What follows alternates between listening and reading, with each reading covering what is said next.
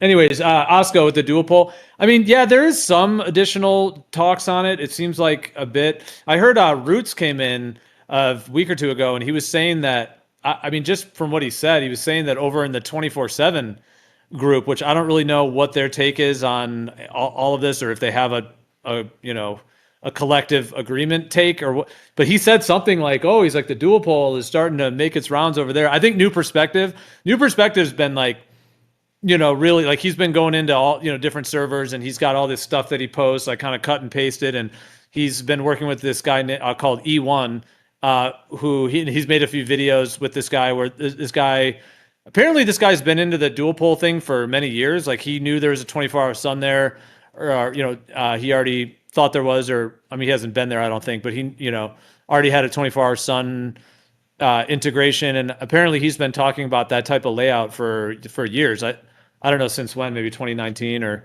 I don't know what year. So I think E1 came in here once or twice and talked with us, but I don't think he comes in here. I think New Perspective said he doesn't really want to have all the debates and stuff. Like he kind of doesn't really want to do that. He's just, but anyway, so yeah, New Perspective's been doing stuff with him and making some like videos on it. And then he's put together some more like some graphics and stuff. And then yeah, he's been shooting it around to different places. And at least Roots came in here and said that it was kind of starting to, I guess, pick up a little bit of, some interest. I don't know how much or to what degree. I'm just kind of reporting what Roots said, but over in the 24/7 server. So yeah, I don't know. Maybe it is sort of starting to, Are you leaning more heavily towards it, like, or where are you at on it? Well, I don't know, man. I mean, that map layout, I think I have a lot of questions. Like even with New Perspective, like New Perspective is very like strong on it, like in terms of, his view on it, I think. And feels like there's a lot of answers that he has to things. I ask him questions. I still have a lot of questions on it. I mean, there's some issues on that map that I find hard to reconcile. But yeah, so I'm not like gung ho for like that exact map layout per se.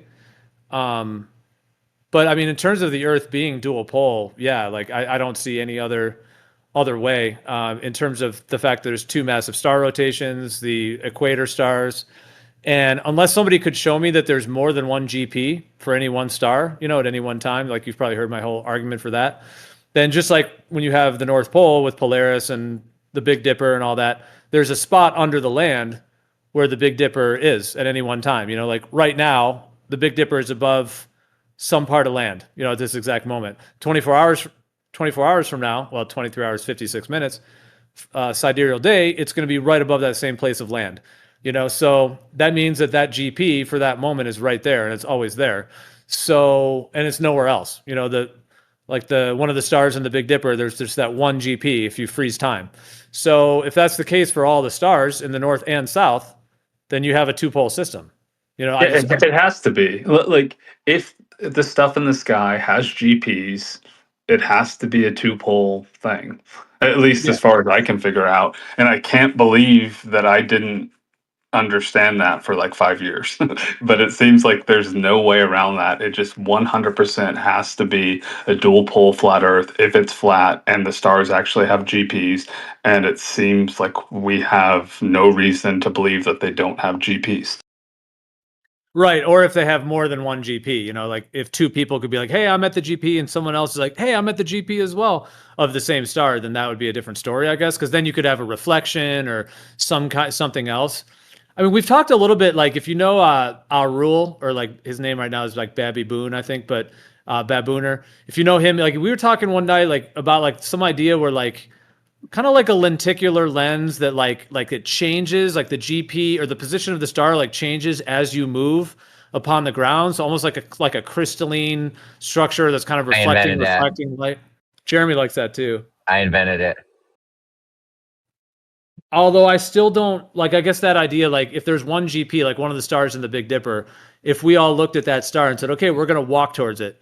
And Jeremy's coming from Russia. Someone else is coming from Alaska. Someone else is coming from Florida. Someone else is coming from China, whatever. And then we all go to that star. Would we end up at the same place? If that's the case, then it has one spot, one GP.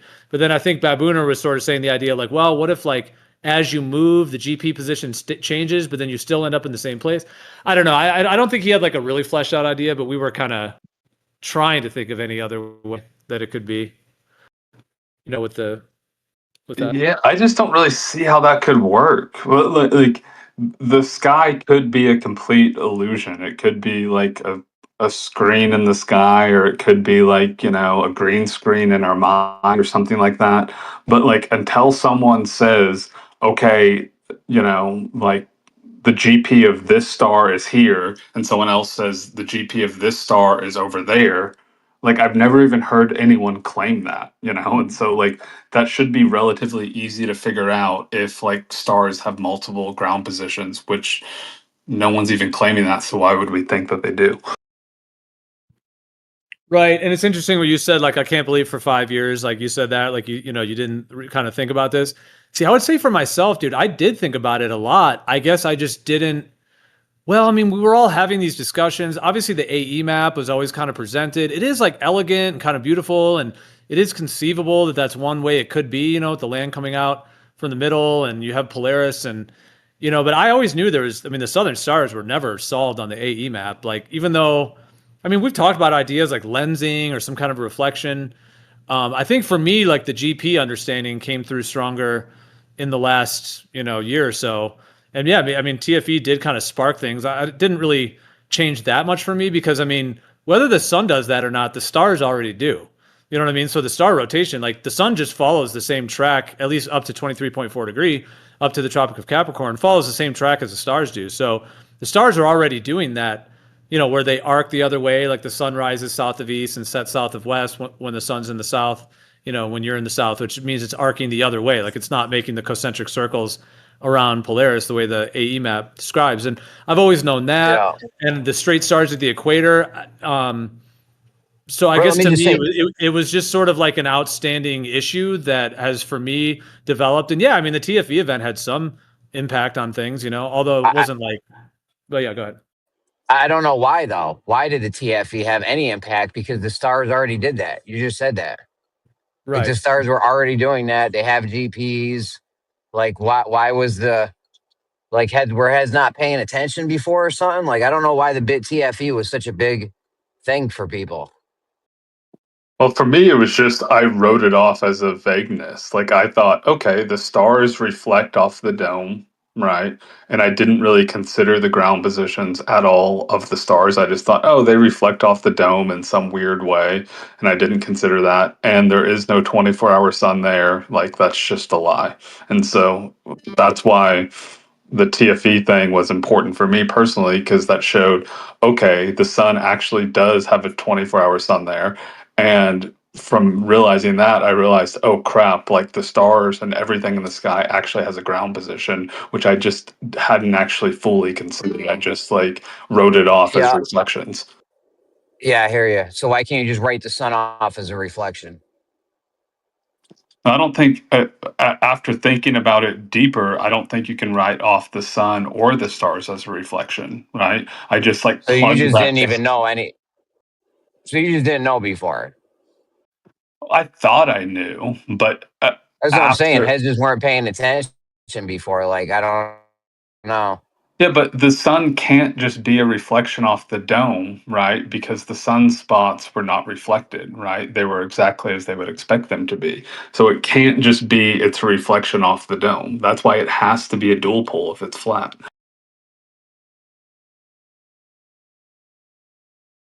'Cause So they you had it all documented the sewn up sunspots. before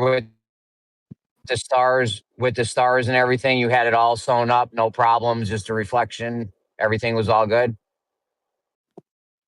I thought it was all good, but I clearly hadn't thought it through enough. That's my whole point. And then after the TFE, and I started actually thinking about like, okay, what are the implications of that? Like to me, the implications are either it's a globe or it's a dual pole flat Earth. Like I don't see any way around that. I mean, I'm kind of stupid, so I could be wrong, but I just don't see any way around that at all. And like, yeah, I wasn't fully thinking it through before. I don't think.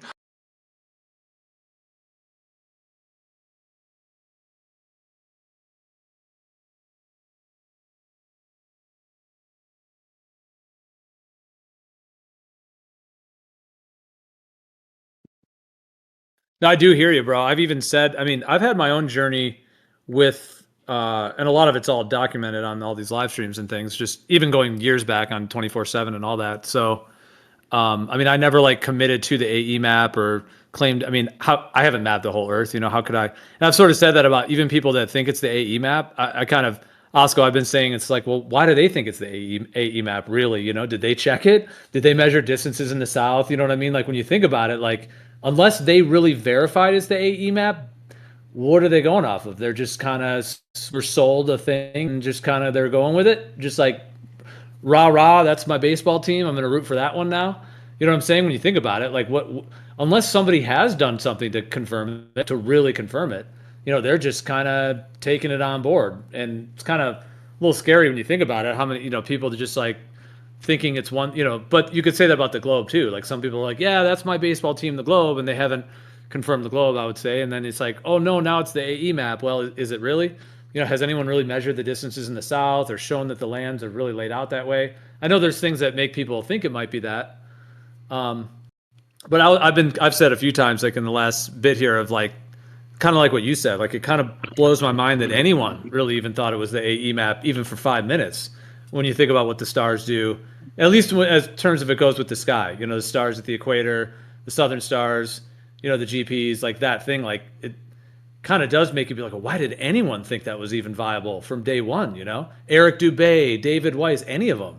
The stars completely arc the other way. They circle around a pole. That pole is fixed. It doesn't move.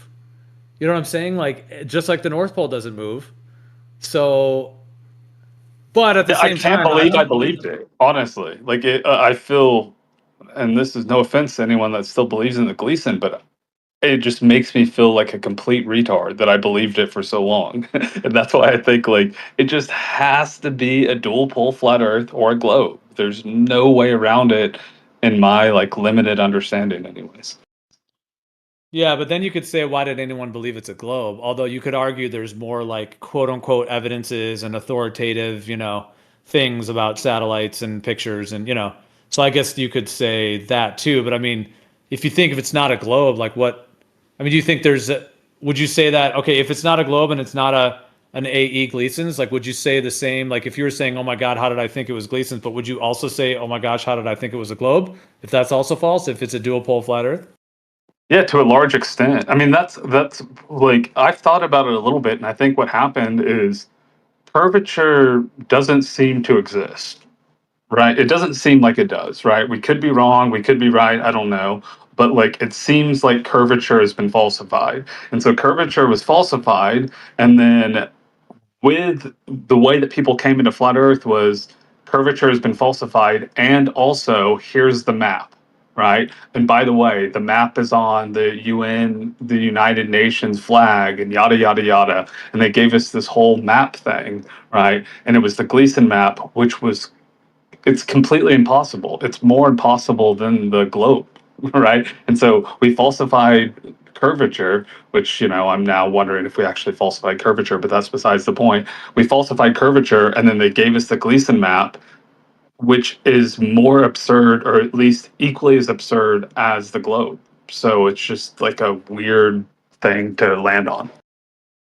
Sorry, Well, I that would was say rambling. no, you're good, dude. I'm enjoying hearing your thoughts on it. I hear you. I would say in a way the Gleason's is better, just because because if the Earth doesn't have curvature and doesn't have motion, then the globe is like worse in my view, because that's like a dramatic thing to claim. Like, dude, I was standing outside the other day looking at all the mountains like where I live, and I'm just thinking the idea that this whole thing is inverting, that I'm on a ball and the whole thing is in motion, it just trips me out. Like, and I know that, it may not be a compelling argument just to say that to someone, like, how could the whole land be?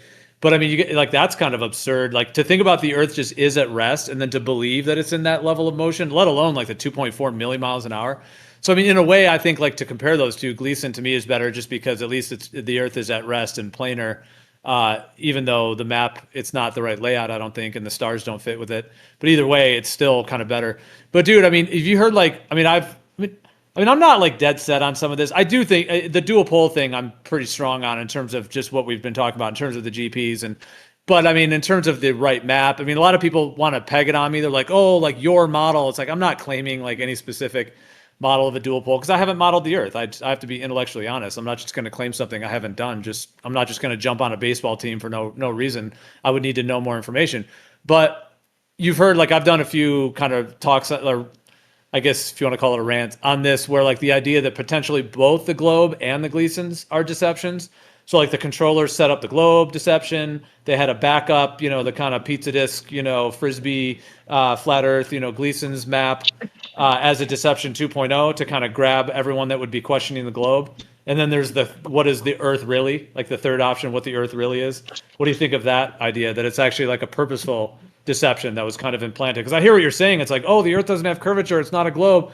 Here's the AE map. It's kind of how it's presented by like in a lot of ways, like in the literature, in the content creators that picked it up. It was very kind of like, I do hear what you're saying. Not that everyone agrees with the AE map, but I mean, I do hear like the idea that it was kind of like a one-track mind thing. I mean, that was the map that was in everyone's thumbnails. And what do you think of that? That they're actually both deceptions, like that idea?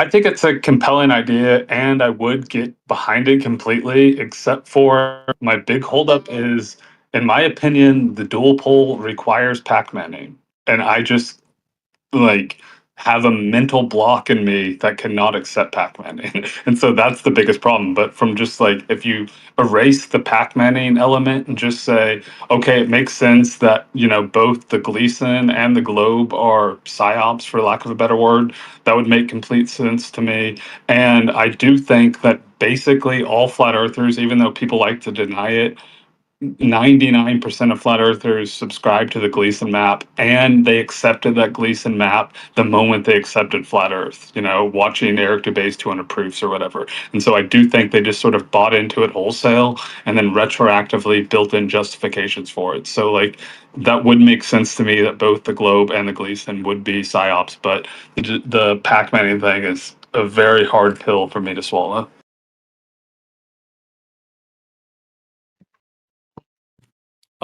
Well, wait, you're saying it would make sense that the Gleason was a deception because Yeah, it would make sense that Gleason would be a deception and that they essentially fooled everyone with the globe, and then they subsequently fooled all of the skeptical people with the Gleason map.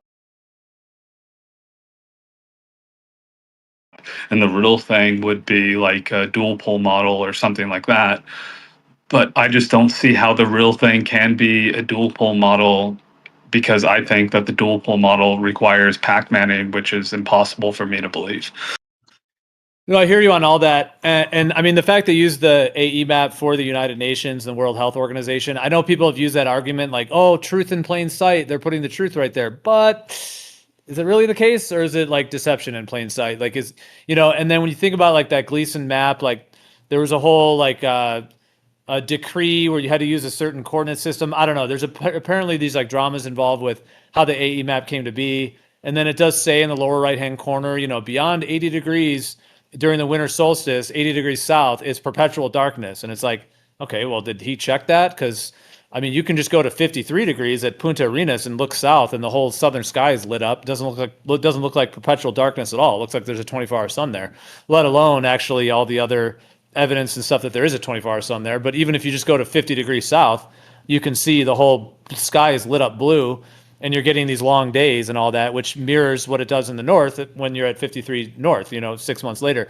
So anyways, so I mean, yeah, it's like you don't even have to go all the way to Antarctica to see that. Plus the way the sun is arcing the other way.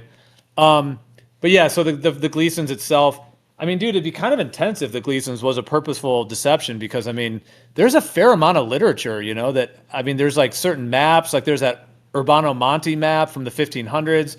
There's those other maps I've found from like the 1920s. Granted, that's all fairly recent, 1920s, but I mean, there's a fair amount of like maps that seem to show that layout. And I think that's what was compelling too, to kind of flat Earth, as it were, is that there's a fair amount of literature. Like when you went on the internet, in 2005 or 2010 or whatever, and you start looking up flat Earth, that AE map is going to pop up everywhere. Like this is the flat Earth, and then it's got the ice wall. And so, I mean, I'm just saying, like, it would have had to be pretty cleverly planted, and even maybe some false history stuff, like some false maps or whatever, to really kind of make it look like to anyone like, oh, well, the Earth's not a globe. Let me look up what it is. Oh, it must be this, and it's kind of elegant. It looks cool at the North Pole, and to get people onto it.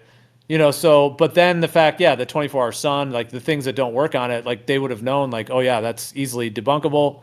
And then it gets into the question, like, well, then was Will Duffy in on it then? Like, is he in with the controllers to like, you know what I mean? Or was it just that he just happened to be a guy that did it and the controllers just figured like, well, eventually flat earthers will get there and realize that there is a 24-hour sun there. Plus, those trips have become more doable in the last like 5 to 7 years. Like back in like 1997, it was not as easy just to pay 30 grand and go to Antarctica, like so I mean that's another thing. It's like was this like a controlled rollout where it's like now there's more flights there and there's more trips where people can just go and skydive. I mean, I don't know about you, but I didn't hear about people skydiving in Antarctica in 1998. So then you think about like was it a rolled out thing? Sorry, I said a lot there. But then lastly, just with the dual pole thing, well, I mean, New Perspective does not think there's any Pac-Man. And there's others that do not think there's Pac-Man at all. So, I mean, there is a whole perspective that Pac-Man is not required, because that was the other thing he said. But we could get into it at some point, but I do hear you that there's certain issues that are even difficult for me to reconcile that involve that Pac-Man effect. Like I don't think there would. I mean, dude, if there was a Pac-Maning effect, that would be crazy. And I mean, if I'm not going to jump on that unless it was like proven or really shown to be the case, because that's just like yeah, there's some kind of portal that you pop in and out of, or like the idea like I think percentage had said like it's like an enchanted forest where you run around and then you end up in the same position and you don't even know how you got there. Is there something weird like that? Some kind of hyper looping toroidal? I could probably throw some word salad together about that. I'm just kidding, but throw some toroidal looping, hyperloop, whatever thing.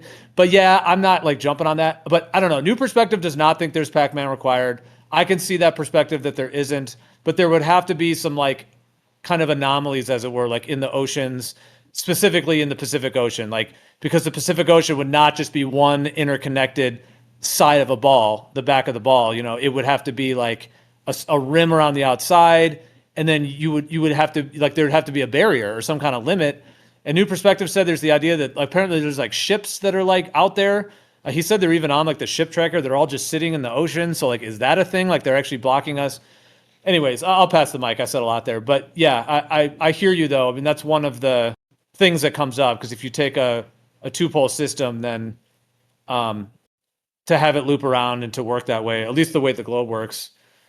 But dude, I hear you. I mean, it does seem to me like dual pole flat Earth, or I guess globe or concave, which I don't think it's either of those. So yeah, it's kind of wild to think like if it actually is a dual pole flat Earth, and then it's kind of tricky to understand how it's really working. Like this is like an authentic discovery, and we'd need a lot of time and money and a whole team together to really get all the pieces together. And then will we even be able to do that in this lifetime? Those are all kind of up in the air. But yeah, sorry for being long-winded, but I just wanted to respond to all that. But yeah, I hear what you're saying with what you were saying too.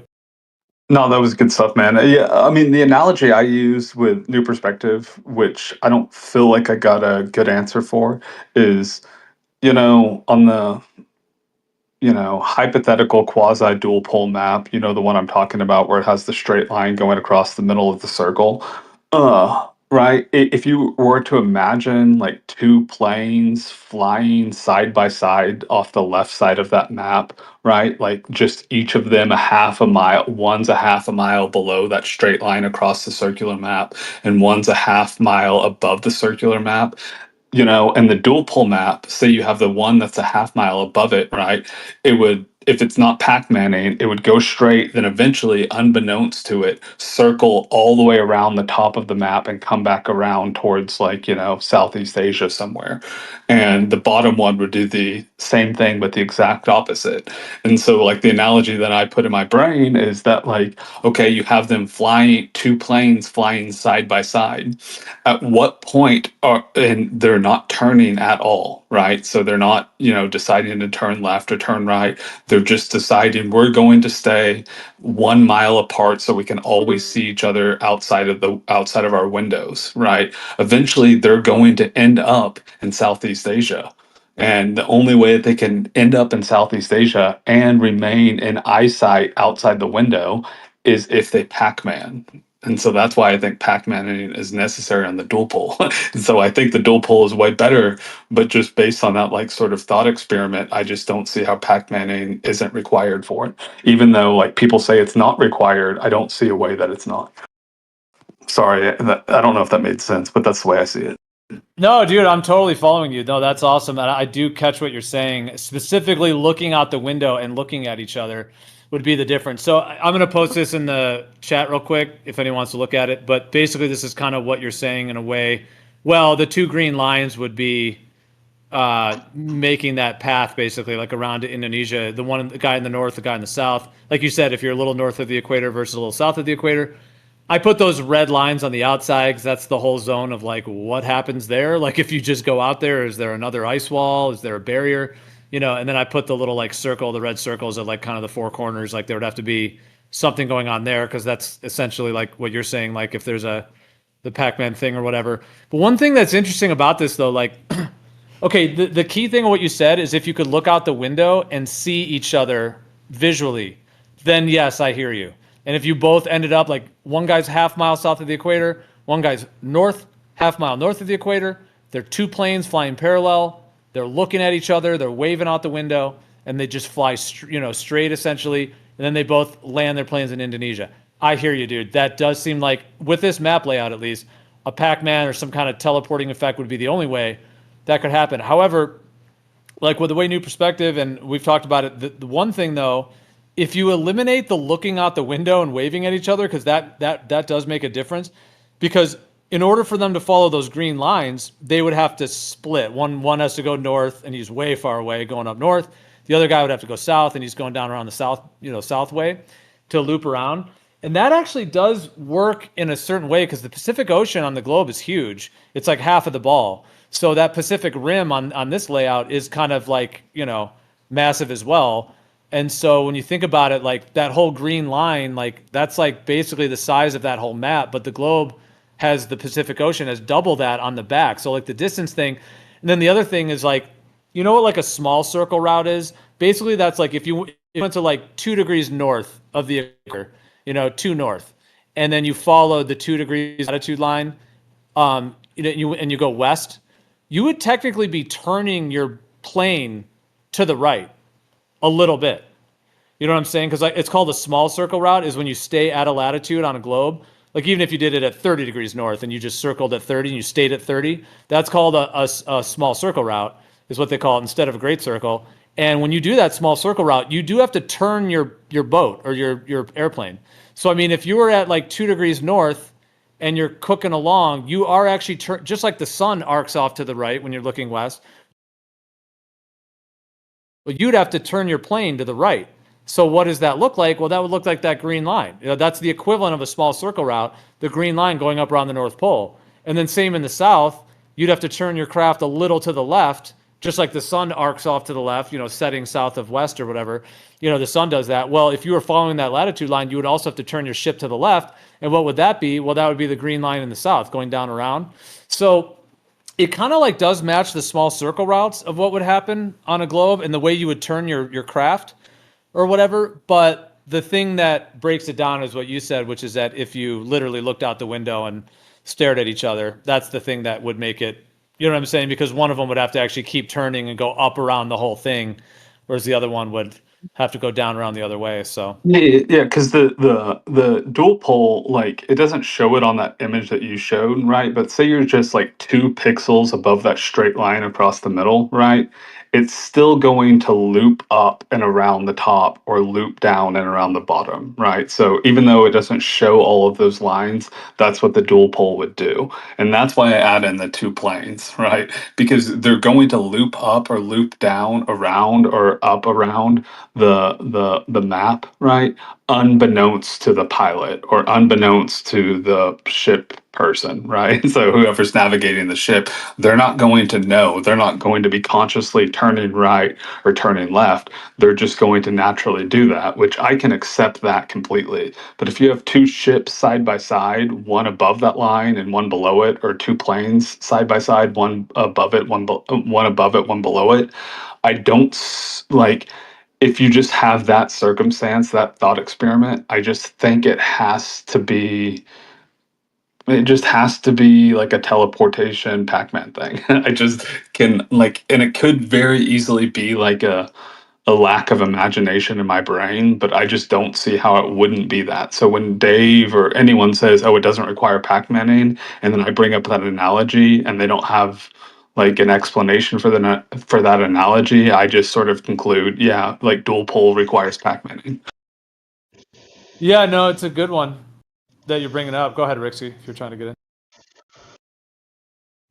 Trying to get in? Rixie might have been hot micing. No, dude, I totally hear you, man. That's a good way to say it. Because here I have this. I was just looking through my folder. This one is it's a slightly different projection. I drew some lines on it apparently at one of these points talking about it, and I drew those distances as an idea. But yeah, over on the west side there, all those red lines that shoot up to the right and the red lines that shoot down to the left. So yeah, I hear what you're saying. I mean, the thing about turning your craft a little bit is that if you're going to stay at a latitude, you would have to do that, even on a globe. You would have to turn your ship, even if you're at 1 degrees north above the equator. And you were going to travel on that, you would actually have to, navigate your craft. Actually make a right turn, a little slightly turning right the whole time you follow that, because the small circle route, it's basically equivalent to a small circle route, which here I think I have just so. Yeah, but if you put the plane on autopilot, so you take off from like Cuenca, Ecuador, or wherever it's at, right? And you go off the left side of the map, and then you just like set your plane, your airplane, or your boat or whatever to go completely straight and not to turn, right? Like eventually you're not going to be able to wave to the person outside the window because one person's going to be going up, over the top of the map, and the other person's going to be going up below the map, but then they're going to end up in like wherever it is in Southeast Asia, that they end up at. And then so eventually they're going to be far away and waving, and then closer and waving, and then closer and waving, and then they're going to be back to the exact same distance that they were when they left Ecuador, waving at each other through the window, which seems impossible to me. No, I hear you. By the way, I was just posting this real quick. This is what a small circle route is on a globe, that green thing I have circled. And I'm just saying that's equivalent to these loops in the north and the south on a dual pole. But yeah, no, dude, I do totally hear you because, yeah, on this, they would have to separate. They would have to actually physically separate. So they would be like, goodbye. They'd have to wave goodbye, and then the planes would split, and one would go all the way up north, which would be, if the distance from the equator to the poles is 6,210 miles, which is what the globe claims, if it is that, I mean, that's 12,000 miles are separated. So there's no way they're going to see themselves. They're going to be looping, and that's like going around one block in your neighborhood, and then the other guy's going around the other block. It's like you're not going to see each other at all. So yeah, I do hear you on that. It's a good analogy that you're bringing up, to have two of them flying in tandem like that. And I mean, I think another thing New Perspective has said is like, do those flights exist? Has anyone done that? Because I think one of the things he says is that even if you have a private plane or whatever, you're always following your GPS, your compass. Like you're not just going to shoot out in the ocean and make a dead straight line. Like you can't even really do that. Like you'd have to follow your GPS, and you wouldn't want to do that anyways. You might die or whatever. So, they're always following some level of GPS or a compass. And if you follow a GPS or compass, it's going to take you up around the North Pole or take you down around the South Pole, in that way. And he sort of says the idea, of course, I don't want to be straw manning him, but I'm just kind of what I've kind of perceived of what he said, is that, and I generally agree with what he's saying conceptually, is that you wouldn't really know, you know what I mean? You would just be following that 1 degrees north or whatever it is. And just like a small circle route, you'd be doing that on this dual pole. But again, though, the difference, that's understandable to a degree. Like if you follow your compass, you're just going to, but like you're saying, if you actually had two planes in tandem that are going next to each other, I don't know what New Perspective would say about that. But I think there's also the idea, like, has anyone done that? Like, has anyone gone on the equator and circumnavigated and made that straight path and made sure you're on the equator without using a compass? And so that's a question too. Like, has anyone done that path? But I do hear what you're saying. Yeah, that's one of the questions and issues I have with it as well. So I'm kind of with you on that. Yeah, I would say almost definitely no one has done it, so I would find that very hard to believe that anyone has done it. So I just use it as a thought experiment. Do I believe if those two planes fly side by side a mile apart, right, that they would separate? I don't believe that they would separate. And so, like, I could be wrong about that, but it is just an assumption because no one's done that, obviously. But then also, like, on the looping around the top or the bottom, they're going to have to be like going kind of faster. So it would be like throwing a marble like around a loop, right? Once it hits the loop, it spins a little bit faster, right? And then slows back down as it comes like around the other side. So it would have the plane going like, even if we're not doing the two planes, we're just doing the one plane across the top, like loop around the top of the map. It's going to have to go faster than it knows that it's going, which I actually believe could be possible, and that wouldn't break my mind. But the two planes flying side by side, that's what breaks my mind. And that's why ultimately I became a Glober, because I thought, yeah, that couldn't happen. There's no way that that would actually happen. Well, he's You know here. what's funny about that actually is What's up? the two planes flying side by side would actually break the globe because Wait, they would why is go in that? two different Dave, directions. what's up, Because man? what's up, brother? Check your DMs, by the way. I just sent you a bunch of videos of E1 explaining everything.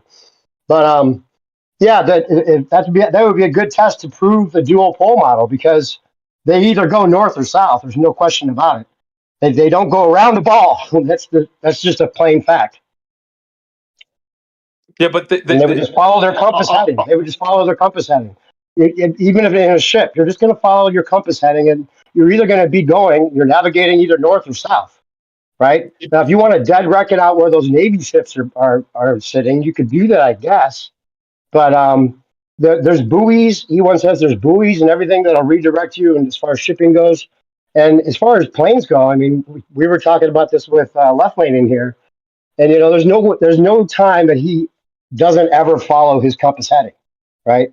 And you don't ever really go out that far. Usually, you follow along towards the coast, and that's one of their excuses or one of the reasons that they bring up for flights that seem to not make sense sometimes when they're flying along the coastal areas, because it's just safer for in case you have some kind of emergency to get back to a land area where you can land.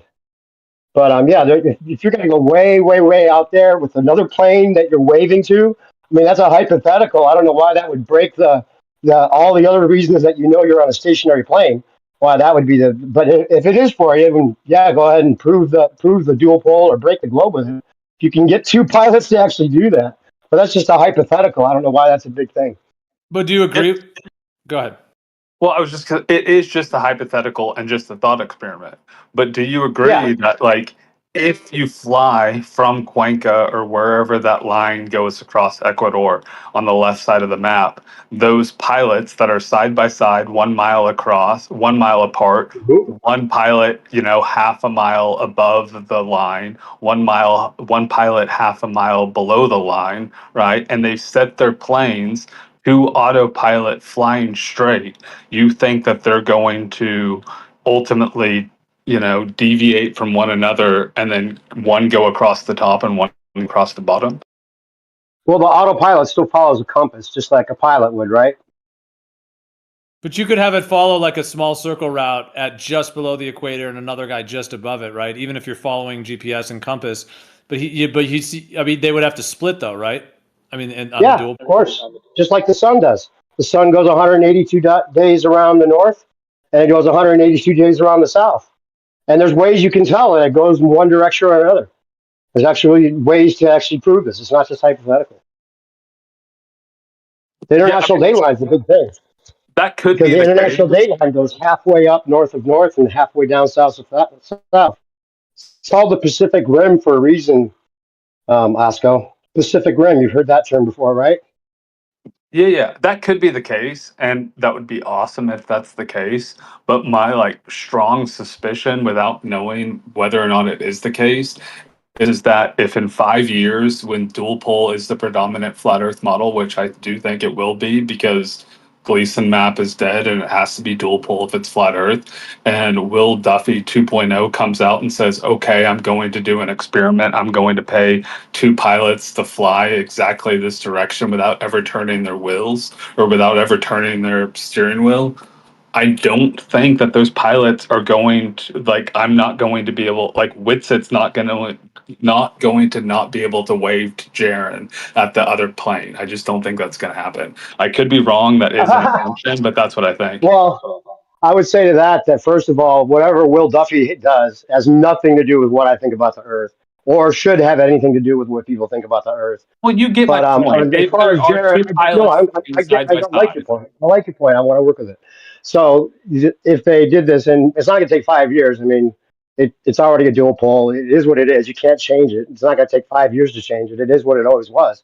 E1's been talking about the Southern Stars ever since 2015 when he started talking about this online, and he left the whole main conversation because he kept bringing up the Southern Stars as being real, and he felt like there was some controlled op or something going on because every time he started talking about look at the stars in the south, it was like some big guy like QE or some big loudmouth would come and be like, all stars move east to west, all stars move east. Like that was the only thing that anyone was allowed to say about the stars in the South. Almost like that was like, we have to stick to this AE map concept and don't ever talk about the Southern Stars in any serious way too long or too much because that's not the AE map, which we have a 10-year plan to try to act like we're squelching and, with this TFE thing. Who knows how thought out it is. But regardless, that has nothing to do with whether, and I have no strong suspicion that it's a globe. You have a strong suspicion that it's a globe? Well, yeah, I do, but only because I think that on dual pole, Pac-Manning is necessary. And for Well, me, you may not like, after you watch the videos I sent you from E1. You may I'll not think that definitely anymore. watch them, but like as far as I can tell, just based on that two plane analogy, Pac-Manning is necessary. So if I can be convinced that Pac-Manning is not necessary on a dual pole, I will not just like tepidly go back to flat earth. I will like excitedly go back to flat earth and be a dual pole flat earther. But And welcome back to Planet Earth. if I remain convinced that it requires Pac-Maning, I just think that like it's much more likely that it's just a globe and not a Pac-Maning dual pole. The thing is, it shouldn't be about being convinced. The nautical data shows what it is. E1 is not just like, I want this idea to work, so I'm going to make sure I have this theory that people believe in. That would be the last thing he'd want or anyone should want. It's not about convincing people or believing in something or trying to like finagle the information to fit the model like the globe has done this whole time. The graticule with the two pole is the electromagnetic field above and the magnetic field on Earth. The magnetic field on Earth are the longitude lines. They actually detect it and use it practically with magnetic declination. That's the way the lines have to look. Not just so it can look like a globe, but that's because that's the way they manifest. And then the stars, we can see, the southern and northern stars manifest as an electromagnetic field. And they use it for running satellites on and all kinds of stuff in practical ways. So it has to look that way. And neither of those things work on the globe. Neither. So that already debunks the globe and throws the globe out the window. So there should be no strong suspicion left about planes proving anything. Well, I kind of agree that the globe has been debunked. Like I actually don't really disagree with that. That said, I still think it's the best explanation that we have. And so that's the only reason why I'm like holding on Oh, to it. I If was these been amazed by videos that. How could it be the best explanation when you already know it's debunked and everything else is like there's things that make it impossible, and there's just this like idea of two planes flying next to each other. It makes you go all the way back to the when I just told you one would go north and one would go south. According to nautical information, you can look up for yourself. Well, I would just have to look. I would have to see that. Like last time I talked to you a couple months ago, E1 didn't have any videos out. So I guess you said you've DM'd me the videos and I'll look at them. But like the Yeah, yeah. most like I've been looking flesh. for you. You left this. You left all the servers. You didn't have it. I was like searching. I'm like, Oscar has to see this. He's the one that wants to do a poll to work. And so, yeah, I'm excited for you to watch it. You Yeah, must have left because like you I deleted took your like account. I took a short break from Discord, but like as far as I'm concerned, like the Gleason AE map is 100% completely debunked, absolutely impossible.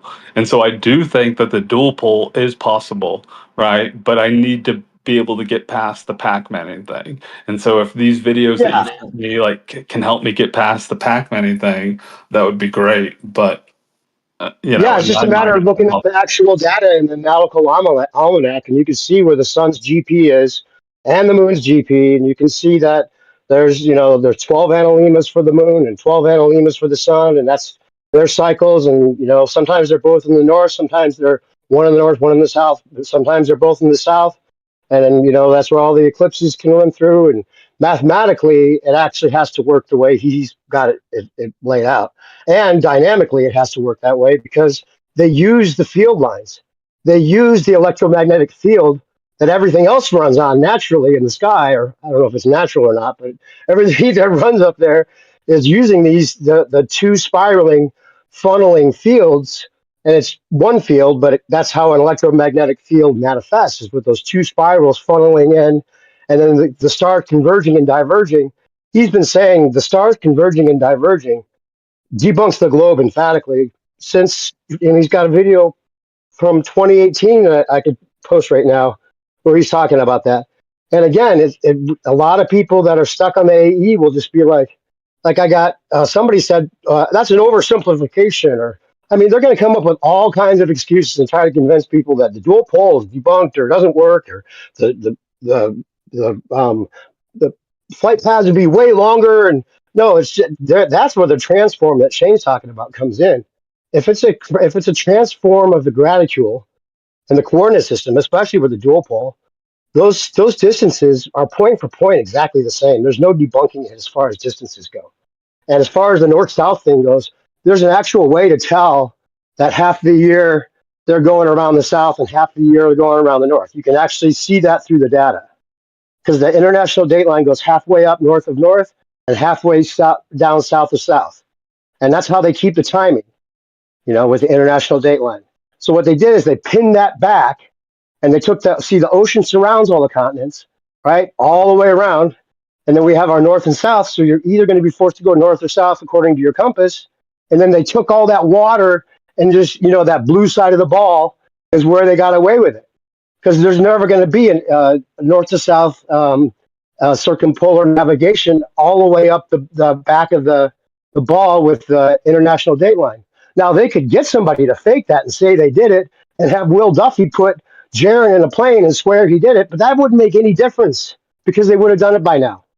And they can swear that they went in two planes and waved to each other and stayed parallel all the way around the ball, but that's never going to convince somebody that's done the work and looked it all up and actually saw what it actually is. Yeah, I'll just have to look at what you sent me because I don't really know what you're referencing, what you sent me. I'm just using it as like a thought experiment, like if two planes flew side by side on that line, I think that Jaron and Witsit, hypothetically, the quintessential Jaron and Witsit would be able to wave at each other the entire time as they go to Southeast Asia. Don't give them any ideas. They'll fake that shit. Even though TFE wasn't fake, they'll fake that shit if they have to. Too many people realize it's dual pole, and that east to west thing doesn't actually work the way they hope or they try to push. They can fake anything. I don't think they faked TFE, but if they got desperate enough, they could make it seem like that plane ride with Jaron and Witsit waving to each other actually happens. Would that convince you just because they're in there doing that? Or would No, you I actually don't just look at even the data? like all I need is that like something that I can conceptualize in my brain that it would work. And so it doesn't even have to be a real Will Duffy 2.0, Witsit 2.0, Jaron 2.0 waving at each other the entire time. I just have to be able to conceptually understand how it would work, and I just don't see it in the way I've conceptualized dual pole, but like I haven't done all the research on dual pole that you have. Well, you already know the concept. I said it would either go north or south. That's the concept, right? So you already have that idea. Now, whether you prove it or not with two guys in the plane, I mean, if you got two people that you trusted enough to do that, I guess that you could do that, but it wouldn't be necessary. Just look at the nautical almanacs and it shows you everything. But I have some of those questions too. I mean, I hear where he's coming from. Has there never been anyone who's circumnavigated on the equator and ended up in Indonesia? That's one question. Well, no, you would go either north or south. No, I'm saying on the equator, like stayed on the equator. Well, no, the equator, there is no sun equator that goes all the way around the ball. That does not exist. You could call it the equator, the same exact equator, but there'd be two, one that goes north and one that goes south. It's the exact same thing. You can stay on the equator going north, or you can stay on the equator going south. But there's no equator that runs straight through the middle and around a ball. You know why? Because we're not on a ball. Well, I just looked it up real quick. This says people have circumnavigated the Earth along the equator using various methods, most famously Mike Horn, who completed a human-powered journey, bicycle, canoe, foot, and trimaran in 1999 to 2000. And it's been done by aircraft with explorers like Charles Kingsford Smith and Stephen Fawcett, achieving aerial feats crossing the equator. But it's a challenging feat due to the oceans, jungles, and logistic hurdles often require crossing the equator twice for official recognition. That's just the AI overview thing. But I'm just saying, like, dude, if Yeah, the what Earth, you call the equator would either run north or south. You could think that you're going straight along the equator and following your compass heading, and it's taking you around in a circle just like it would a ball, but it's either going to take you north or south. You would probably not even know for sure if you were really convinced you're on a ball still that you're not going around a ball but because one it's of just them, ocean. yeah, but they're different. Like the equator on a globe, you would just stay on the equator.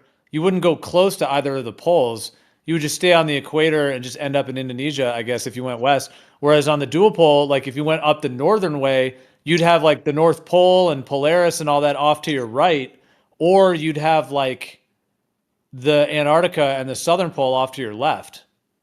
Yeah, but even on a ball, you never dead reckon. You never dead reckon on a ball, Well, I guess right? that's where So the you're going to question. follow your compass. Yeah. I don't know. I Okay. mean, if people are claiming they go around the globe, they're not following a compass. That would be a new story, not one you're talking about right now, No, I because do hear everybody you. Like, follows a compass when they're flying. yeah, I do hear you on that because we're kind of assuming that people, oh, they can just go straight out there. But we've talked about how difficult that actually is. And, you can't just like dead reckon straight. I mean, that's a very difficult thing to even do. And even if you owned your own private airplane, like who's going to do that? Like, let's try to dead reckon. Yeah, you've got GPS and compasses.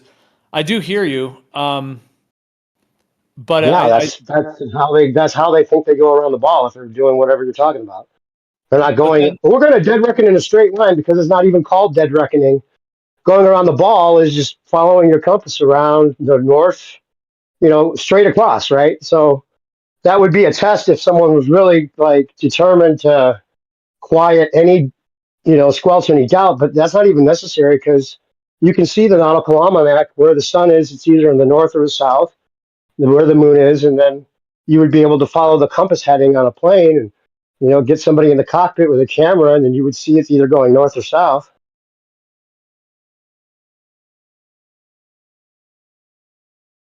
yeah, I mean, I hear you. I still have questions about that though, in terms of because there's I was looking up, there's a lot of cruises that go out, they do like round the world cruises where they go around to the different islands, like in the Pacific, and it looks like they're popping and jumping. So I'd have to. Wait, that sounds like you think it might still be a ball. No, I'm not saying that. I'm just saying Oh, well, that. that's the only thing you're taling about then. Because you're saying that you're not sure, maybe they do go straight across as if it were a ball. It can't go Well, I straight think across. more. Okay, I think what I'm saying is this: between the dual pole and the globe, obviously the Pacific Ocean is the big difference. And so obviously with the AE map, it's like Antarctica is the big difference in the southern region. Well, with the dual pole, it's like obviously the Pacific Rim being the outer rim on a flat plane versus being a huge, massive open ocean on the globe, like the half side of the ball. I'm not saying I know for sure. I'm just saying like there are. I mean, no, I'm not implying it's a globe at all. I'm not saying that, but it could be a different type of dual pole than that map, maybe, or there could be something else going on.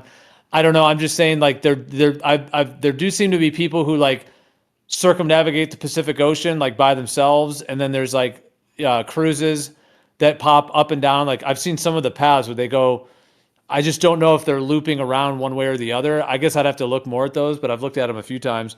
I'm not even trying to like debate you on it. I'm just saying like from the information that's out there, I've never gone out and just traveled in the Pacific Ocean, but for or and then the going on the equator. Because I mean, you agree if you did go on the equator, there would have to be some kind of blockage, right? Like there'd have to be something that would stop you if you didn't go to the north or to the south. Like what would happen if you just went dead on the equator?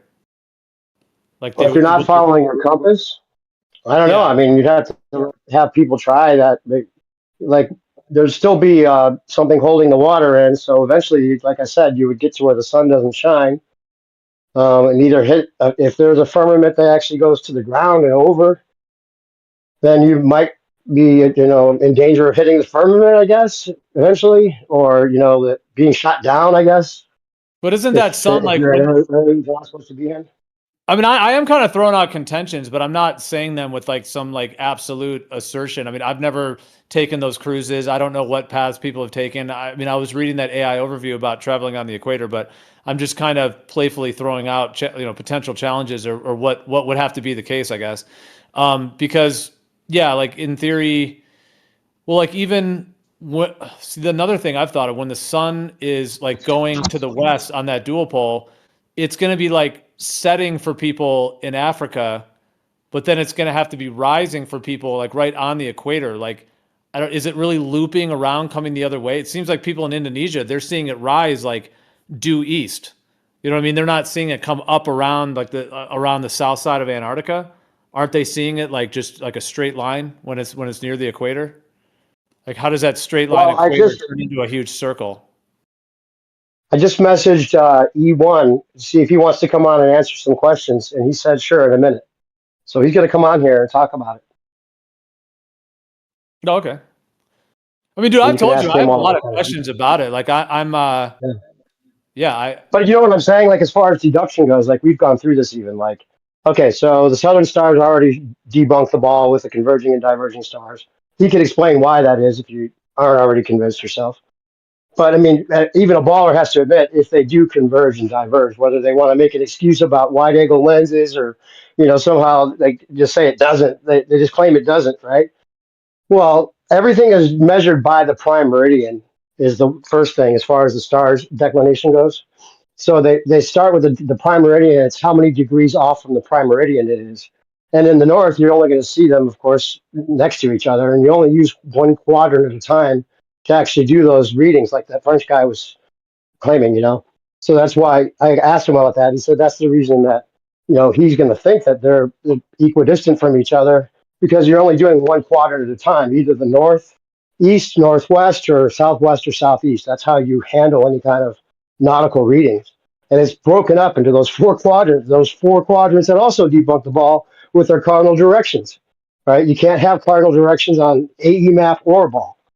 So that's how they do it. But then if you actually were to trace the southern and the northern stars, they would deviate from each other, and that doesn't work on a ball. But just by deduction, if there's two poles, and we know it's not a globe, then it has to be a dual pole flat Earth.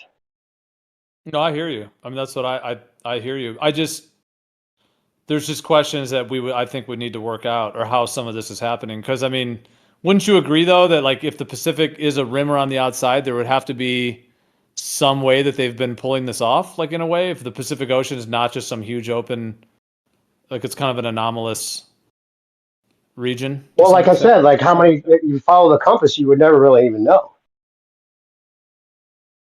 because it's either going to take you around the north or around the south, and you just think you're going around the ball.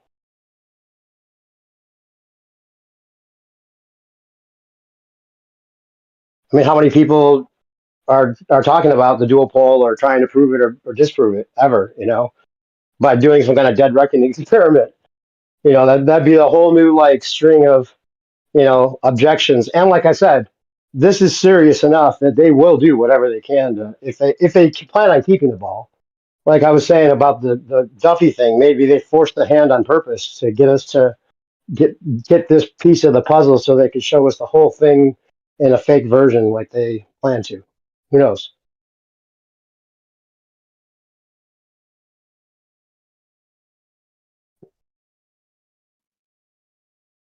You see what I mean though about, look, when the sun's on the equator, like it's rising due east, setting due west. So for the people in Indonesia, it's like, so if it's looping around the south, like coming around the Antarctica, how does that like looping sun that's coming up around kind of Antarctica, how does that end up being like a rising due east type of sun? Well, that's the thing. It would. I mean, I'll put the GIF in the thing again, which you've seen, but I sent it to you, Oscar, too. You're still here. Oscar, are you still here? Yes, but I wasn't listening, so I don't know what you're talking about. Oh, okay. I just want to make sure. Did you hear that E1 is going to come on and actually talk to us? I did not, but that's awesome. Yeah, we definitely have some questions. Just stick around. Yeah. But Um, yeah, that thing is like for the landmass that we have.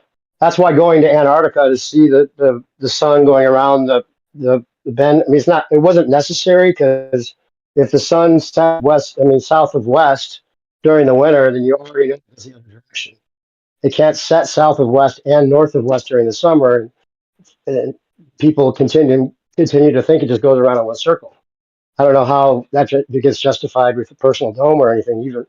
But regardless, that should have been like already known because it goes that direction. But when it comes up around from the east, because it goes counterclockwise. And then as far as any of those people on the continent see, they just see it coming up around east, but coming up south of east and then going through the celestial equator again. So it's always going to rise in the east and set in the west for pretty much anybody, but except if you're on the Antarctica where you see it just circling around you, I guess.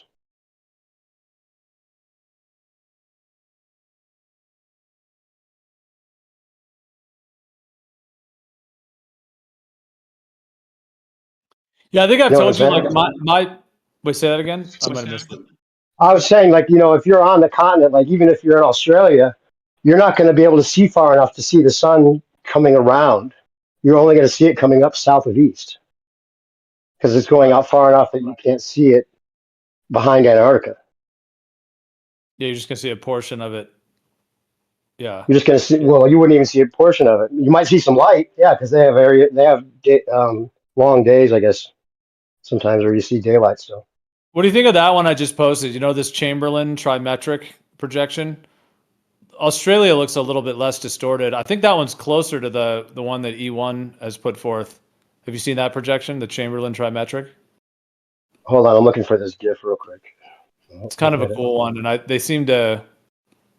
Some were claiming that this one's more accurate, or like more accurate with the continent sizes. Yeah, So that looks pretty much like that. That looks exactly like what Gatebreaker was posting the other day. That's E1's map pretty much. Yeah. Yeah, I think it's the same one that Gatebreaker when he was saying that it was like he thought it was Yeah. one of the better ones. I don't know why it's on its side like that, giving it like it's like it's giving it like a tilt, the ball tilt. I know. I don't know why It's so tilting. funny. Yeah, it's like flat Earth dual pole globe propaganda. No, but I hear you, dude. I mean, I like it's not a globe, so I mean, yeah, it has to be a dual pole plane of Earth. I mean, like in terms of the everything, So I hear you, and yeah, I mean, the continents can't be laid out that differently than this map to have a dual pole. You know what I mean? Like it can't be. Doesn't seem like it could be something entirely else. So, Well, that's why the 33-degree prime meridian correction is such a big thing because it I moves just New Zealand up and it moves all those around, and that's not just like an idea he came up with. That's something that actually happened. I guess just my feeling on it. I mean, I have no desire to like compel or convince anyone else. So I'm not really in the game of like, oh, like we need to go, that it needs to be proven to people necessarily. But I'm just saying for myself, like I have kind of like, I don't like saying this term, but like tough cookie kind of thing. Like I feel like I'm being kind of like tough cookie to crack kind of thing. Like meaning I'm just not going to jump on it. I feel like the globe is a massive deception. The AE map has maybe a purposeful deception, or it was put forth in a way, with everything involved with that. And yeah, I don't think TFE really did that much, like for me. But there has been like an unfolding, I suppose, and more discussions, and I mean, it did take me some time to like. I know Oscar was saying like, "Oh, why didn't I get this earlier?" But like the whole GP, the fact that there's fixed GPs, Yeah. that doesn't work at all. It can't just be some reflection or some perspective thing on an AE map. But like what the Earth really is, like I just to me, it's like if a bunch of people jumped on the globe, it's not a globe. A bunch of people jumped on the AE, which I never really fully jumped on it, but obviously we talked about it and used it as a blueprint and whatnot. So it's like whatever the Earth actually is.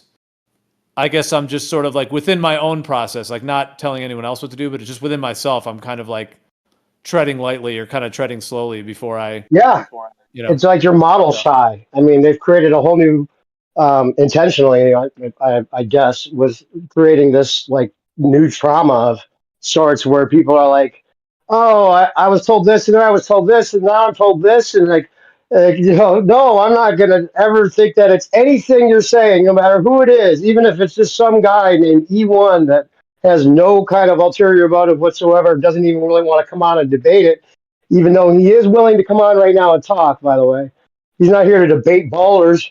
He's not, he knows it's flat. And he'd probably do better to say, it seems like it works something like this, because he seems pretty sure, and I think he is pretty sure. But people don't like to hear you say this is the way it is, because that would take like extraneous amounts of proof, even beyond what he's done, to convince somebody or for someone to say they know that for sure. But we already know it has to be something like he's talking about with the dual pole. And I think the electromagnetic spectrum manifesting the way it does in the sky with the stars, which we can observe every day, and the fact that we follow a magnetic declination pole to pole that makes up the longitude lines on Earth, that's the way it has to be. And that's pretty compelling, because that's just the way the fields are. It's not like something made up to fit a model. It's just the way they're actually used practically. So they Yeah, and you started with have that. I think they got that first. That's what they had to have it look like. Not because they wanted it to look like that, because that's the way it is. yeah, Why no, do I you hear you. And think? you have the northern region and the southern. Go ahead. Oh, sorry, man. I'm not trying to. I was just gonna ask, why do you think that flat earthers don't seem to get this? Like, I'm an idiot, so my opinion, I guess, doesn't matter that much. But it seems like you two, Geo and New Perspective, are like two of like 10 people that actually understand, at least, and from my perspective, that it has to be a dual pole. 99.99% of flat earthers are still holding on to the Gleason map, which is completely impossible in my opinion. So why are they doing that? Well, what's missing? Well, I think because flat Earth was primarily a psychological operation for whatever reasons. I don't know if they introduced it to eventually tell us the quote unquote truth that they're going to eventually use to their advantage, or if it's because they thought that somehow this TFE thing would eventually snuff it out. But it doesn't matter. I mean, they're not threatened by it anyway. Like, even if like 51% of the people realize it's a dual pole flat Earth, they would love that, because they love separation. They love people to disagree and be like 50-50 on whatever it is. And they could just keep doing their globe propaganda and whatever else and keep it going and have it just be something that people, buy into if they want to, or not. I think E1's here. Are you here, E1? I haven't seen. I don't know what his account Let name me is. send him an invitation in case he said he's on Discord. Bro, like, no, Osco, dude, I've said that, dude. Okay, so I know a lot of people think it's a globe, and that's fine. And some of those folks, if they hear me say this, they might want to point their finger and laugh. That's fine.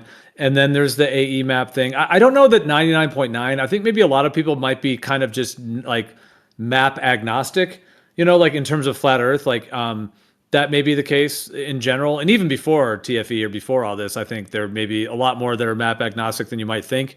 Like I mean, I can name a bunch of people in here, probably that are even in the room right now, that may not say yes, I totally the AE map. Like SE Montreal doesn't think it is, etc. And I don't think SE's ever really been a big AE map guy, so I don't really think it's 99.9.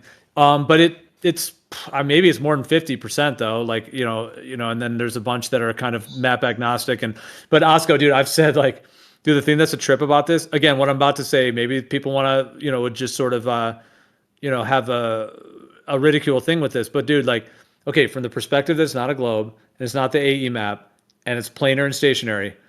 I've said this in New Perspective too, dude. There's like, I think it's less than 10 people like on all of Earth that are even onto the trail at this point. Now I'm not, maybe that's a little harsh because maybe there's a lot of people that are open to a dual pole or whatever it may be. You know what I mean? I can't really speak for everybody, but dude, New Perspective, how many is, it's like you, me, Kazra, Brian Leakey, E1, who else is really like into it to the A point lot where more, a lot more are talking about it now that I've been, sending those unlisted versions of the talks between E1 and I. Like, you had Roots come on here and say that a bunch of people at 24/7 were in favor of that idea.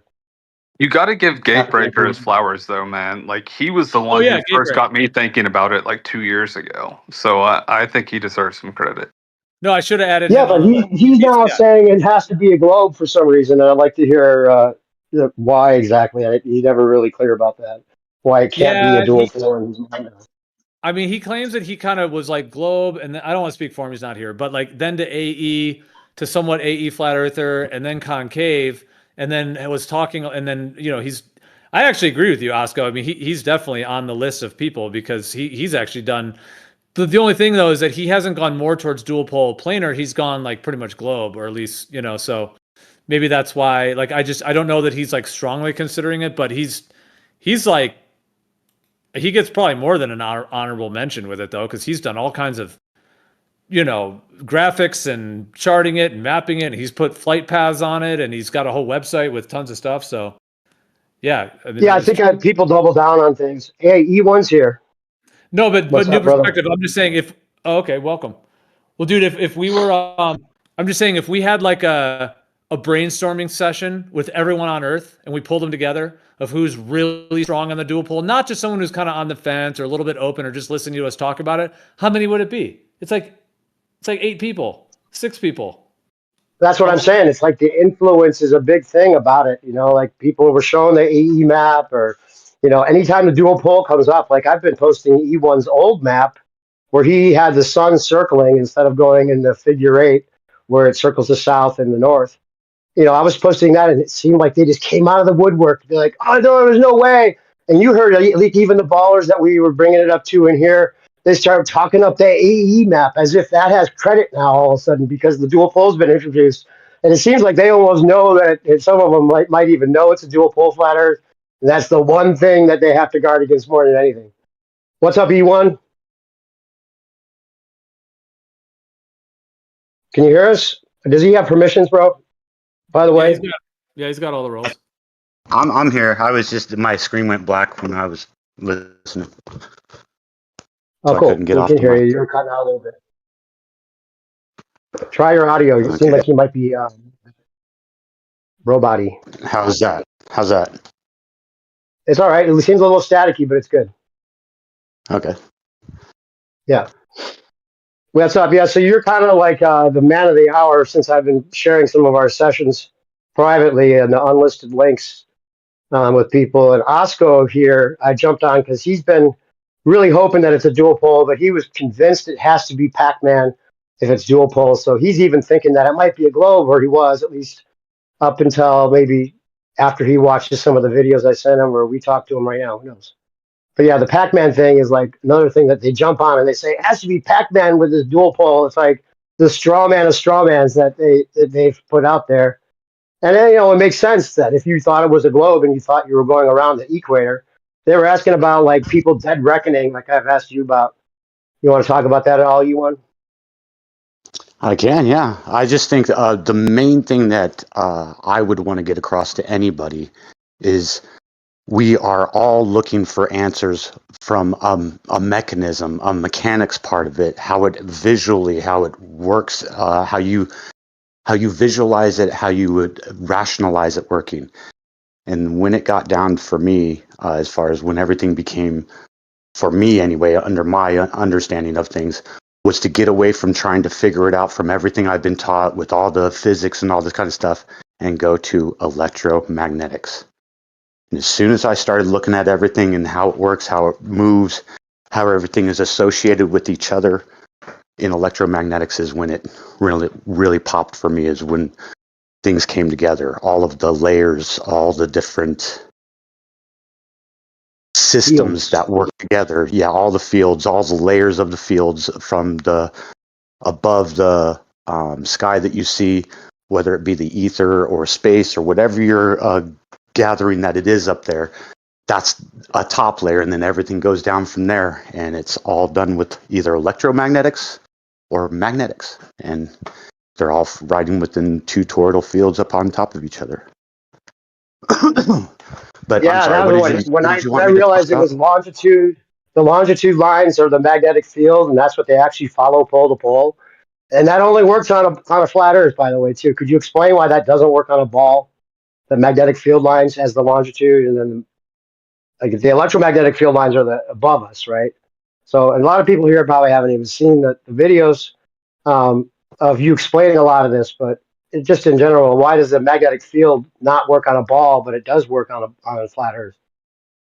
Well, the magnetic field doesn't work on a ball because magnetic fields, in the way that we use them with magnetic declination, and it's mathematical. It's not something that we're trying to figure out, or it's a guesstimate. It's actual mathematical equation that I use, and everybody uses for that matter. A calculus equation that gives you your magnetic declination, and that only works with a magnetic field that has a dual pole, and it's not a positive and a negative. It's a north and a south.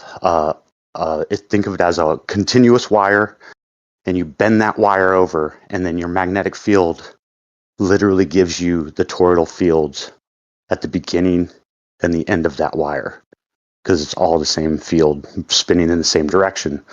But when you bend it over or connect it on the plane, on a flat plane, you actually get the two toroidal fields move opposing of each other. They were moving in the same direction in the celestial equator, where the prime meridian and the celestial equator meet on any magnetic field. It's not just our world, but they go the same direction and then continuously go 360 degrees clockwise around the north, counterclockwise around the south. Yeah, and that's and as far as it not working on a ball, like we talked about, like a ball magnet with like the north on the top and the south on the bottom, it doesn't work the same as what we use and utilize as far as magnetic declination goes. I don't know if there's any way to just prove that by saying it doesn't work, but it doesn't work the Well, same. it's not a matter of proving anything. Anybody can grab a magnet, or I'm sorry, a compass and go outside. If you're in any anomalies, any places where there's magnetic declination from either iron in the mountains, whether you're in an electric field from high voltage power lines, whatever the case may be, your compass doesn't pull down. If you move your compass from level and you move it at any direction, it's got to be over 10 degrees or so, your compass doesn't work. It doesn't give you the magnetic field lines. It doesn't give you your compass bearings to north, because all you're doing is giving you a pull to magnetic north. Well, if you were on any type of a ball, a bowl, a plate, as far as how you're trying to look at it, your compass wouldn't work, because as soon as you move the what would it be, the yaw, or the the horizontal plane of the compass, as soon as you pull it down to the earth, it doesn't work right. And that's what you would have to do if you were on a ball. It would continuously, you would be pointing at the earth. Yeah, you'd be pointing at your feet. Yeah, Yeah, you'd that's have a to. point that flat earthers have been making for a long time. Whether it's two pole or one pole. Yeah, using the compass, you're holding it level. And that wouldn't work on a ball to begin with, but especially not Right. the way that you're talking about. And the whole idea of what you're doing with the compass, as far as magnetic declination and how you're figuring out where you are inside the magnetic field, depending on your magnetic declination, your latitude and longitude, which you in turn put that into your calculation. So, for example, if I was trying to figure out my compass error, it would be a calculus equation. You would have to use a scientific calculator to do this, or you would have to know the calculus itself. Anyway, it would be sin to whatever your declination is, and that's just whatever it is off of 90 degrees that your compass reading gives you to magnetic north. And then Or you cosine, right? divide that by, Cosine or sine. yeah, you divide that by the cost to the lat, to whatever your latitude is. And then whatever that 0.00535 whatever number is, you multiply that by 60, and that's what gives you your amplitude, because you're multiplied by 60 arc minutes, and that just gives you an arc degree. And that's what gives you your compass error. And for my location, let's say I'm in California. For my location, you can literally see it on my map anyway. On any other map, you're not going to see this. But you can see that when you pull away from the prime meridian and the celestial equator, that compass error literally is visually shown to you instead of It's just a number. It's just a number you're figuring out from a calculus. You can see that you literally move away from the center, and that's where the declination of everything is. I know it's not really helpful not to have the image right here to show you, but Yeah. But if you've you look gotten at to a the point where magnetic you can do that in field, your head, right? yeah, if you look at it in a magnetic field with a pole on the top, a pole on the bottom, you've all seen the dual pole maps. You've got your magnetic fields that go, or the latitudes that go from the center out 180 degrees to the west, 180 degrees to the east. Then you got your latitudes that go 90 degrees from the celestial equator up to the north, 90 degrees from your celestial equator down to the south. Well, if you move from that center, that where that crosses in the center, celestial equator and the prime meridian, the minute you move to the east or to the west of there, now your magnetic declination moves, and it's exactly proportionate mathematically to how many arc minutes you move away from that celestial equator and how many arc minutes you move up the latitude from the prime meridian. It's all trigonometry, and that's the other thing. So all of this that we do, I've come up with my own way of mapping the stars using a celestial triangulation tool, totally. But are you guys still there? Yeah, we're still here. Okay, I Can you hear heard. us? Yeah, I heard something. It sounded like it turned off. Anyway, No, it's just the people coming in and out. so I've created my own tool and everything, but everybody has to use trigonometry from the days of old back in Babylon to Egypt to the Admiralty in Egypt, or I'm sorry, the Admiralty in England that changed the prime meridian in 1747. Everybody has to use trigonometry, and trigonometry can only be used on a flat plane. You cannot do Yeah. trigonometry. Another argument that On a flat ball. earthers have been saying. Yeah, that's something that people have been saying. And then, of course, they're going to come in and probably bombard you with like attacks about, your claims. And we'll try to like minimize that because he's not here to argue about if the earth is a ball or not, because we're already over that, a lot of us. But the dual pole is something that a lot of flat earthers haven't come upon yet or even considered for some reason. And, and I'll go ahead and just state this right out the gate too. I'm pretty far deep into all of this as far as what I've come to assume, what I've come to realize, that flat Earth really doesn't mean much to me anymore, to be honest with you. I'm not going to argue about the Earth being flat because it's the connotations that came from it that I started to realize that are way more important than the shape of the Earth or the connection between the government trying to keep it hidden from us. I understand it's very, very important for people to see because it's one of the main things that really opens your eyes to the lie, to the facade that we're shown. But this is the base, the fucking, how do they say it? The cherry on top, the tip of the iceberg. There is so much more after you really get away from the idea of trying to argue or think or not think about what shape the Earth is. It's gonna be insane. It's literally Yeah, the going to implications are what drive you stop insane. most people at the gate. Most people can't the cog disc just kicks in, and the implications of it's actually a flat Earth is the first hurdle. But then once you're over that hurdle, you know, to sit here and argue about like, uh, you know, uh, atmospheric refraction and all these other things. Like, there's so many ways we know it's not a ball already. That's like, Yeah, if you want to waste your time talking about refraction for, hours and hours on end, all the power to you, because people still need to hear that haven't even gotten to the hurdle or won't allow themselves to. right. But yeah, there's so much more. There's so many deeper things about it with some of the esoteric stuff, or some of the you know just working out the dynamics of it. Like I said to you already, other conversations we've had, it's strange that the way you feel about looking at the way it actually could work with the fields, and like, wow, this actually gives a mechanism like you're talking about to it that makes sense, and it's something that you can see manifest. Even Geo is on top of it with, these are the magnetic field and electromagnetic field are something we witness, and we can actually recreate and show. and it's not something that is just made up to fit a model.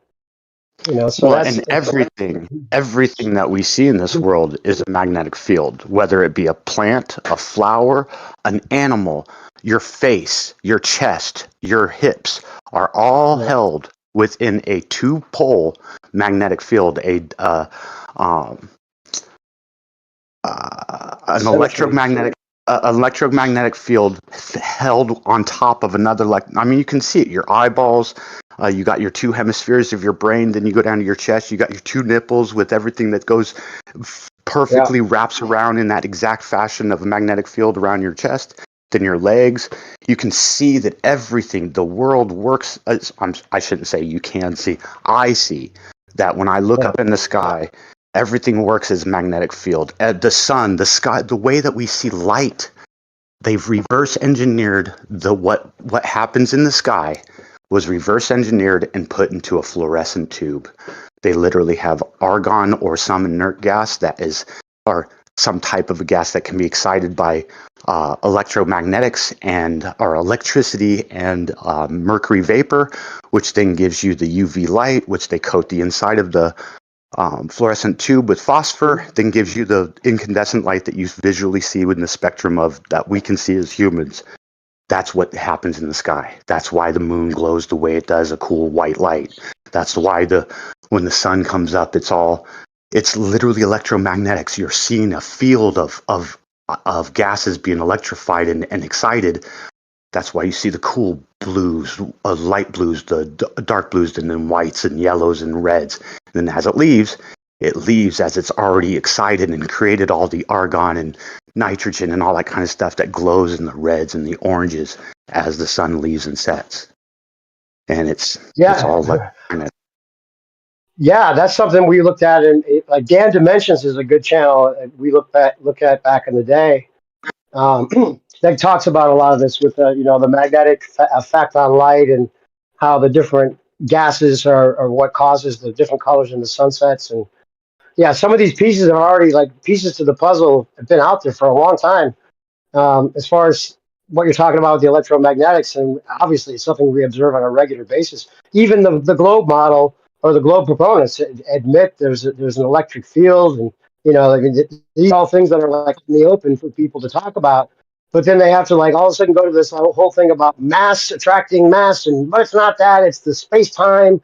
And the orbits are all it couldn't be just an electrical magnetic effect. So couldn't just be circuiting the sun. They have to be all about the weight and things flying around. Like that's just it's so stupid. I don't mean to call anyone here that believes in that stupid necessarily, but when you really look at it objectively, that idea doesn't fit with anything that they're saying on the other end. Yeah. Yep.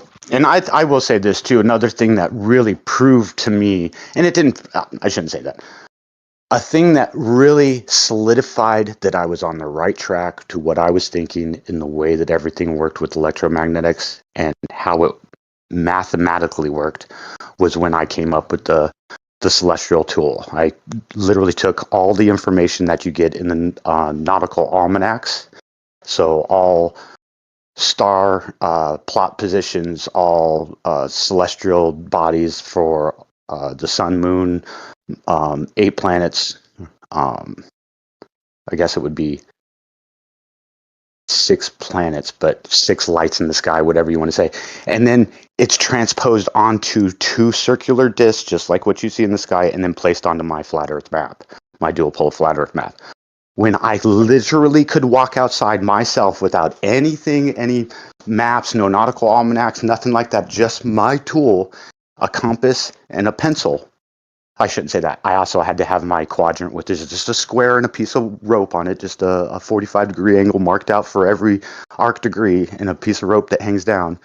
I can go outside now, anywhere I am, and I can plot my position within. I'm gonna say about 500 feet. I can get down to 100 feet latitude and longitude GPS coordinates, but I'm gonna say 500 feet is what I can get down to. And when I did that, I went, this is just too in my face that if it's mathematically working out, it's visually working out, and then now it's map wise, as far as I can literally measure out the angles as far as how everything works, and now I'm getting my amplitudes as far as how I plot position of the stars with the GPS, or plot position of GPS with the stars. Yeah, I'm looking for the Everything. GIF. I'm gonna put the GIF in the live stream of your stars um, circling with your map. That's something that you probably have some questions about because it's confusing when you look at just the GIF. I think because it's you get the impression that the stars are overlapping, and it's obviously not that. But you have to have some of the northern stars in the southern disk, and some of the southern stars in the northern disk on the outside of that prime meridian, so that they'll be represented because you're going to do your triangulation based on what you can see from any area in one of those four quadrants, right? Right. I can try and show it real quick. It's not going to be great, but I can show you with my screen if Yeah, can it'll you show up. screen share at all, Geo?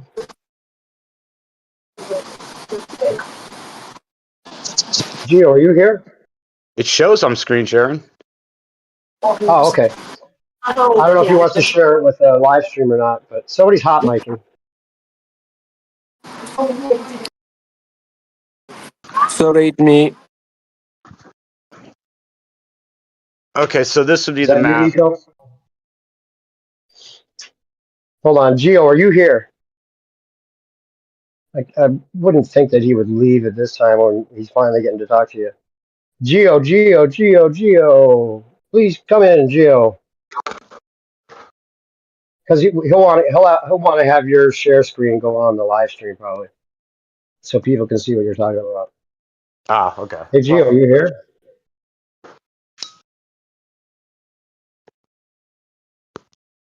He probably stepped away.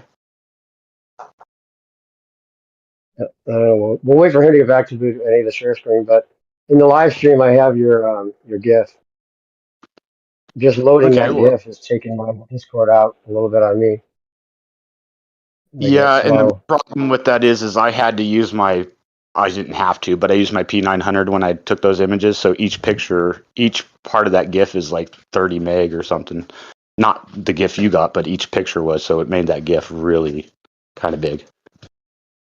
Yeah, that's okay. It loaded. It loads on this stream only because it's too big to send to somebody or whatever it is. We got, of course, people in well, I wouldn't say Robert Silverman's like the most knowledgeable baller to even argue with, but he's like totally not what we see in real life. But that's exactly what you see in real life. And there's people like Well, are going to be sort of. criticizing it and just downplaying it or whatever. Sort of. You don't see what my map shows you, you don't see in real life, except for at the actual prime meridian and the celestial equator, because the way that that works is you move. It's the same way that you use the star patterns. So you can't say that you're going to look out at the sky and see that star from the southern celestial disk come around and then meet up with another star that's from the northern. It's not going to do that. That's what I'm saying. It's you can only use one disk at a time whenever you're representing, but they have to go both of them on there so you can see how it all works as a gear, as the electromagnetic field works. I'm not sure if I Yeah. described. Yo, I'm yeah. not sure if I said that right. Well, it's going to take a bunch of repeating it, and the ballers are just going to say, no. We know they don't converge and diverge like that, and you're going to get a lot of naysayers. But as far as No. the way that you can actually plot it out would be the way that you could falsify what you're saying here. Somebody in Australia could call me up, and I could say, okay, this star's above me, and according to E1's plotting of these positions with the stars, you should be able to see this set of stars above you because if his map is correct with the land masses over the stars over the land masses should be there. And if it's that would be one way of falsifying it, I guess. Well, and yeah, you sure, and I would beg anybody to try because this isn't. It's not like I came up with this. Each one of these stars is one of the on the northern. So this is the northern star trails. This is the southern star trails. This is the map turned sideways to the north is that way, south is that way, right here. Hold on a sec. Wait, just a sec. Wait, before you continue on, you might want to start over. Hey, Gio, are you sharing on the live stream now so everyone can see what he's talking about?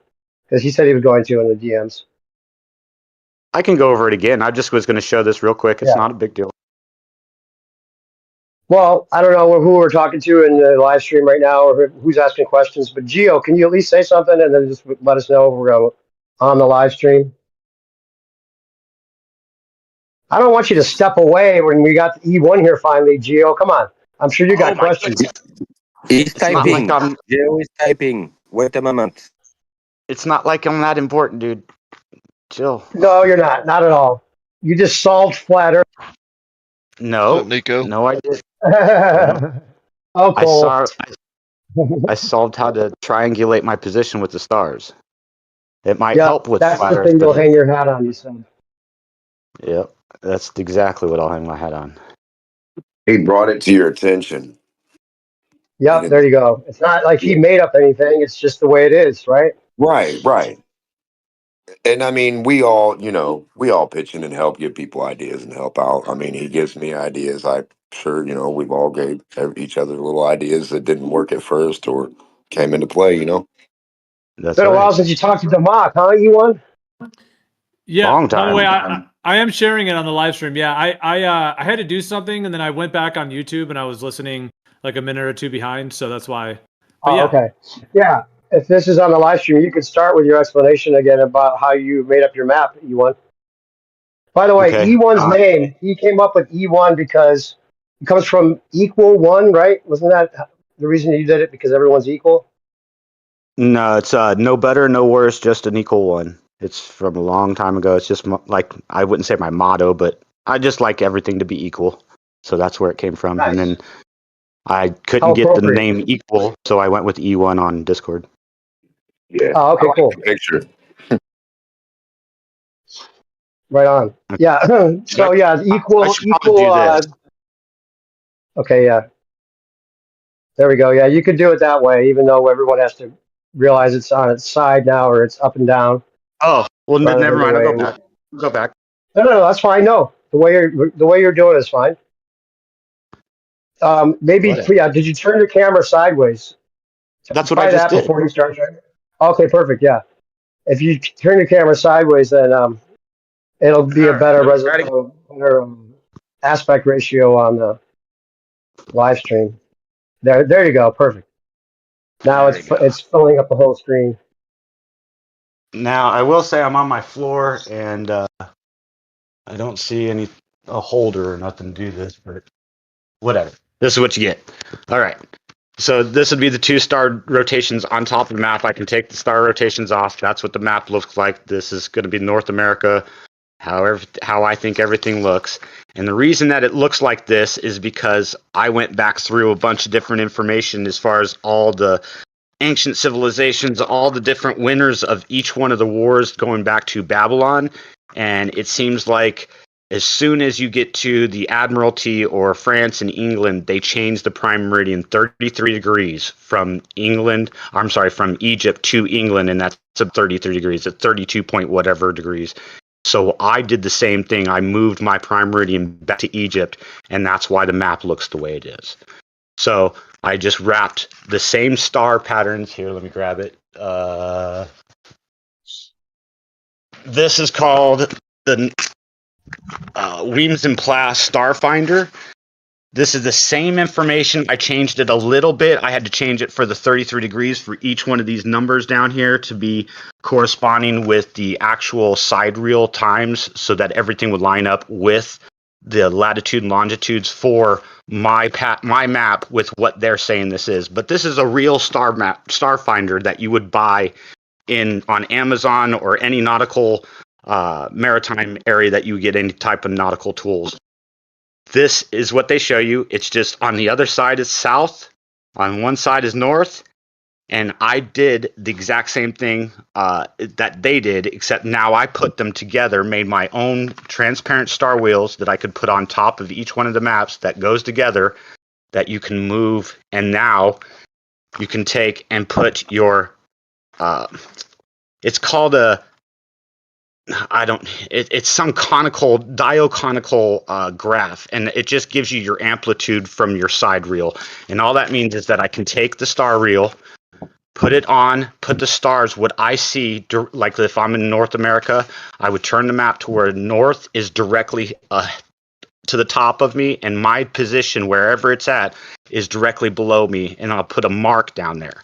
And then you take this conical map, you put it on top, and then it gives you your observer's viewpoint to whichever star that you're seeing. It has to be off 45 degrees or thereabouts, east or west, and it'll give you your number. You can see that you got your numbers right here for what your declination is, and then it gives you your plotting. And all you do is you take this information.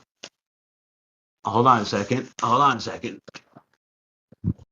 You take that information right here, each one of these stars that you're doing, and then you plot it Hold on, onto your position. turn your camera sideways again, because now we're seeing it at a aspect ratio is, there we go, yeah. Okay.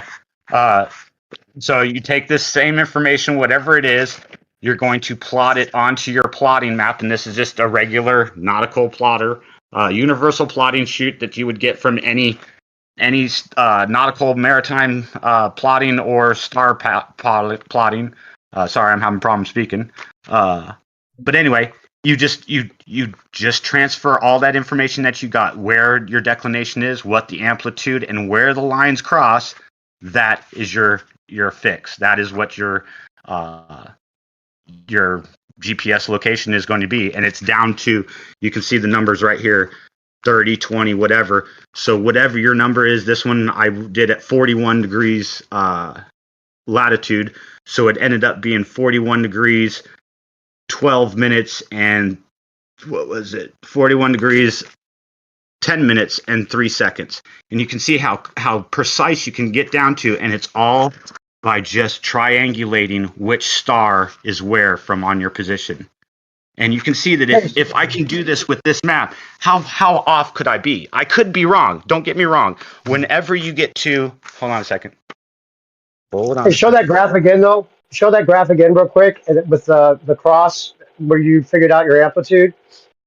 And I wanted you to show the graph in the bottom corner that shows the Oh, deviation that occurs. okay. So this is just a graph that you use for measuring what your arc minutes are, what your time is, depending on where you're at. So if we're at 41, you're at the 41 parallel, you have to come down to the graph and you have to actually draw a line on the 41 parallel, and that is your graph. That is what you're going to use to measure. Because if you were at let's say the 4th parallel, the measurement's going to be much wider. Same as if you go up to the 90th parallel, sorry. If you go up to the 90th parallel or the 80th parallel, everything gets squished up, because as you go up the latitudes, you go closer to the North Pole, everything gets crushed up. So your arc minutes are still going to be 60 arc minutes, but it's not going to be the same distance. It's the same time, but it's not the same distance. And that's why Yeah, that really shows it right there. That shows the discrepancy. And then again, real quick, with the 4 lines, you got the 4 quadrants, right? Right there. If you show it again, the 4 quadrants, that's the way everything's read. You got the top is northwest, northeast, and then the bottom is southwest and southeast. That's the way they do. That's the way everything's figured out with nautical information. They have to have the 4 quadrants, the 4 cardinal directions, which doesn't work on a right. globe. It doesn't work on an AE map, everybody. No, if you look at how maps are set up, it doesn't matter what you think we use in real life. They use a map that looks very similar to this. The nautical, let's say the Navy, the Marines, any type of navigation that's done with stars is done on what they call an American polyclonic what do they call it? Projection. And it looks very similar to this. It looks very similar to you'll see this pattern, the apple pattern, except it's split way more over here and way more over here. So it just gives them a better projection on measurements. Whenever you get to, like, let's say 155's on my maps, like right here, because these are you got to remember everything's moved 33 degrees. So on their map, 155 would be way over here, and it just makes everything easier for them to project it, to mathematically do everything and visualize it, because you never, whenever you're doing any type of maritime or nautical plotting or navigating, you're never looking at a map, even half of this map. You're only looking at grid sections of maybe 3 to 4 grids across. So you never see anything like this. But this is exactly how exactly how you do it. Can't remember where I was Yeah, going to you this, only do but one quadrant at a time. Like you're only going to really plot it from the north or the south in one of the two quadrants below or above. right. Oh, that's thank you. You remind me. Okay, so when you're looking at a plotting position or a plotting map and you're looking at it, yes, you do see the cross and everything, but you can't with this plotting. When you're plotting, you can only plot one side. So you can only plot from the celestial equator and up, because you can only use one star rotation or one data set from one central location, because everything's done on a circle, 365-degree circle, every 24 hours, which gives 360 you degrees. point. What was that? You said 365. You meant 360, right? 365 days for a 360-degree circle gives you Yep. Okay. 0.986301 of an arc degree every 3 minutes and 56 seconds, or you would say every day for the 365. So if you're looking at that, you can see that you can only use you have to use this central point. The Polaris is the only central point you can use for coming down to the celestial equator. When you pass the celestial equator, which is right here, this middle mark, you have to switch over. Do I have the other ones here? Yeah. You have to switch over to Sigma Octatus, and now that is your central point. 90 degrees from there gives you to your celestial equator. So whenever you do any plotting or anything, the minute you pass the celestial equator or the belt of Orion, however you want to describe it, you will not use the north. You will have to use the south. When you cross back over the north of it, or this positive part of your compass, you switch back over to the north. But all of it's done with the same graph, because you can see the same image. There's a cross here. That's the cross, the religious cross, the sky cross, the everything that has to do with anything esoteric, any religion, any god is this cross. That is what they're talking about. And this cross is the same way you plot it, but it can only be used up. Whenever you're in the north, you can only plot from this position, because this is the observer's viewpoint, this way. You're only plotting this way. When you go to the south, you can only plot this way. Okay. You see Gotcha. what I mean? Okay. Yep. And the reason is Yep. because if you look at the way that we divide everything up, it's not 360 degrees. It's from the prime meridian, from the central location, it's 180 degrees. Here, I have to do it this way, because if not, it just doesn't make sense.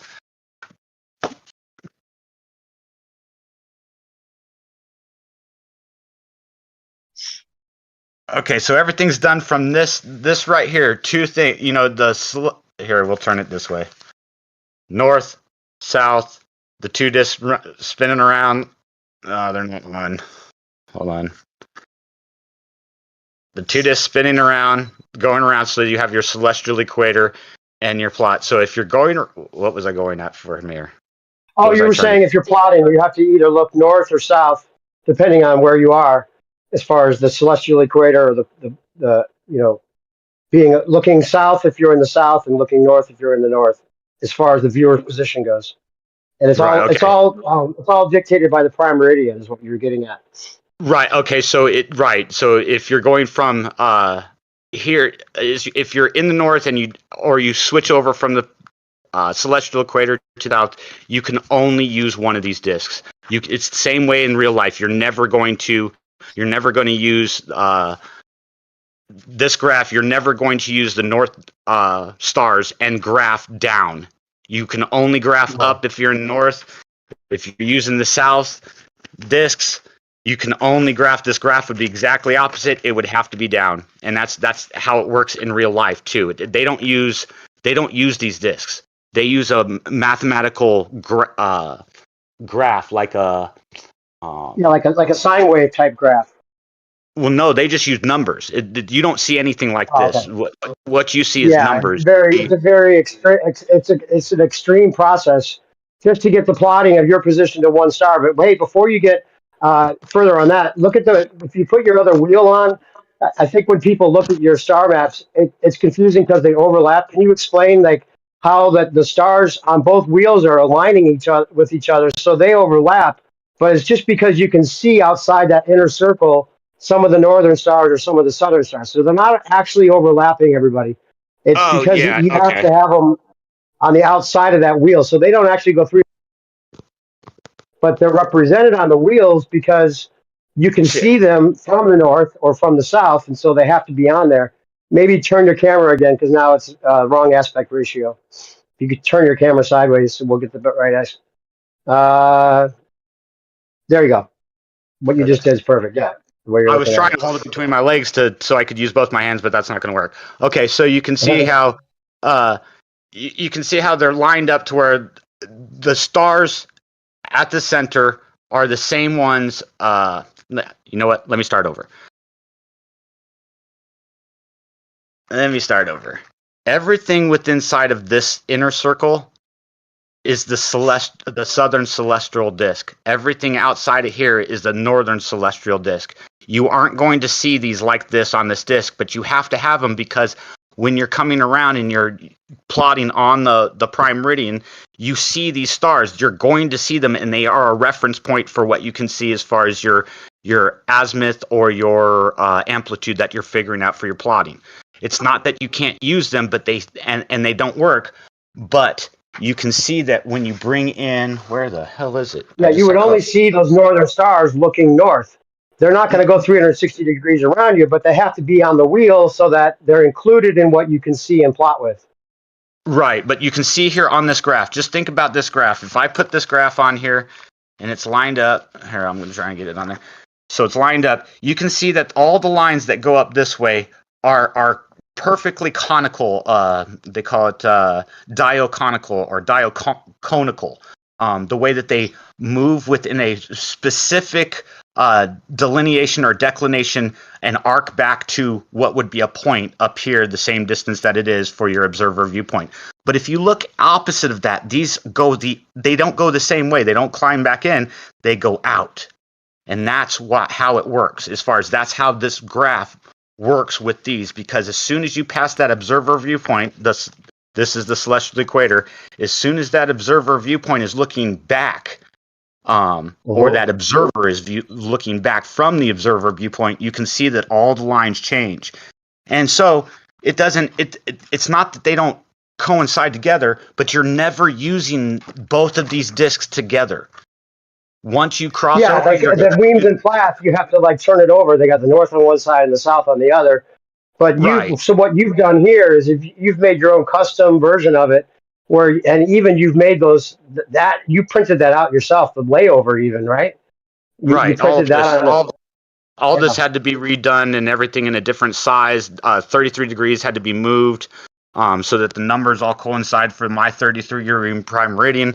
I had to shrink it down so that when I did overlap everything, so because it's in real life and not some computer generated shit because everything changes. For a while there, everything was changing constantly as far as degrees this way, how everything was moving for the land masses, all that kind of stuff. But anyway, You said you didn't think you could do it. Like you thought you were thinking I'm crazy to even try this, but you were able to get it so that it does seem to like and that's the other thing. The fact that they're not. This is a question that's come up with me talking about some of the work you've done with the 360 degrees. Like the fact that these are now moving in perfect circles, but the stars that's the reason you have to have the overlays is to correct for that amplitude because they don't make perfect circles in the sky because it's an electromagnetic field. So it's not going to be. But what's interesting is the stars do come back to their original position, 360 degrees exactly. So they do move exact, even though they're not perfect circles, which is something I think people get confused about. And they try to strawman the dual pole by saying, oh, well, you can't have these big circles that are in both areas. That's not how we see it. And so that maybe you could touch on that and how that actually works out the way that Okay, you've so got the it. stars actually move like exactly like what you see here, these bean shapes. This is how the stars move. Whether you agree with it or not, it doesn't matter. This is how they move. So if we go and we take this information that you're seeing here, I'm going to have to remove all of this just so you understand what I'm talking about. Just for this star information, all of this is taken from this one line, the prime meridian, because everything is done. This is called a sidereal. Everything is done by Greenwich or by the prime meridian. So all this data is done on this one line, and then it's moved one arc degree, and then we put down the next what it's going to be. We put it down, we move our one arc degree, so you can see that the stars literally move in this fashion, in this weird oblong area, but we don't check them except for right here. And then what we do is we say you are 120 degrees sidereal, or let's say 240 degrees for North America, 240 degrees sidereal, and that's backwards from your prime meridian all the way around 240 degrees to where you get to that sidereal. And so they're just taking this information and then they go lock that information to the prime meridian right here. And now you take all of this same star information and it just moves over you. And then you do your calculations, and that's why you have to have your time from the prime meridian. You have to have your delineation or your amplitude. I'm saying the wrong words. I'm sorry. Your angle from Polaris, which gives you your latitude, and then the time, how many minutes, how many hours you are from the prime meridian, and which gives you each one of these marks is 1 hour as far as how far the sun travels around in 1 hour. That's how you mark it out. So without getting all depth into all that kind of bullshit and everything, Well, and sounding like you were this. saying that it's almost like at the airport where those turnstiles that turn and they make those corners that are like, it still goes around 360 degrees, but you wouldn't expect that with an oblong circle. But Well, they no. actually do. Yes, that is exact. That's how I would have to make the machine or the graph. So you can see I have the graph, the latitude graph on top of the stars. Okay, you can see the stars are moving in their circle, right? They're moving around, but the stars don't actually move in that perfect circle, except for these ones right here within 40 degrees of the North Pole or Polaris. Those ones do move pretty much concentrically or in concentric circles perfectly, except for right here, they get flattened out a little bit. And you can see it in star trails and all that kind of stuff. But we don't graph and we don't mark it like that. We only mark this one line, and then we multiply that out 360 degrees around. And that's how you are able to do it, because you're using the graph. The graph you put down there to do all of your measurements is conical. It is a colonical. I'm saying the wrong words. It doesn't matter. It's this type of a shape for that reason, so that you can see that when you put it on there and you move this around, the same star that's right here is not going to be at the exact same as far as way it's marked, because that line now is here. That line now it's moved. It moves around. You can see it's not in a perfect circle, and that's how you get your differences. You're able to triangulate. You can triangulate between two different areas and then cross between them, and that gives you your point. The same way you're doing here is what you're doing visually here on a map with lines. You're doing visually here with these lines and the stars. The same exact information.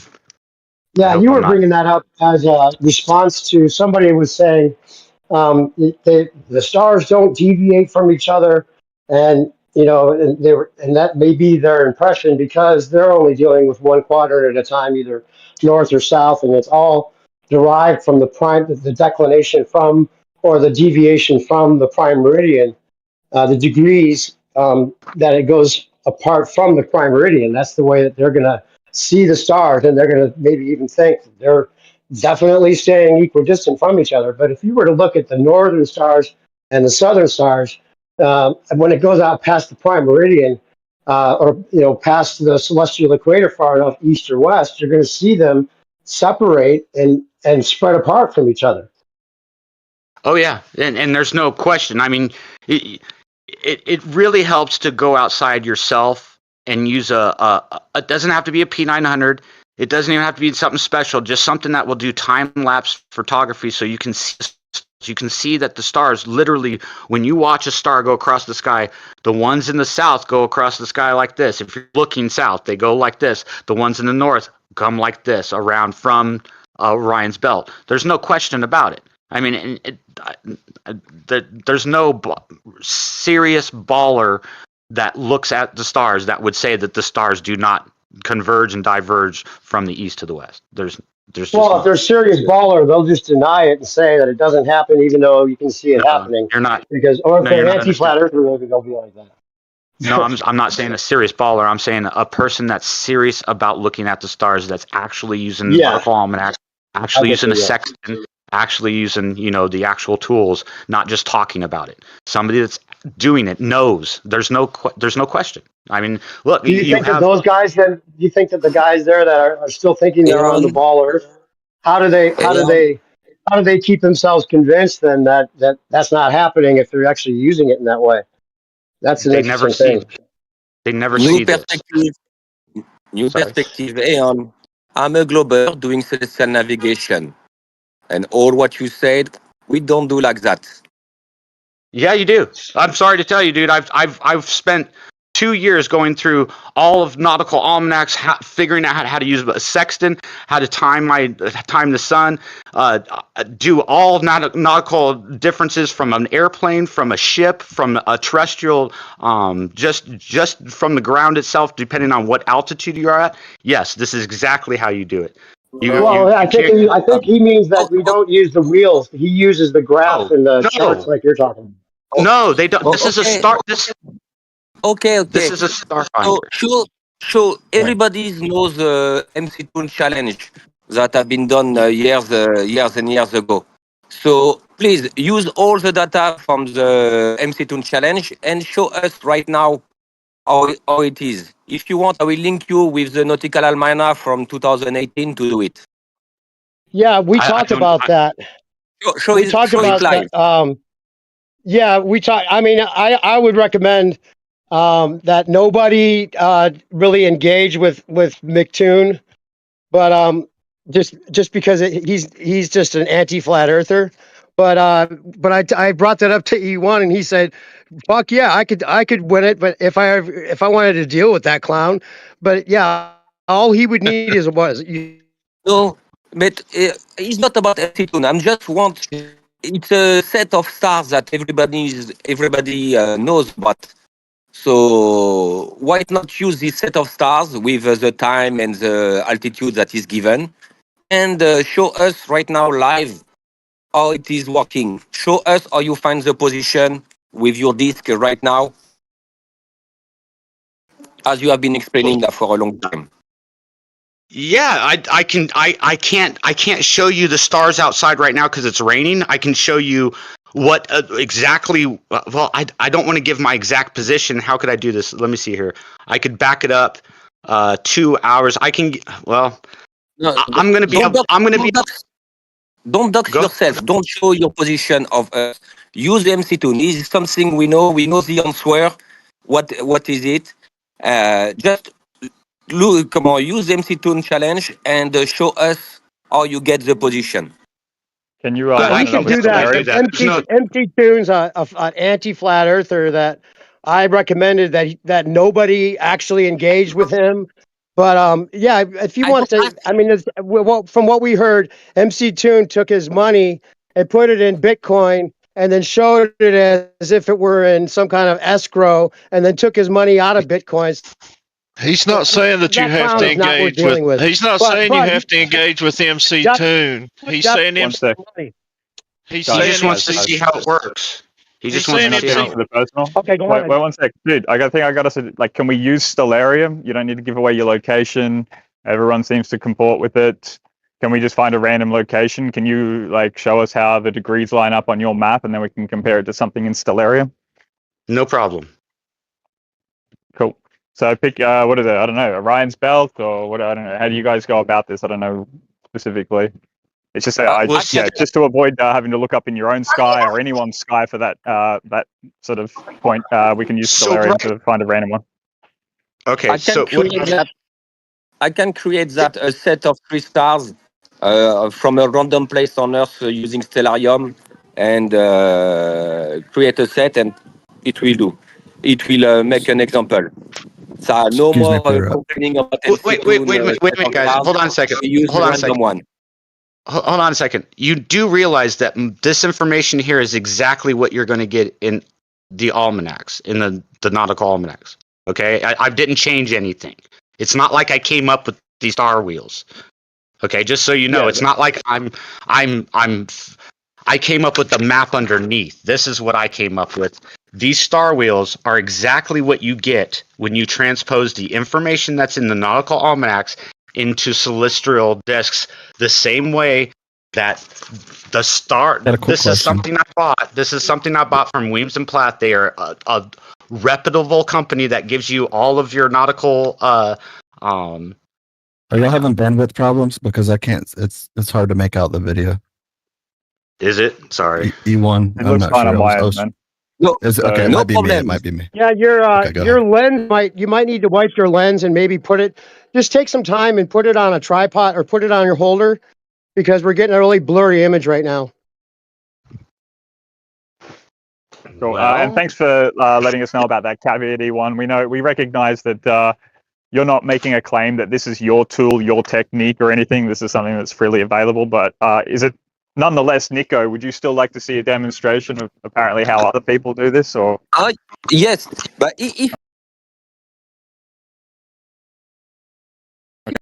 you have a chart, because every 3 days the nautical almanac will change a little bit the data of the SHA and the declination of the star.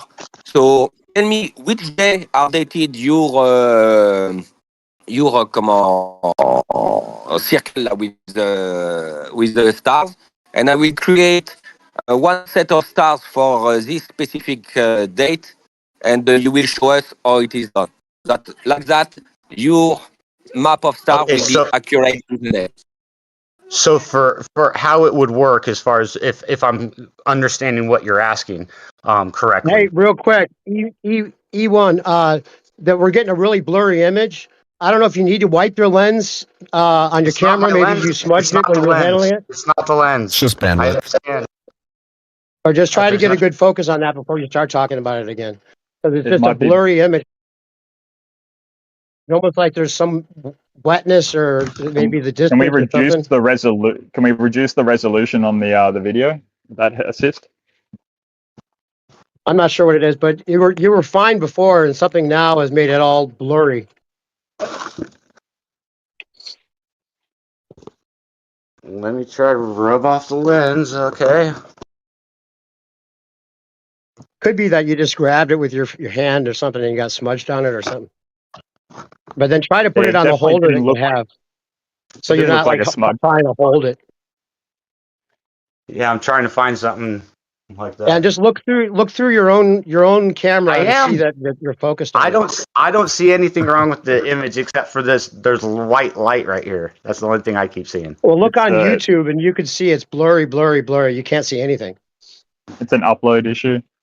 Can Yeah, you? it's just I bandwidth. don't know, Ewan. Have you looked at whether or not you can reduce the resolution in order to deal with the upload? How do I Yeah. do that? For a second there, it looked fine. I think it's the distance you are away from it, maybe, or something. Because when Here, let me try putting it on up here. Let me try doing New this. perspective. put it on something From what I'm stable so you don't have to hold it. Yeah, I know. Hold on. new perspective, it doesn't look to me like it's something smudgy. It looks like an encryption issue or some sort of compression issue. It's just like bandwidth. Yeah, bandwidth. His connection's a It little. could be, yeah. It could be because he's got one phone that he uses for Discord that I don't know if it's maybe your phone, or is there a way to like change the settings on his end for the HD or whatever quality? Oh, that looks better. It's better now. That looks better. Yeah, that's way better. Much better. Can you zoom in on it at all, or Can I what? can you zoom in, get a closer? But yeah, something about it when you right there now it's gone blurry again. It's a bandwidth thing, I think. I think that the powers that be are not letting you have this moment. That's as good as I'm going to get. That's as good as I'm going to get, Well, probably. look through your own thing. Does it look like? Because now it's all blurry again for us. Whatever you I'm just not said. seeing anything different than what you guys just said. I just went closer. That's all I did. So if you want me to back up again, I'll back up again. Maybe back up again. That's the only thing we can do. I wonder if Because your router is placed in a specific spot that like it's just making it bouncing off weird or something exactly in that area. That's what I tried to go into the kitchen and it didn't seem to help anything. Yeah.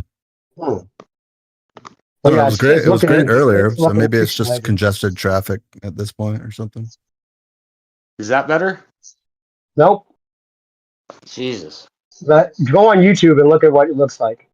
I'm not going to go on YouTube. I can't. No, it doesn't matter.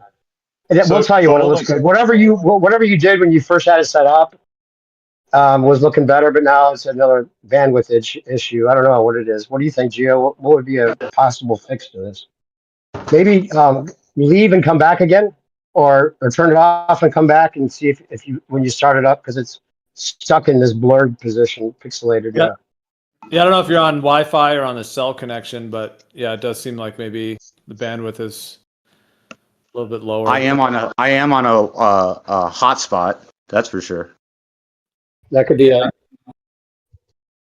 I don't know. But you were fine when you left. When you turned your camera off and turned it back on, it seemed like it was okay when you came back. So maybe just leave it when you come back. I did have it plugged in there for a while. Let me try that. That might be it. Okay. Power issue. It's an old phone. I There got it this is. phone I used for this years old. Now it looks good. Just don't move up. As soon as you moved it, it fucked up. I didn't move. So go. Well, whatever. You bumped the a little bit. As soon as you turned it on, it looked good, and now it's terrible again. Okay. So maybe try turning it on and just don't even hit it at all. Okay, let's see. All right, looks good. Don't move it. Don't touch it. Whatever you have to do. Oh, now it's trying to autofocus, I think is what the problem is. Can you turn off the auto? I don't know what the possibilities are. Yeah, it's terrible. We can't see anything. I could try Maybe to we change could envision it. server. Could you change something? Well, I can change it to the East Coast. Let me see, instead of automatic. Just the server. Much better. Did it work? I don't know. Try your camera again. Yep, now it looks okay. Let's see. Just don't move any. Oh no, it's not. Wait, it's like it's trying to autofocus or something, and but it's okay right now at the moment. Nope, it keeps going back to that blurred image. I don't know what it is, why it's trying to autofocus, but right now it looks okay.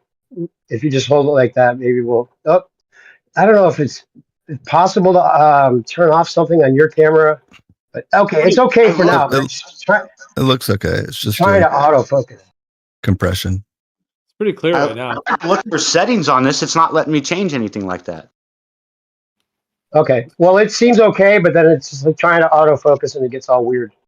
Right. No, I understand. I tried to get anything out from like right around here that messes with it, but yeah. But anyway, we were just going to try to test like somehow with somebody looking in Stellarium for a certain star, and then you could maybe say where you think that star would be according to your star map. Is that what the idea is? Is that what we're going to do? So if I set it right now to what it normally is right now, I mean I can't even see the stars right now. I'm just going by what I've been looking at the stars here lately. If I put the Big Dipper, if it's what time? 10 o'clock or 10:20. I would say it's probably about there. So that gives me 136. 136. So who was it that was trying to figure out exactly what stars were sitting there? Because where are they live? Where do they live? What continent is what I'm I don't trying to know, get at. Nico, are you here? Is there something you wanted to do with the test, or somebody else who's going to look on Stellarium? I cannot speak right now. There is a noisy scooter next to me. Noisy Okay. Well, that's scooter next to me. a few days ago. Nico said he was in China. I'm not trying to dox him, but he said that, so I don't know if he's still in China.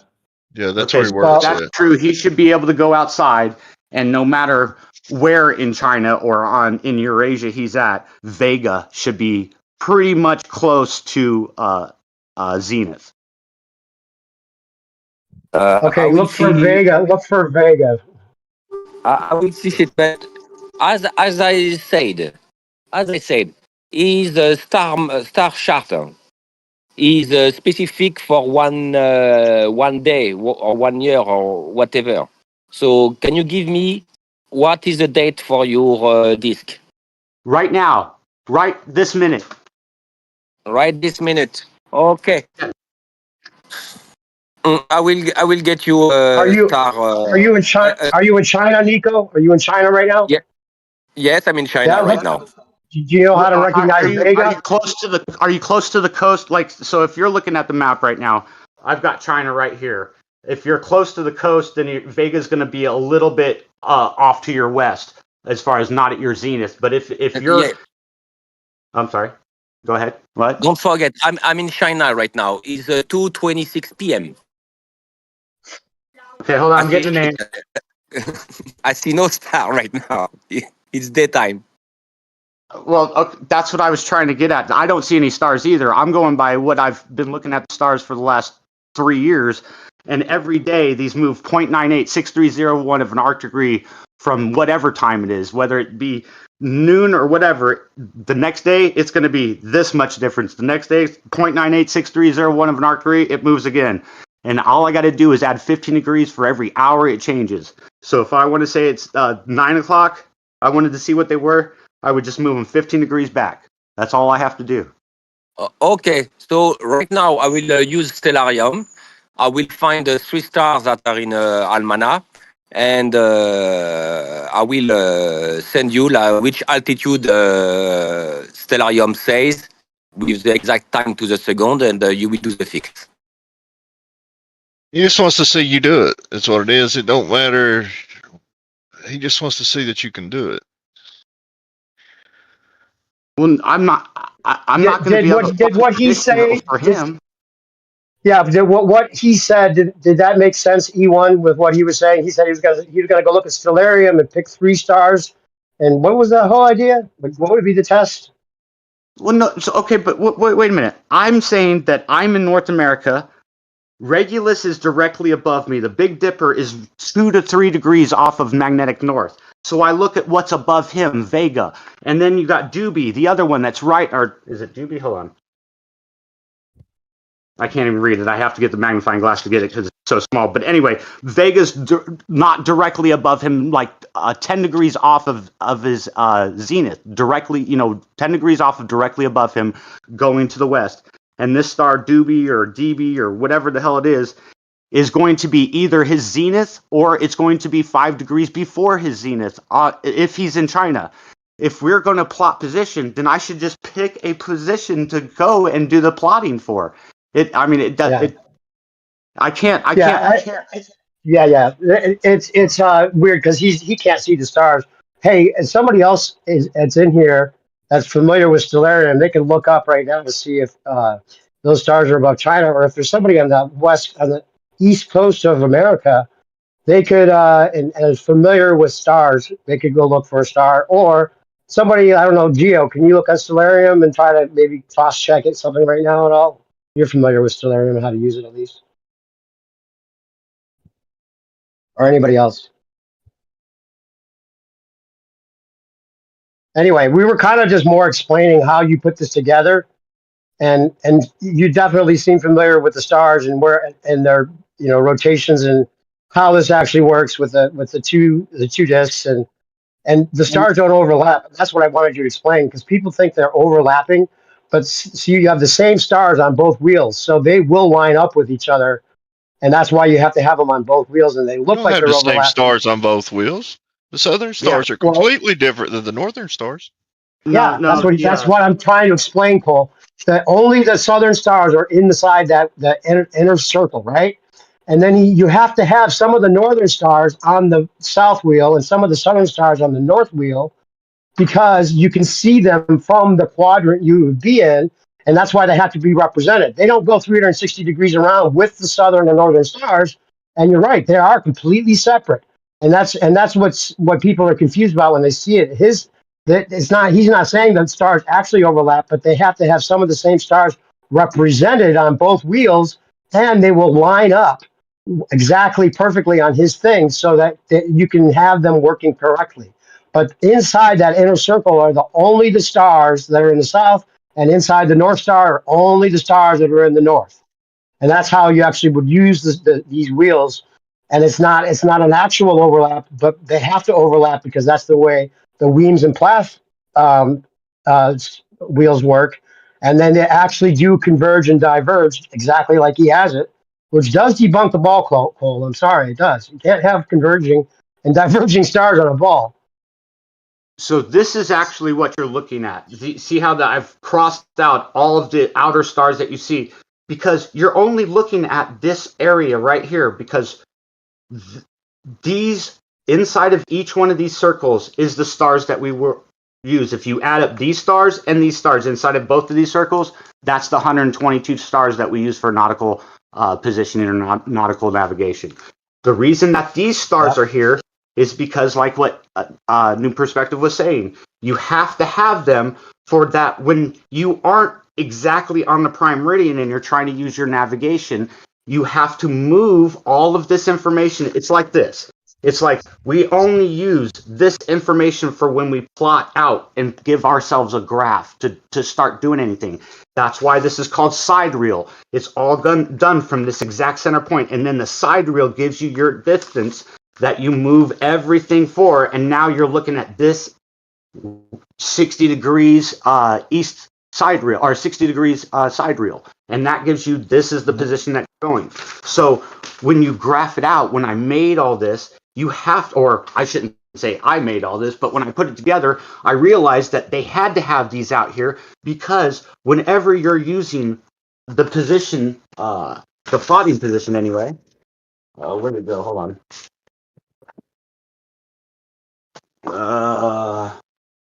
In Don't matter. actuality, Your overlays.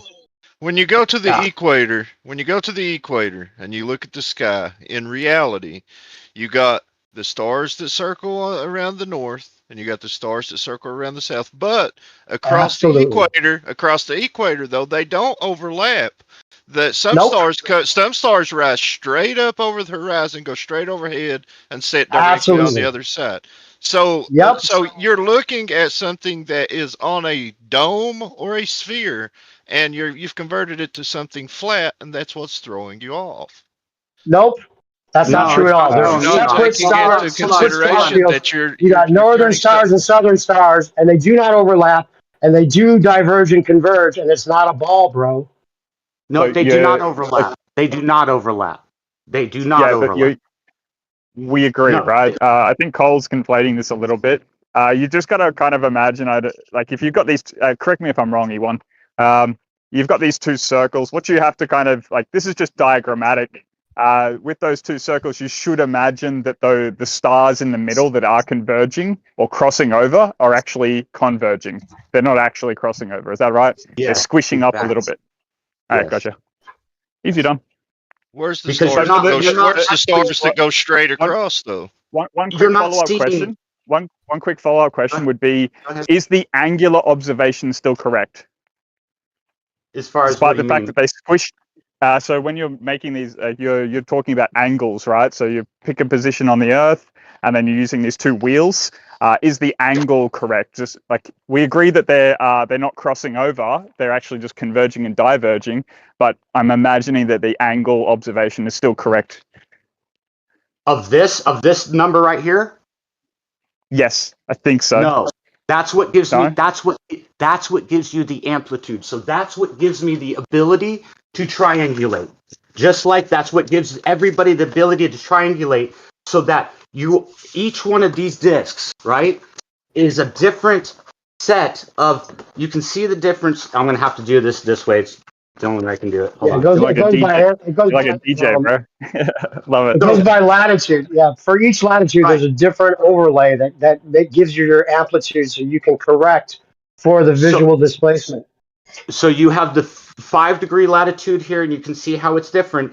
And this would be for south. If I wanted to go to north, you have to reverse it so that everything of the angles are the right way, as far as they move the right way, not opposite for the numbers, not for the lines themselves, but for the numbers. Now, if you go up, you can see the difference. If you go up in the amplitude, as far as how it goes, it's that different. So then when I take my stars and I put them on here, and I find out that I got, let's say, 140. I can't grab the, here, I can do this. I don't know, this might mess it up. But tell me if that messes it up by bringing it up. No, that's good. That's good. We can see Okay. it.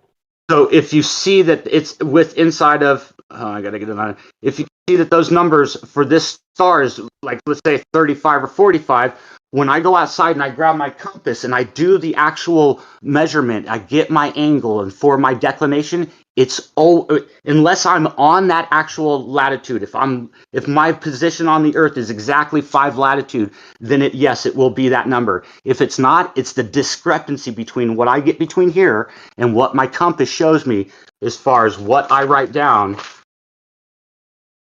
here. I'm sorry, on this graph, that difference is what gives me this measurement to do my amplitude, so that I get my triangulation. That's how it Yeah, works. yeah. These are the special graphs that nautical companies can supply to you, as well as the wheels. The Weems and Plath are like the kind of the standard, right? E1, would you say that Wait a you? minute, wait a minute. They are not given to you for doing this. These are not for this.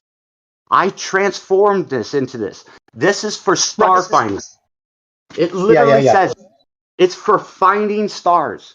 And the reason Right, that they can't give it to you in what I'm showing you here, so that you can get right. that difference in that declination, because of there is a difference in the declination depending on where you are with inside the graph, where you are with inside this latitude. When you change 1 degree from here to here, it changes this map. That's why you're doing averages between on the 5th Right. latitude to the 10th latitude. Whenever you change up to the past the 10th latitude, this won't do it for you anymore.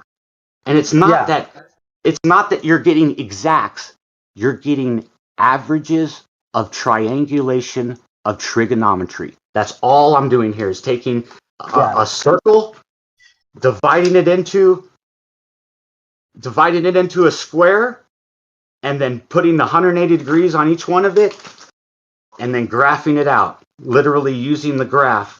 I'm taking something that we use in real life, a starfinder, something you can use and go out and buy yourself, and then I transposed everything from this information from this wheel, moved everything 33 degrees, as far as, because everything's from Greenwich, 0 Greenwich for Aries, as far as Aries is our, if you look at a star chart, Aries is going to be, on this side, is going to be the beginning of marking of the calendar year.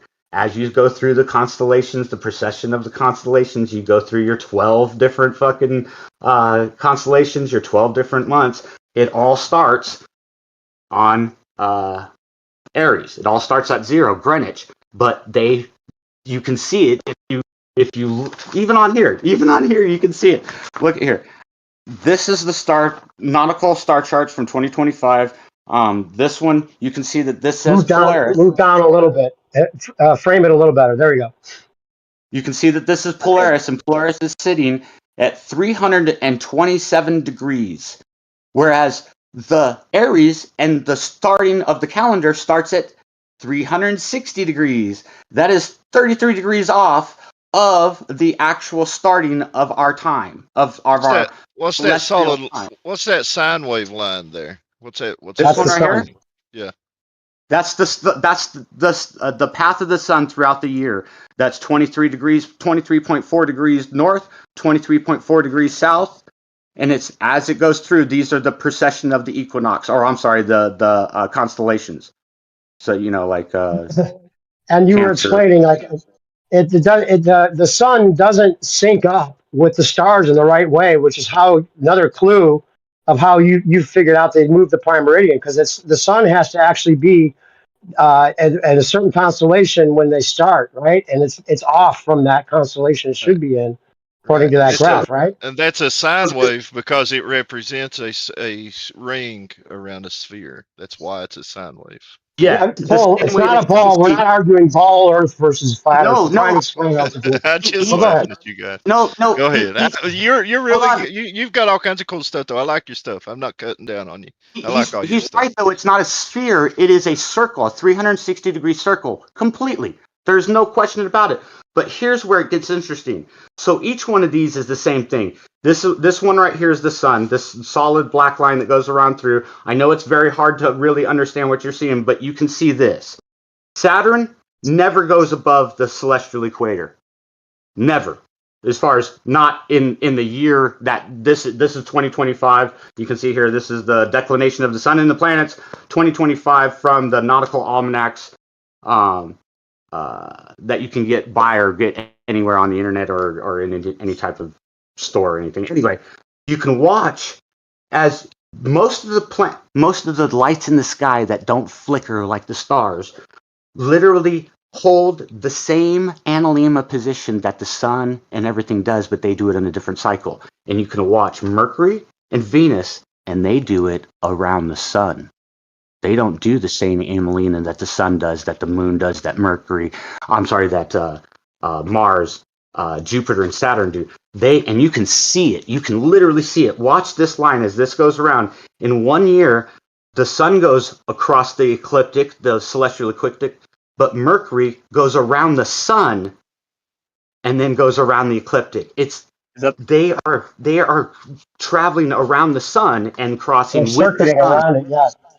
over Is its this the So you're ecliptic. saying it's just Venus and Mercury that seem to hold their circuit around the sun, as far as the interpretation of all the planets orbiting the sun. Not the official diagrams don't even show you that that's happening. They're showing you only Mercury and Venus seem to be the ones that are circuiting with the sun and doing one analemma a year along with the sun, whereas the moon would do 12, and then you got Jupiter and some of these other things have their own analemma pattern, right? Well, no. So the sun, the moon, uh, are the ones that we see. One time a year, the sun does its analemma. 12 times a year, the moon does an analemma. Every 28 and a half days, sun does it, or the moon does it every 28 and a half days. The sun does it every 365 days. Mercury, Mars, and Jupiter have their own different time set, but Mercury and Venus do not do an analemma the way that you and I see an analemma of the sun and the moon. Mars, Jupiter, and Saturn do. Mercury does an analemma or does a cycle around the sun in 88 days. Venus does it in 264 days, but they don't cross. You can see it. I mean, this isn't my information. This is what you can go get. They can't transfer this information. They can't change it. And you can see that Mercury and Venus don't cross back and forth across the zero latitude, or they'd never go south and north 3 times or 2 times a year. They do it with the sun, and you can watch them go around the same declination or the same path of the sun exactly as it would. 88 days for Mercury. Venus does it 265 days for its entire cycle. The sun does it, and it goes across the ecliptic, across this zero latitude in once every 180 days. Okay, look at Saturn. Saturn does not do that. Saturn stays within its ecliptic, but it doesn't go, I'm sorry, it stays within its pattern, but it doesn't go across the ecliptic. It never crosses zero. Jupiter never crosses down below 20, but they do their analemma, but it takes Jupiter 11.9 years, Saturn 28.5 years, Uranus 89 years, Neptune 165 years, Pluto 248 years. To do these cycles, the same thing that we see the moon and the moon and the sun do within in the the actual figure 8, the analemma sign. Yeah, and there's so much to cover because a lot of people haven't seen the clips that I've shown with you explaining the toroidal fields and how the analemmas are determined by the toroidal fields. And that's all to come. And we'll put out a version where everyone can see a little more detail of you showing some of the graphics for that. But there was a question I think Rick Ski was asking last time about the analemmas, and the bigger analemma in the south that we kind of, it seems like there's a bigger loop, and you were kind of explaining how it doesn't go further in or out, but it's just a wider um, uh, impression that we end up with as far as like taking the picture every 24 hours.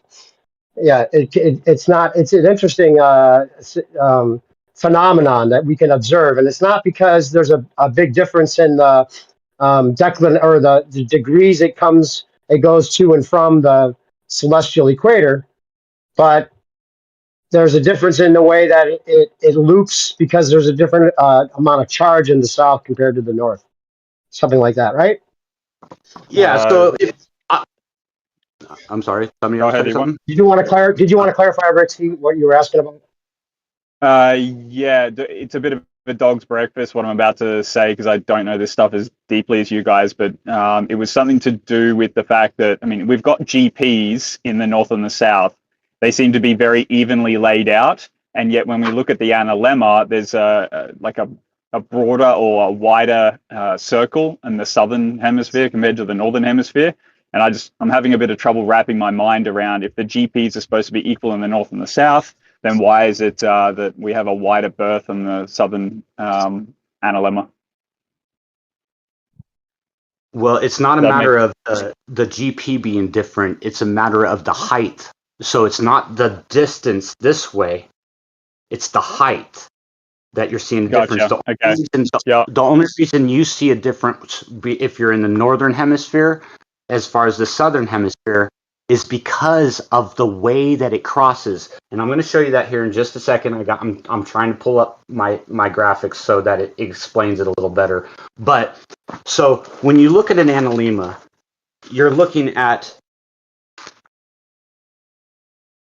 I know this isn't exactly perfect, but if this is the celestial equator and this is the prime meridian, you have to look either east or west in order to see that analemma, no matter where you're at on the plane. Even if you're over here, you still have to look east or west in order to see this analemma happen.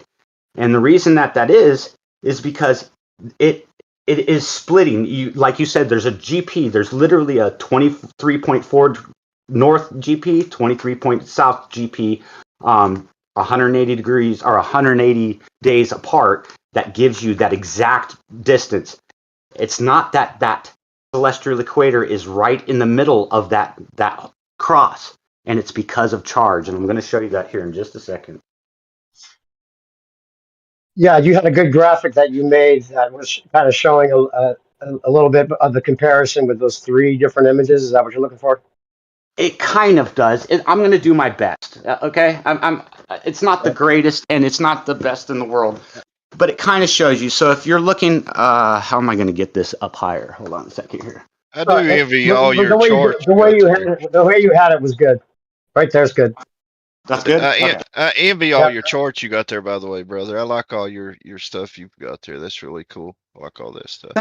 Thank you. Nice. It's been changed so many times, man. I just think of this. Every map, every graph, every overlay that you've seen, I've had to update, change at least 50 times. So yeah, you got a lot of cool stuff there. Too much. So I don't know if you can really understand what I'm trying to show you here, but what it is you're seeing the star patterns. This would be my star trails that I have: northern star trails, southern star trails. And then this is the analemma, full 365 days of the analemma. Every 7 days, a picture taken looking to the east at, I believe this one is at the 30th latitude, so probably just in Missouri, Illinois, right around in there.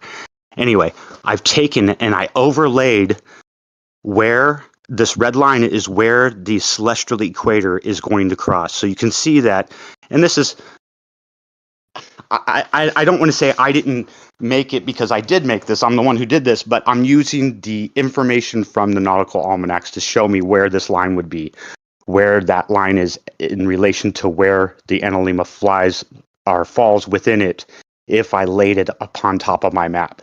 So I did that. I just took the analemma, laid it over the 90 degrees that it would be, and these are the toroidal fields that I'm representing are above us, the electromagnetic toroidal fields that are riding on top of the magnetic fields that give us our ley lines. But you can see that if it's 23.4 degrees south, 23.4 degrees north, as far as where the analemma falls within, it's not that it's going further past, it's that the cross in the middle is not in the middle. And the reason is because as the sun goes through the cycle of the analemmas, it goes through its toroidal fields, it's charging up. So zero charge would be here. It charges up, and when it gets to full charge, it falls down through the hole and goes back up through and charges, as far as that's the full charges right here. It starts discharges down through, and it's always going to be pulled in further or closer together. And you can see that it's close, a smaller circle this way, not this way, but this way. And then the circle, why it's longer here, it's not that it's longer, it's that the cross is the top of the cross is way past the celestial equator. And it's because if it was charging, it would hold closer to the charge. It would be held further closer to that toroidal field, the magnetic field there. When it's charged up, as it loses its charge, it lets go. It gets bigger and it lets go, but it never goes past the 23.5 because that's where the toroidal field is. It's just that the field itself, or the object itself, isn't held within inside of the exact same, field lines or the closeness because it's less charged. So as it charges up, it gets smaller and tighter. It holds tighter, and as it gets less charge, it goes down, and it's just a solid cycle. So you're saying that the altitude changes more drastically in the south, as well as the fact that it's charged, and when it goes over, it's a little bit over the celestial equator, and so you're saying it's like it's a tighter altitude wise, not distance wise from the celestial equator. It's never a matter of it being further from the celestial equator. It will always be 23.4 degrees from the celestial equator. It's a point to where the cross is. You can see that the cross is approximately 13 degrees. Well, I've marked it out. It's about 13 degrees past the celestial equator, where the sun crosses over, where it does it, Yeah. and where you can see it, where you can see that this is how it works. Not what would it be horizontally, but if you were looking down upon it, is that when you see this cross right here, when the sun crosses from the northern plane to the southern plane, I'm gonna have to show my map to show this a little bit better.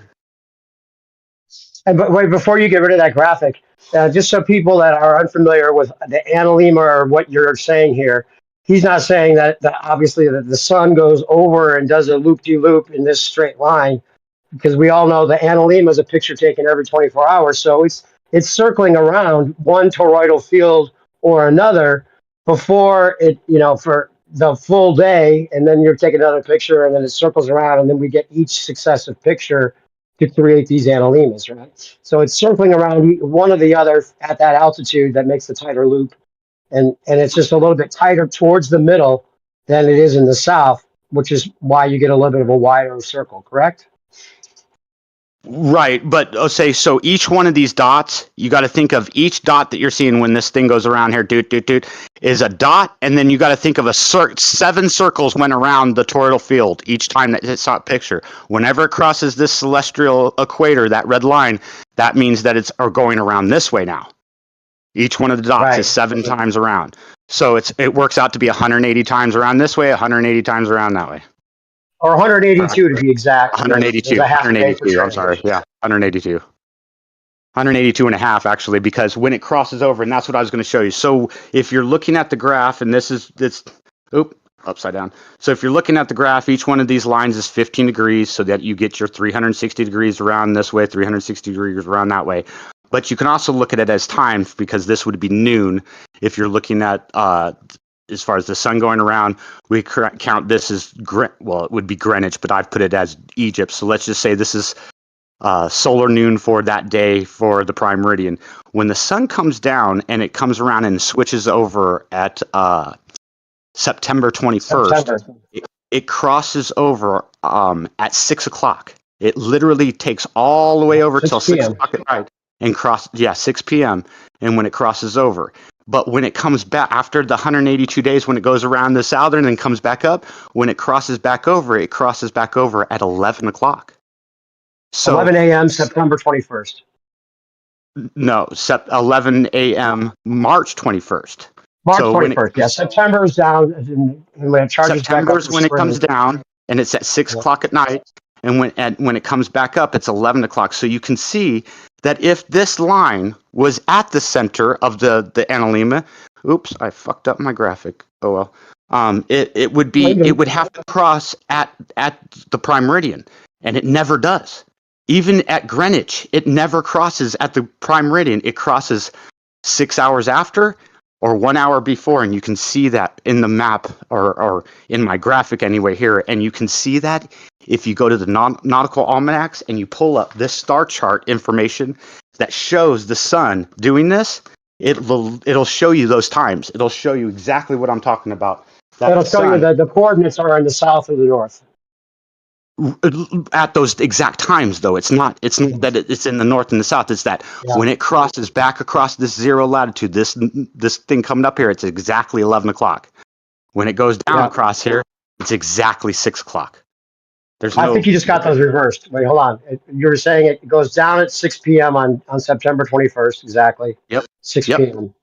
And then it comes back up on March 21st at 11 a.m. 11 a.m. 6. This is February. Wait, no, you reversed it. No. This is the map. This is everything on declination of suns and planets is mirror image, because the map is backwards. Okay, I thought you were talking about. Yeah, it's confusing because it's a mirror image. Okay, I understand. So just so anybody is hearing this, it goes from the north to the south on September 21st, exactly 6 p.m. And then when it crosses over the celestial equator, when it comes back up for summer in the north, it crosses from the south to the north at exactly 11 a.m. on March 21st. Yep. And that's like clockwork. It's crazy what a machine it is. There's no deviation. There's no variation in that happening whatsoever, as far as what we can tell. That's not true. Oh, okay. Because we change our clocks by seconds, and everybody goes by the atomic clock and stuff, and then they change it by saying, "Oh, this and that, an earthquake happened, and it changed our time by 0.100th of a second or 1,000th of a second." They do try and change our clocks, but it doesn't change from the sun as being the sun and the stars as being your metric for where you start. That's how it. Okay, gotcha.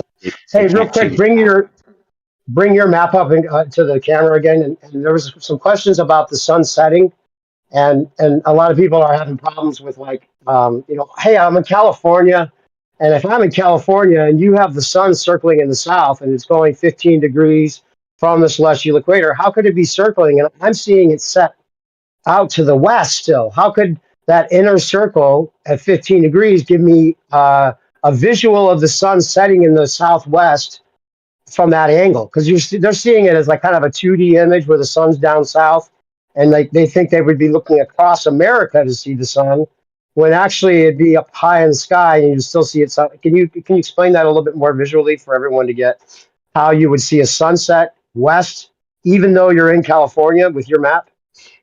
Yeah, I'm going to remove when it's at its tightest. When it's at its tightest in the south. So one of the main things that you have to kind of go by is that, well, at least that I have to go by for this to work, and for it to work with what reality is that every place on the plane of existence, no matter where you are. Solar noon is the apex or the zenith of the sun is solar noon no matter where it's at. So if I'm sitting here and I'm sitting here, that sun position makes solar noon no matter where it is. Even if you're out to here, so let's say South America and you were at Easter Island, and it does, like you said, I'm gonna have to put these back. It's gonna give a bunch of glare, but there's nothing I can do about it. I don't That's think. okay. It That's looks okay. good. Okay. So if you were sitting at 23.4, because this would be 30 degrees, this would be 23.4 degrees, somewhere around in there, the sun would be up here. But no matter how you're looking at it, wherever the sun is, you're always going to get that zenith. The sun is always at it, and it's the angle of what it is. So when the sun comes around, no matter how it is, if it's in the north or in the south, you are still marking the sun as the zenith of solar noon, no matter where it's at. And the main thing is that you have to start looking at the way that the umbra, or I keep calling it the coma, but it's not the coma. Maybe it's the umbra. But the distance that the sun's light, The actual spread. physical light The spread is is where it's at. Okay, the spread. But it literally fans out when it goes, and it goes exactly not like I'm saying it fans out. It follows this magnetic field is what it is. So if the sun's here, you are seeing that field. It's not that you're seeing the sun here and it's showing it to you here. It's that your magnetic field, if you took your compass and went outside there, it's going to give you exactly what that is going to be, following that magnetic field. And the light does spread a little bit. Don't get me wrong, it does. But that's not why you're seeing the difference, or why it's so hard to understand. It's because of the height of the sun off of the plane, and it's because it's all held within a magnetic field, an electromagnetic field, not just a magnetic field. It's an electromagnetic field, and it's the ions. It's the way that the ions work with inside of the electric field that pulls that light, so that you see almost like an axe head come around, boom, and then when it comes over here, it's not an axe head. It's literally as it comes, if it's in the south and the sun's coming around like this, you're going to get a bulbous thing that would be exactly the same distance on this line of wherever the sun's at. You're going to get that same thing's going to mirror it up, but it's not a mirror.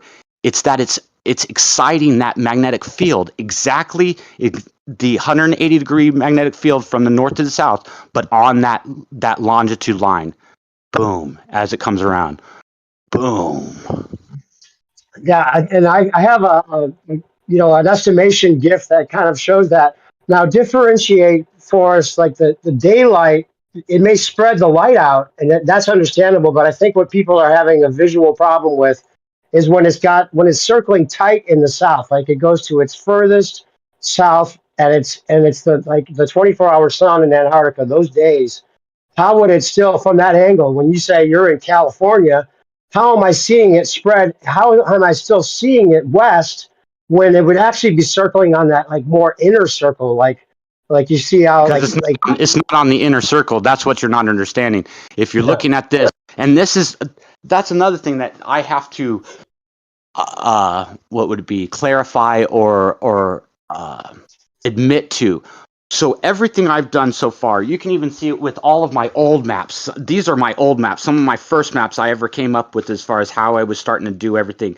And I'm held within the same confines that you get when you go to any type of projection map or anything like that. We are held, or I have held myself, just like everybody else, within a 24,000 diameter or a 12,000 radius a circle.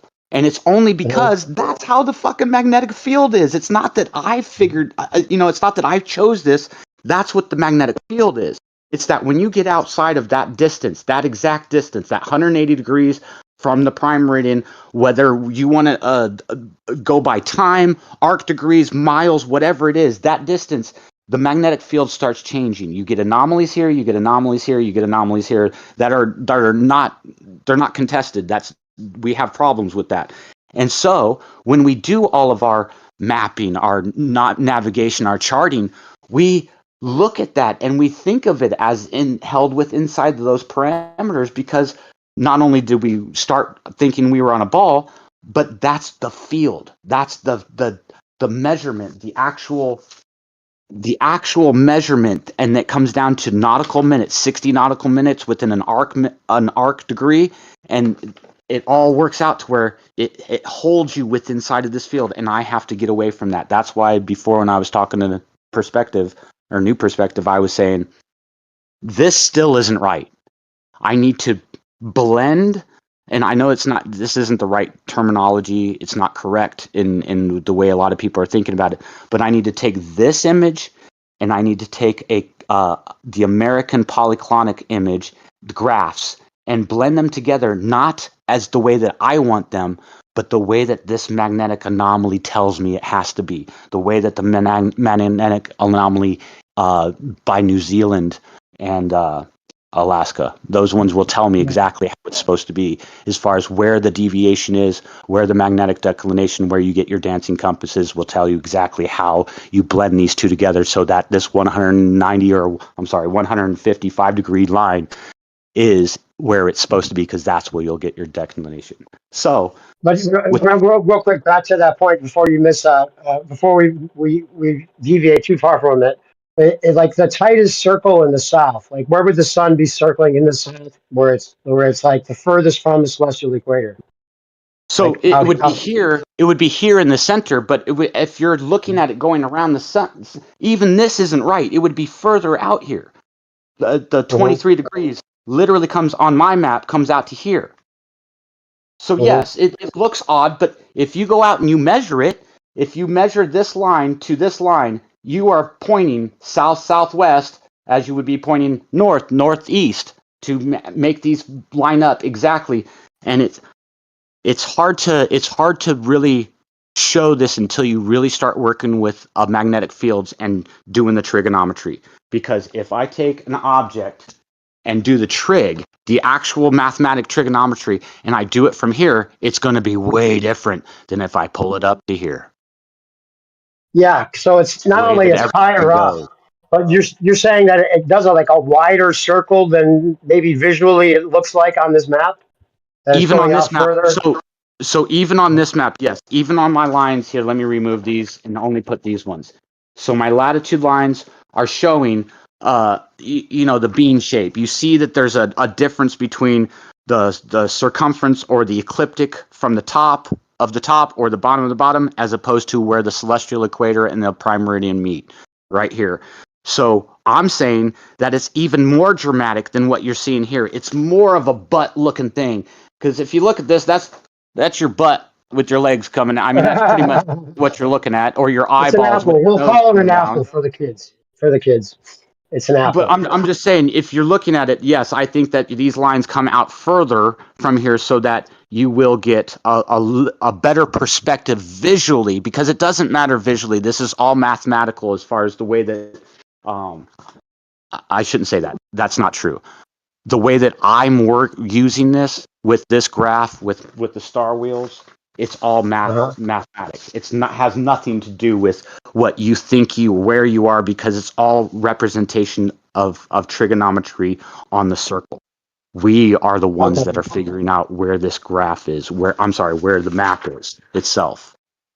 So you weren't trying to say that there would be like a visual displacement of the sun because of the magnetic fields, making it look like it's an apparent sun that's going more west when it sets No, than your no, not map at says? all. No, I'm saying that the way that light works with inside of a magnetic field, you are going to get some discrepancies, but it's not going to be like the sun's going to be here and you're going to be sitting here going, "Oh no, I see it over here." That's not how it works. It's that Yeah. you're literally seeing that sunlight is going around that magnetic field or down the magnetic field. I'm sorry, wrong magnetic so field. that's what I got a question about. When you guys get a chance, I'd like to talk to Yeah, you guys. Ritsky was bringing up that there would be a time in Australia where he's seeing an actual sun, and people in America are actually seeing the sun, and it may be setting for them. Well, we figured out it would be just setting for people in America, but they could actually see it setting and you're seeing it just rising. Is that right, Rich Yes. T? It's Pretty 6 hours, much. six and Actually, a there's a half lot. hours different. There's a bit of overlap as well. Go Yeah, ahead, there's Rich six. T. Explain your I'm sorry. question. Go ahead. Could you pull up a map? Is that actually a map? Yeah. So, what is it? East Coast? No, sorry, West Coast of America. Presumably, like, plot the sun as it sets in California. Now, the issue I've got slightly with this dual pole thing is that I'm on the east coast of Australia, and I'm looking over at the east as it rises, and those guys are looking at the sun at the same time. Yeah. How's the position of the sun resolved? Well, is it It's, in the wintertime or the summertime to begin with? Does it, or is it Frankly, both? it really kind of doesn't matter. But I mean, just for the sake of it, pick your summertime, so northern hemisphere summertime, and go from there, I suppose. Now that you guys are talking about these magnetic field lines, I'm just imagining that they sort of channel the sun down to the position of the Earth or something. But I don't know. I don't want to sort of. Well, he was talking, E1, he was talking about like the possibility that there's not two suns, but maybe an image of the sun that's not really just like an apparent image that somehow people, if it was this way, then maybe there's some kind of apparent sun that people are seeing in California. At the same time, he's in Australia seeing it because it seems like that contradicts what you have laid out here, where the sun would be visually. Like if it's rising in Australia, how could they see it setting in America? Yeah, it's the well, GP because issue, if right? no, Sorry, you want go ahead. I don't see it that way, but I mean, I understand what you're saying. It's hard to understand that if the sun is setting in America or in California, and this is the West Coast right here, and this is Australia here, you can see where those latitude and longitude lines as far as where they are. This would be 130 degrees west, so that would mean I would still have 35 degrees till I'd be crossing over into the east. Looks to me like you have approximately 30 degrees, 40 degrees from Australia backwards as far as the declination back this way. 1, 2, 3. I'm sorry, I was wrong. It's 45 degrees. So if the sun is coming up, it's 60 degrees, 60 to 72 degrees off of wherever the apex of, or I'm sorry, the zenith of where the sun is. So if you were in the coast of California, I've got 72 degrees of how far I can see that sun to where it's going to set. So if I just start counting it out, that would be to here, right? I've still got 1, 2, 3. There would, like you said, there would be almost an hour and a half overlap as far as how much time that would be. And the sun, you don't see the sun. How can I put this? I don't see the sun. Diagonally. Yeah, I don't see the Yeah. sun over here. I see the sun along those magnetic lines exactly as you follow the compass. So if I look to the west, that I'm going to be looking west along these lines, the same way that the sun follows it around west, the same way this would be. I know it is hard to really grasp as far as this way goes because you're looking No, I at got it. these I got lines. it, man. I do Okay. 3D graphical work. I understand principally what you're saying. I never thought about it in this way, but it actually does resolve the issue. I suppose a lot of people though are going to be critiquing it from the sense of like, so if you're looking west, looking west from the California, you're saying the actual position of the sun is different to the visual position. Is that ever happening? I don't know. Yes. Well, as far as mathematically, it's the same thing that happens with, well, I shouldn't say, this is my perception of how it's working. It would have to work the exact same way that it does for me with the stars. So if I'm using the star wheels and I'm doing the GP the same way as far as I'm triangulating my position on here, it's that discrepancy. It's this discrepancy between what I would have mathematically and then what I go outside and I grab my compass and I go out there and I go, okay, now I've got it. And the map just told me, this graph just told me it was 35 degrees or whatever. It was at 45 degrees. And I go out there and sure enough, it's at 52 degrees. It's that discrepancy that allows me to see the same thing as far as what we're saying with the sun. It's that discrepancy that gives it that position off of what you're thinking it is. if it's only at 45-degree angle or straight 90-degree angles, there is going to be no discrepancy. You're not going to see the sun in a different angle. But as soon as you pass 62 degrees, 70 degrees of the observer's viewpoint, wherever it's at, as soon as you pass, how can I say this?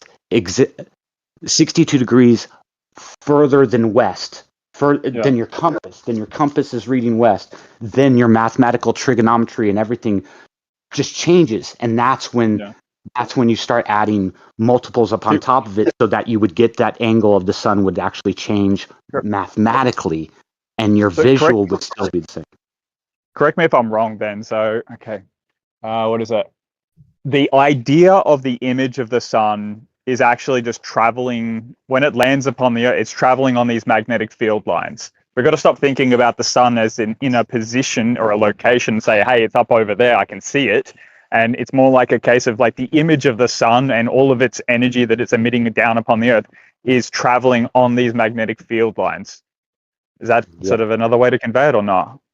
Very, very, very well. So if you looked at these, just the toroidal fields, the way that these are, I wish I could just blow them up. Hold on. It doesn't matter. Whatever. You guys know what toroidal fields look like. With inside of these toroidal fields, you can see the latitude and longitude lines with inside of here, and that's the light, the energy. It's not so much light, it's photons, it's energy. You perceive it as being the direct sunlight or ambient light, but yes, it follows these actual grid patterns that are within inside the toroidal field, and those grid patterns are specific. They aren't just willy-nilly however they are. That's why we have exact star patterns. That's the crossing of these. This is my interpretation of it. It's the crossing of these patterns. The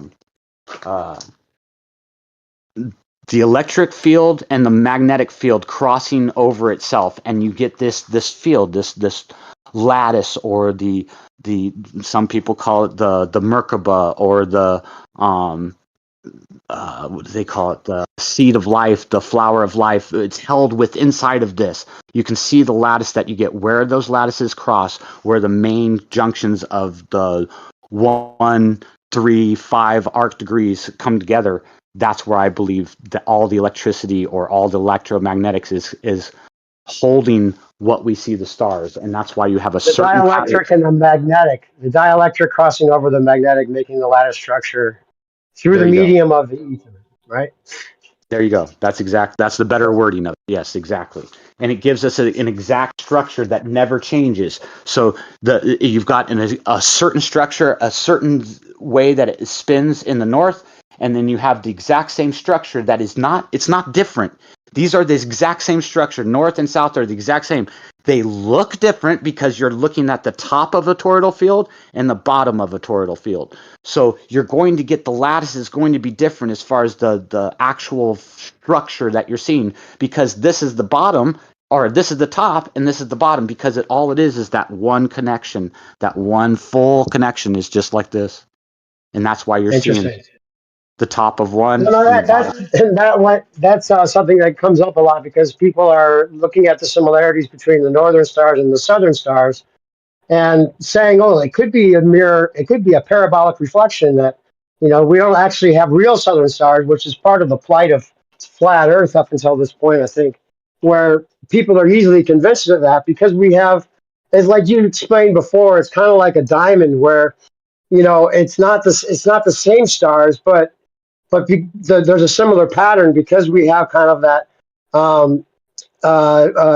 crystalline structure that would be the similar from the top to the bottom. It's not a mirror image, but it's a similar manifestation of the structure itself.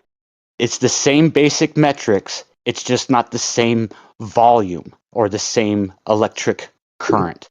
And I'm going to show you something I said I wasn't going to show anybody yet about this, but I took the ley lines. I know nobody believes anything about ley lines and that they're all bullshit and everything, but so these are the ley lines that are widely positioned from, whether it be the Eastern cultures, the religions, or just what you find on the internet.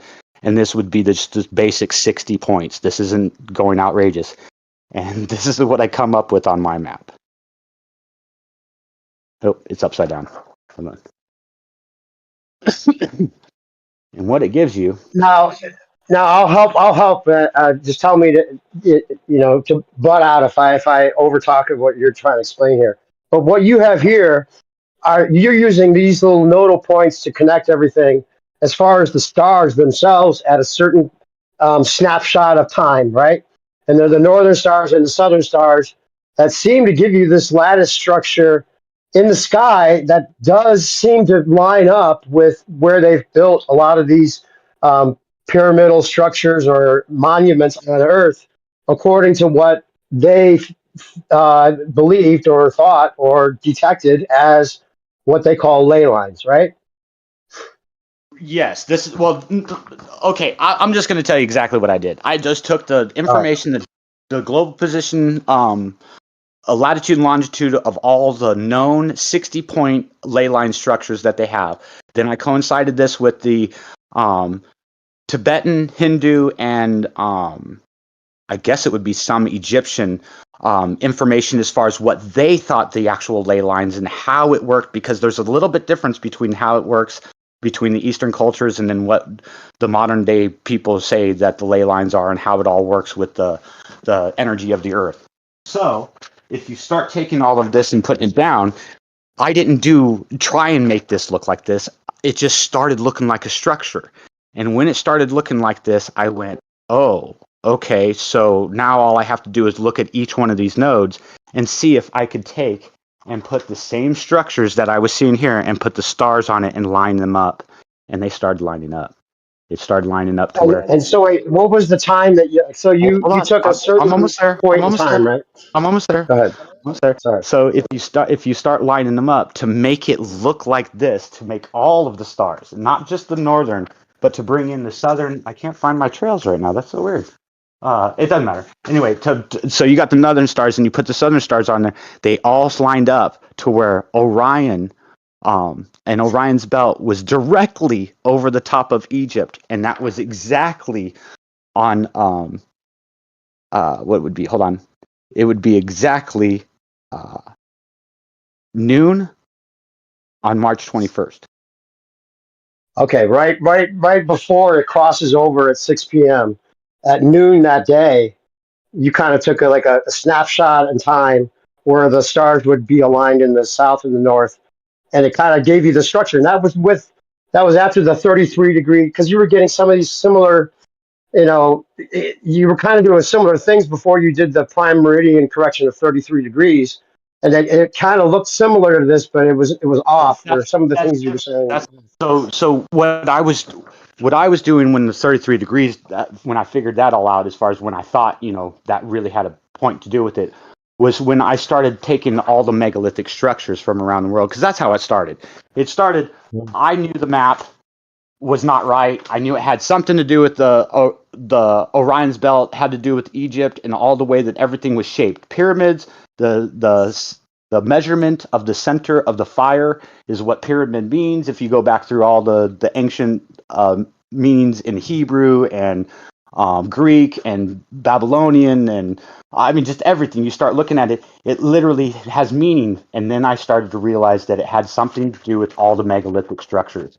And at first, when I did it, I just thought it was a line. I just thought they messed everything up to make it into a ball so that we wouldn't understand that they were trying to find out and use trigonometry to do everything.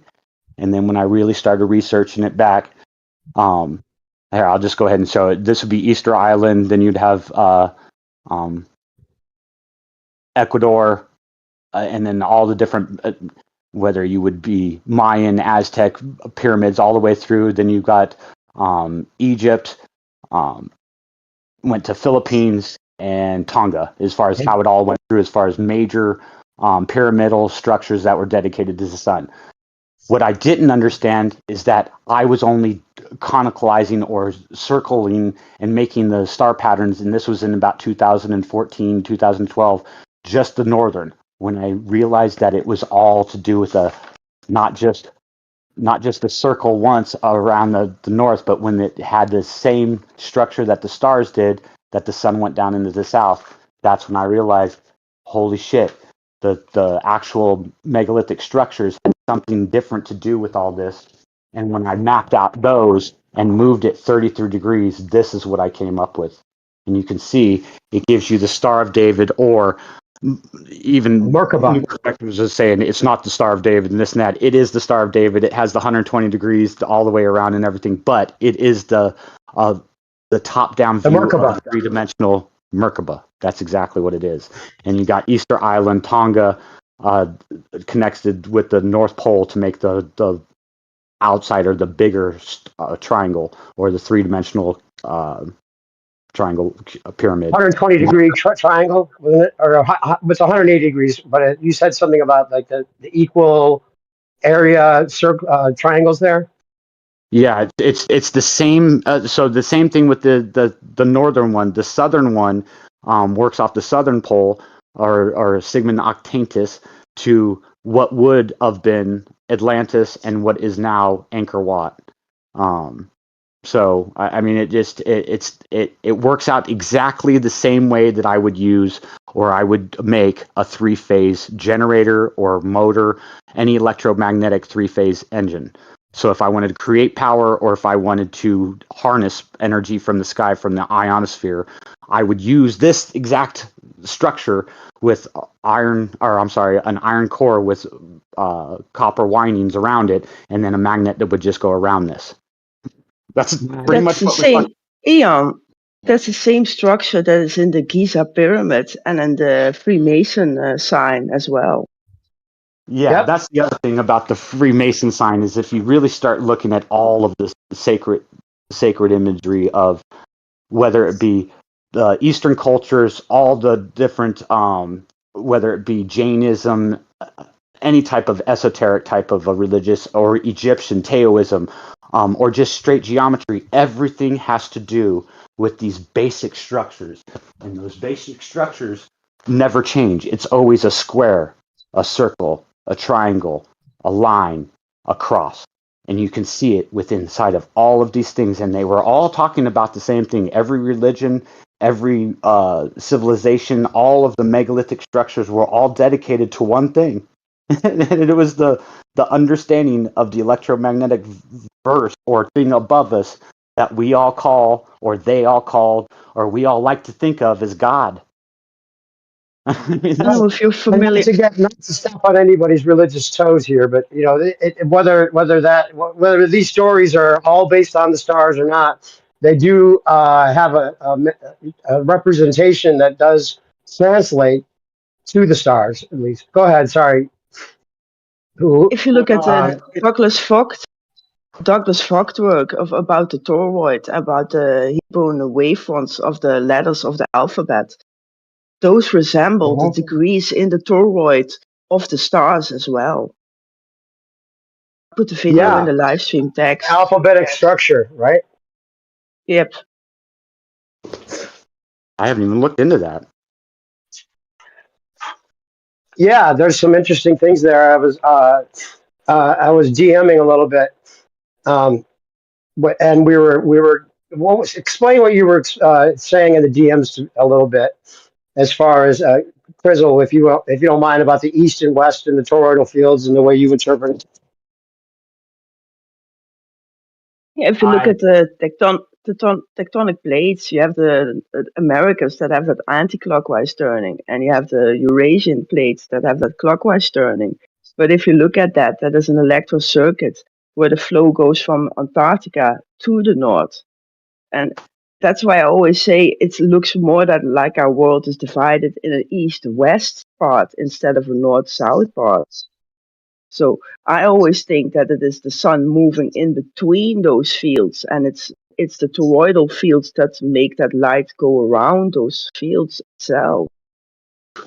Yeah, I Interesting. agree. I totally agree. And I think it's exactly. Yeah, these are the tectonic plates here that you're looking at, and this is something that a lot of flat earthers don't even think is like a real thing, because it's like tectonic plates, that's a baller thing, but tectonic plates don't even work on a ball. But go ahead. Well, I just took the information that I would have been able to find anywhere on the internet or any geological survey, that would show me where the tectonic plates were, where the separation were, and which direction they were going. When I transposed it onto my map, it showed that the Pacific plate, this is all the Pacific plate. Everything on the outside is the Pacific plate. It's all moving this direction, except for right here, it moves a little bit down this direction, but everything's moving this direction. And all the land masses literally are moving. You can see the direction. They move straight along the celestial equator and diverge around and spin around this way, and the north spins around this way. And I mean, you can check this. You can just go look at what the plates, the movement of them are. And now you do have to transpose it onto my map to make it move this way, but now you Yeah, get but away that has from to do sorry, go that ahead. has to do with the westward drift of the magnetic field itself, not. And that's why I always say only see half of the world that really is there, because you should have a clockwise and anti-clockwise. You should have a drift that goes two ways. Because Yes. if you look at the four winds, we're looking just at a half of a field, basically, or just a quarter, maybe even so. Hey, E, would you name the plates there? You have them all in your head, right? Which plates are which plates? Yeah, North American, you got the Cascadia subduction zone, you've got the Eurasia plate, Australian plate, the Nubian plate, Antarctic plate, South American plate. I guess that's American plate, but they are split right there. And then you're going to have the Pacific plate that's all of this, but they aren't going to show it like that. They're going to show that up along here and up along here, there's a growing area. But there's Okay, not. and you were saying that they actually can measure the amount, like the sun. You were dividing it like there's a 17-inch movement of these plates that you can actually measure to some degree, or they've measured, or they say they've measured. So yeah, they move. So they move really, really fast in certain areas. So like, let's say you're, um, let's say you're here in the Philippines, or as opposed to in North America, you're gonna the plate's gonna move faster, or there's going to be like you said, a 13 to Subduction. 14 degree inch movement as far as measurement that you can see the difference per year, as opposed to like 10 centimeters here, or it's just certain places. It's absolutely insane. Like New Zealand, places. Where was the other one? The major one was These would be high earthquake areas, obviously, right?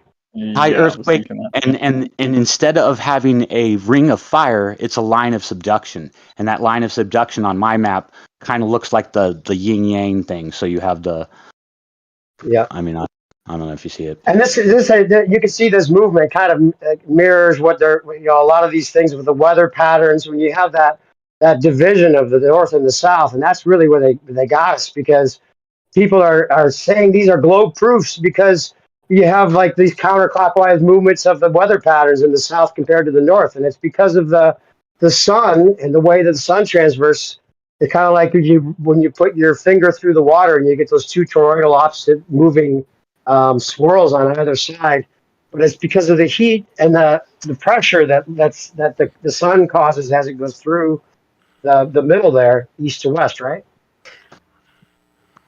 I didn't really catch what you were saying about what you were trying to ask me. I heard what you were saying, but I Well, didn't really. like they have a like it's not completely consistent, but there are weather patterns in the south that seem to run opposite of the north with the winds and some of the hurricanes and stuff like that. Oh, it's not seems to it. It's exactly opposite. So so Yep. whichever way the sun moves, the weather moves exactly opposite. So if the sun's moving this way, the weather's going to move this way. When you come out to here, the weather comes around. So the weather is always going exactly opposite of the movement of the sun or the stars.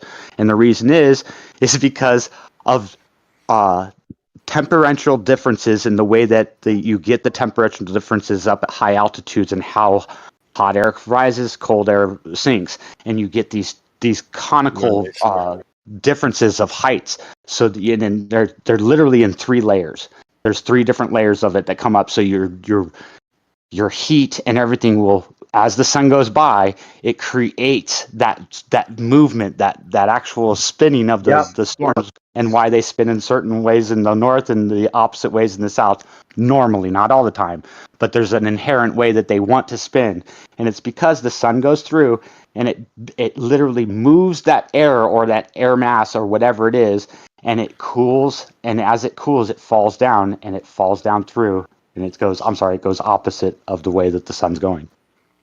Always. Yep. And it seems to cause a weather pattern that moves similar and in exactly the way the stars and the sun and everything are in a counterclockwise as opposed to clockwise direction in either the north or the south, which they Right. conflate with Earth's spin. Of course, they say it's because the Earth is moving. That's why we have winds. But hey, since you had your map there, how about can you explain the Oh, the international date line going up north of north when you want? Unless one you're thing going in new I got a perspective. quick question.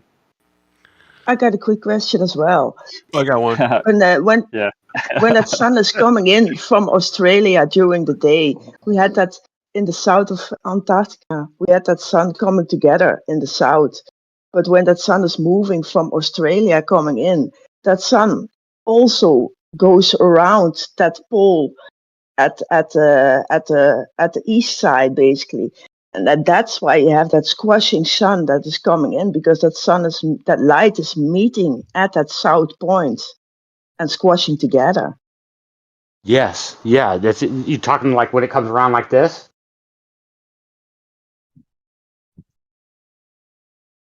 I think Yeah, she's saying that like there's some kind of phenomenon with the sun squashing when it comes around through the east. Well, no, she's saying as it's coming around here, it's squat. It looks like it's The coming light. together, coming through like this, and it's because of the actual magnetic fields are pulling that light, literally pulling that light. Even if the sun's here, if it's in the south going around like this, it's pulling that light out to here. So you see an umbra that's all the way along the exact same latitude, or I'm sorry, longitude line, exactly the same latitude that it is here. So if it's at 23 degrees, you're seeing it all the way stretching 70 degrees from here to here along that latitude line.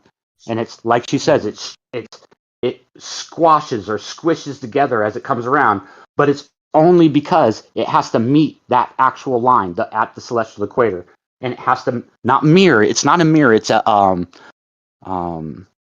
it's almost like a quantum lock. It has to do it. It has to follow that exact magnetic Yeah, field but because it does the same. It does the same in the south. That's what I mean. It does the same with the squashing because it's squashing in between that east and that south point in.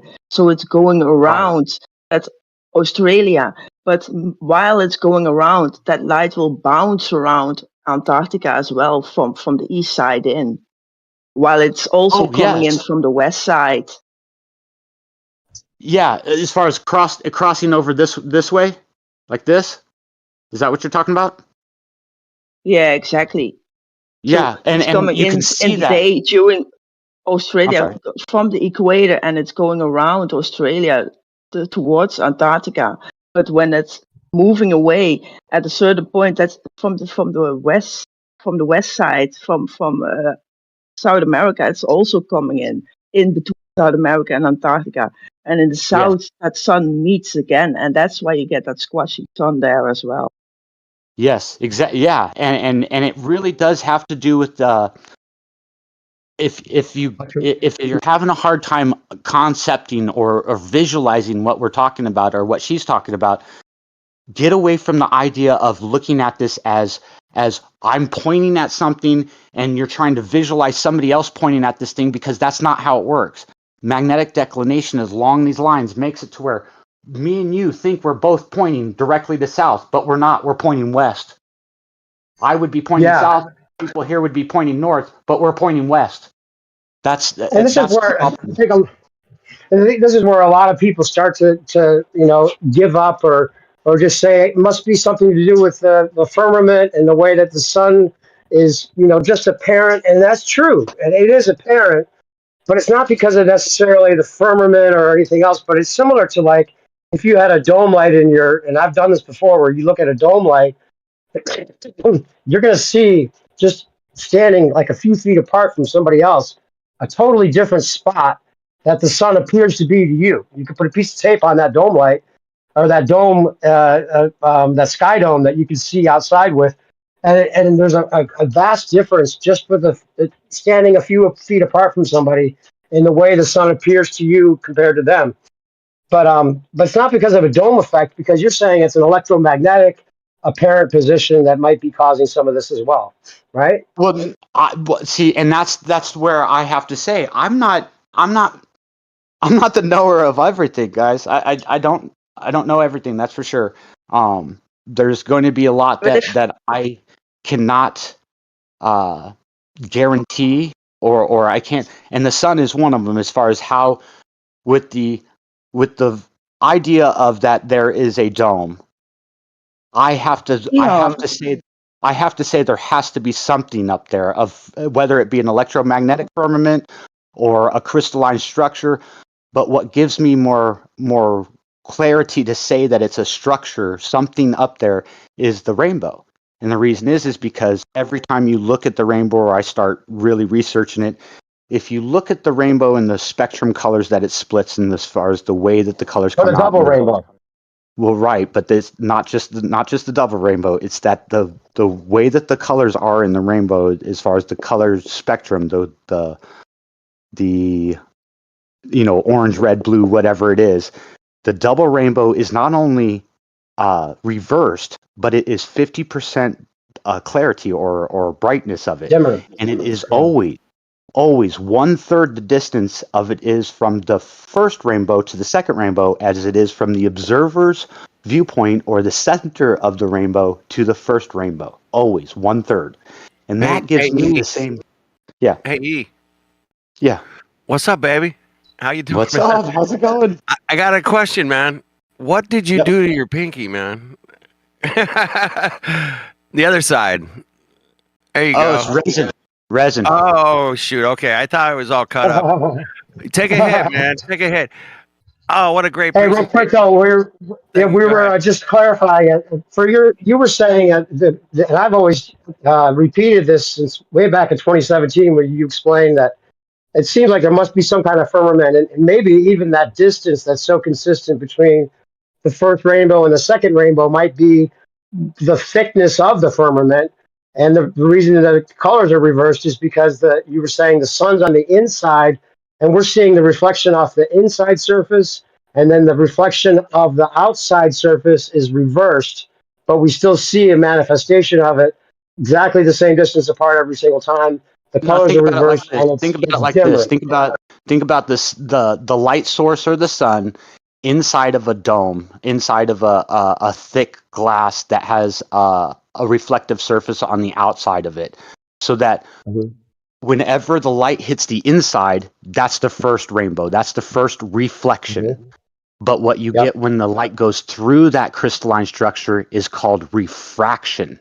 So it Mhm. inverses the color spectrum so that you get that reversing of the colors themselves. Instead of purple Yep. first, purple last. But Mhm. you get the 50% brightness because it now has to go through that medium of whatever that structure is as it's refracting. And then it reflects off Yep. the backs of the surface and comes back through, and that's how you get your reflection exactly 1/3 the distance, because it's whatever the thickness of that item or that medium is that it's going through when it's refracting, that gives you the distance from the first rainbow to the second rainbow. And then the dimming of it is because it has to go through that medium, it's losing Yeah. its bright. And you were saying, I remember back Dion, in the day, you were like into your garage with a bowl and a bunch of different like reflective materials, testing what could possibly give you the same double image of the rainbow, right? Well, it was yeah, but Earth magnetic yep. fields has a horizontal plane and a vertical plane that is on the move. And if you even look at the sun, that it changes the radiant in the sky during the time of the year. It might be just the difference in between the horizontal and the vertical uh, It could magnetic totally could field be. that is causing that. Totally. I agree. I that's why I say I don't know for a fact on that. I just know that it's either a dome, or I shouldn't say I know. My assumption is it's either a magnetic field that's doing it, and it would have to be another magnetic field as opposed to what we're seeing here. Just the way that magnetic fields seem to work, it wouldn't refract it the way I'm thinking unless there was another one. But like you say, I would agree with you. It's either a magnetic field or it's an actual crystalline structure that a medium that allows light to pass through and refract. So yeah, I would agree. Hey, while you have your map up here, Yeah, if you can another straighten it thing. out, but go ahead, Prison. If you look at the research of the layers above the sky, there is a sodium salt layer about 80 to 140 kilometers above the sky. So, and if you look at that with the oceans, that's basically two Gaussian plates. So that might be and that's exactly at the Kármán line, which they tell us is a magnetic field, basically. Oh wow, I did Yeah, not the know two that. Gaussian plates is something that's been brought up by Whitsitt and some other people as well, as far as like we have to have the two Gaussian plates to have the block domain or the magnetic field work the way it does and everything. But while you have your map there, can you explain the international date line going north of north and south of south, and how that they mark time, and that there's ways to tell that they're actually switching it up halfway through the year? What do you mean they're switching it? Oh, that it switches, not they are switching, it Yeah, switches. Okay. So yeah. if you're looking at, you got to, I'm going to get away from the whole grid. I'm just going to get away from here. So the prime meridian is where we start, our star charts and stuff like that.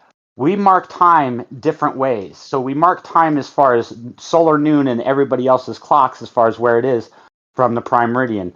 Everybody else is going to do it from the Greenwich. I do it from the prime meridian from Egypt. I just have to change mine up by 32 degrees to match what everybody else does. But anyway, so it's 180 degrees from the prime meridian is where the international date line is. And so on this map, it's always 180 degrees away this way or 180 degrees east or west. And it always is south of the South Pole and north of north. So whenever the sun is circling around the north in the northern latitudes or quadrants, however you want to put it, it will use this line right here, and it's 100 and well, okay, it's going to be on every map and everything that you use. 180 degrees is the international date line, give or take, because the international date line moves and wiggles and wags depending on what they vote on, how it goes. But when the sun moves down into the southern latitudes after after September 21st, 21st. it would be right here as far as this is your international date line and how it goes. But we start our calendars as far as when the sun as far as when the sun rises on the prime meridian. And that doesn't mean when it's above it. That means when 60 degrees ahead of the prime meridian, when the sun reaches there, that's when we mark our calendar times on the stars. We do it by Aries, and we do it by this exact number right here, 360 degrees or 0 latitude from the prime meridian. But that's not what you see, because you can see that it's 60 degrees to Orion's belt from where you start from your time. That's the actual beginning of Easter, or the marking of our calendar year from the stars. And it's 60 degrees off. Oh, I'm sorry, 60 degrees off from Orion's belt from when the calendar starts. The same way with your calendar starts from the prime meridian, it would be Greenwich, but mine's Egypt, but it's 60 degrees wherever that sun crosses over the ecliptic. Exactly at that moment is when we start our calendar. And you were saying before that the way that they have it with your setup and whatever else, the way they have it set up, it would actually be a 90-degree angle that the sun comes in at, which isn't correct. And if you change it with a 33-degree correction, then it makes the sun sync up, so it's the correct 60-degree rather than 90-degree rising, right? Yeah, well, no, they did it a little bit. It's a little opposite of what you're saying. They're saying that the sun's coming up way 33 degrees ahead See, Right. Okay. so I'm saying that the time starts here, just like the map shows you. This is the full map. The end of the map, the beginning of the map, as far as how it goes, it's always backwards. 360, you mark your time back. The sun goes through the cycle this way. Anyway, they are 33 degrees. They moved Polaris 33 degrees back from there. So that would mean on my map, they moved it 33 degrees back from this way, this way. So it's opposite of what you're saying. They moved it ahead, not 90 degrees, because 90 degrees would be out Okay. here. Well, yeah. In one of the videos that we've made, you got a little bit of blurred out for some reason. Your camera's moved. I don't know if you can fix that, but we've got a splotchy camera again all of a sudden. But I Blotchy here, I'll wanted you, turn it since off. you maybe turn it off and turn it back on. But one of the things that you were, if you could bring that sine wave map up with the sun again, and basically what you're saying is it's not in the right constellation on that map for the timing of it. It syncs up if you move No, that 33 degrees, right? it's in the right constellation. It's that when the sun, throughout the day, the sun doesn't just sit here for the entire day. You know, it goes across here. It's that it moves every day. It moves further up along here and then comes back along here. So when it's crossing over on March 20th, 21st, it's at the 0 latitude. So it's when the sun literally comes around here, right here, it crosses the celestial equator. It crosses that ecliptic. That's when it's the same thing with the harvest, like the harvest of trumpets or the Feast of Trumpets. They mark the moon when it comes across this ecliptic at their position of the plane of existence. It's not the same everywhere. It's only for that position, and it's when it crosses that ecliptic. When you can see it cross that ecliptic. If you were in North America, you wouldn't see it until it was at 30 degrees or 30 whatever degrees latitude, and then you would start seeing it, and that's when you would have your Feast of Trumpets. But we all mark time, our calendars are all marked from the prime meridian, Greenwich, or my case, Egypt, and it's always exactly that distance, 62 to 70 degrees or whatever it is, of when that sun comes along that ecliptic and hits that point, the year has started. Okay. Hey, So then what you were just saying there is a little bit confusing because you were saying at one point the sun never actually is at the center and never goes. And when it crosses over, but it's always either on one side of the celestial equator and the other. And the people are convinced that the sun goes straight around, and that's the equator because that's the sun line. It goes around the ball and it goes straight across. And we can prove that if you follow it underneath the sun, that you're going in a circle. And you were saying it never actually is. Basically, there is no equator that the sun follows. It either goes north or south. And so basically, you have two equators. And if you followed the sun, you would No. either go north or south, right? Or No, how do you no, no, explain that? no, no. There's a celestial equator. I've never Right. said there's an equator. I've never talked about an equator. Never talked about it crossing an That's equator. what I was saying. Yeah, The there's celestial no equator. sun equator. There's a This celestial is the equator only. this is Yep. the celestial equator. Then and it never Yep. changes. It never when the sun comes down across it, it's never been at 0 latitude or whatever latitude for the 182 days, and then all of a sudden it's coming down across because it's discharging and going out around here. And then when it comes down here, no, this doesn't happen at any other time but this one fucking day. This one day and this one time when the sun comes down here and it rises and it's rising above, above the viewpoint, the person sitting there, right? Yep. Okay, how can I put this? So you would have to do it like this. You would have to say this map and this observer viewpoint is now on the prime meridian. So as the sun, whenever the sun comes up, I don't know when that is. I don't know whatever time that is. It's going to be approximately on March 21st. What? I'm sorry, September 21st. It's going to be what? About 8 o'clock? Maybe Sure. no, maybe earlier than that. Probably about 6:30 in the morning. Whatever it is. But when whatever the degree is, whatever you measure that sun at, and whatever latitude and longitude it is, that's when we mark it because it's going to be right here. It's going to be right about here on this 60 degree or 60, 70 degree east as it comes along here. It's not going to actually cross the celestial equator, but it's what you see as it's coming up. I don't have a Well, okay, what I was trying to address is people are convinced that the equator, right, the thing we call the equator, and the sun's line across going around the ball, is what creates this equator, right? When really it's just we have the celestial equator and we have the sun crossing either north or south, and people could be convinced that they're following under the sun all the way around the ball, when really it's just either going north or south, right? Yes. So if you look at it like that, if you're having problems with as far as the whole equator thing, you got to think of it like this: celestial equator. If you want to know that there's an equator, the equator would be at 0 latitude, no matter if it's north or south, and it would follow outside of these lines right here. These lines are going to be, I believe, they're going to be 1 degree. This outside black lines. So 0 would be way out here, but that's your equator. If you need to have an equator, it's all the way around the outside of each one of the circles.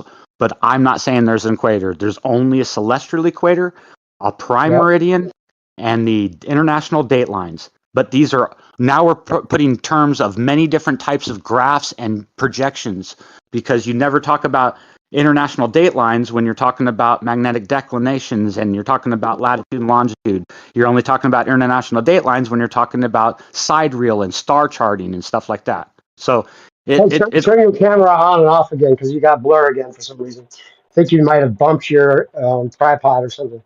But it might, yeah, so might be, I was trying to get you to talk about the international date line and explaining that it doesn't. They basically took. I mean, we have the Pacific Rim, right? The water goes all around us, and they basically took the bottom and the top and the sides, and then made the illusion that they meet in back of a ball, and that doesn't actually happen. Try turning it on and off again because it refocused and got blurry.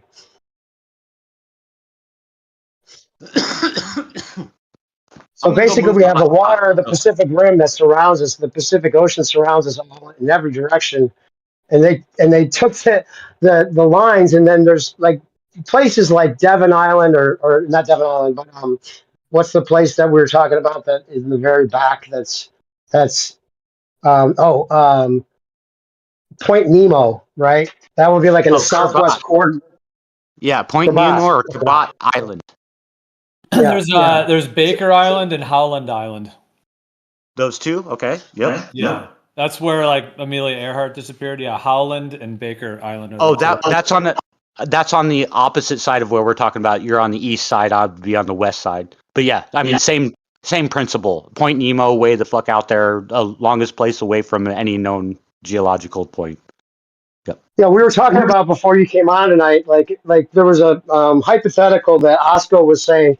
Well, if we had a plane in the south and a plane in the north, and they were traveling parallel to each other, going dead reckoning out west, then one of them would be forced to go north, and one of them would be forced to go south if they're following their compass.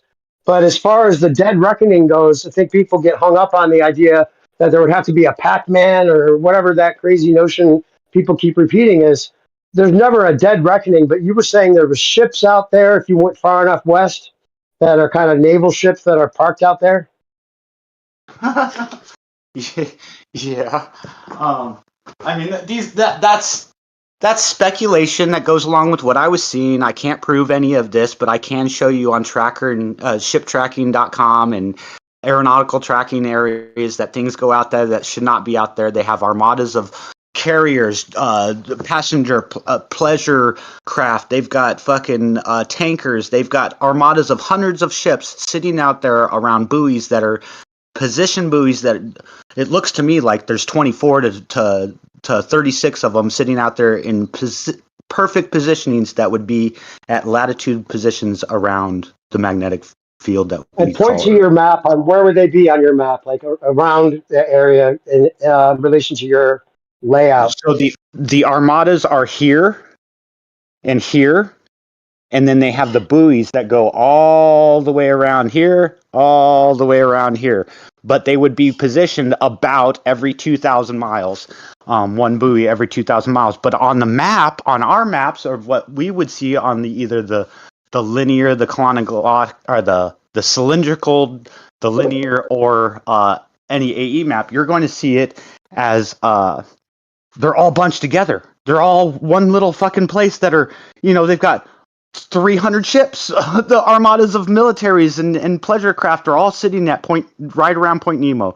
Right now, because it's going to be winter, they're going to be approximately I would say probably 8 degrees or 5 to 8 degrees south, approximately 155 to maybe 149 to 155 degrees west. That's where the major positioning of them are. There's a lot of fishing boats out there. It's going to be hard to distinguish, but you're going to find them. It's the only ones that got 24 to 36 buoys right within their lines of fucking hundreds and hundreds of ships that have no tracking information. You can't find out what they are except for very few of them that are tugboats, tankers, and pleasure craft, but you cannot find out the ones that definitely look like military or look like armadas of military. But so you're saying that like a point to point Nemo on your map would be in that southwest area outside there? Yeah. No, not So like, southwest. Exactly west. Exactly west. oh, okay. On the Okay, so it'll be celestial way out equator there. here. And then Okay. the other And then, point yeah, would be that's where over they're here. going to crash the ISS into, and they say you'd be further away from it. When it crashes into the water, then you would actually be away from it in the air or above you because it's way out there. No one really goes dead reckoning somehow and ignore your compass, which would take you either north or south. Then you would dead reckon and you would hit these armadas of ships. Or what if you flew out there in a plane and you were dead reckoning? What would you? I mean, obviously you don't know because no one's done it, or no one that you know has done it. But Well, no. speculate So about that. I've thought about this. The only thing that you can do is this. You can follow Orion's belt is one. That's the one thing that you can Mhm. try. You have to follow the center. I think it's a Caton. I don't know. I'm not going to. Oh, well, here it is. It's right here. Excuse me. It doesn't matter. Whatever the hell it is. The center star of Orion's belt. You'd follow that one the best you could. That would take you as close as you could get to the celestial equator all the time. Because who knows what happens out here when you get past where the two toroidal fields split. It depends on the object as far as what would happen in a normal toroidal field of a magnetic field of a electric magnetic field. It depends on the object as far as how it's charged, as far as whether it takes it to the south or whether it takes it to the north or whether it just falls out, because it has And to you were have. saying, yeah, go Sorry. ahead. It has to have. Go ahead. I didn't mean to cut you off. It has to have what? Any object moving with inside of a magnetic toroidal field, whether it be small micro scale or macro, whatever you're looking at, the item itself, the sun, the moon, the planets, the stars, not the stars, they're not within inside the toroidal field, they're above it, but they have to have a charge onside the outside of them. They have to have a surface charged in order to tell it, not to tell it, but in order for it to fall naturally with inside the magnetic charge field, because that tells it where it's going to be, where it's going to flow, whether it holds onto the field or whether it just shoots out or whether it falls off. And you were saying that the satellites, that there's real satellites, whatever real satellites are, but they're actually deploying satellites and utilizing the electromagnetic field in either the north or the south, and using that certain charge that matches, the certain amount of charge they're going to need for it to like catch on to that electromagnetic field and actually circle around. And you have a night vision here image of these things. I mean, flat earthers that think all satellites are on balloons is what I'm getting at are mistaken. There are satellites on balloons, but we have things up there that they're using for tracking and surveillance and all that kind of stuff that you can see, right?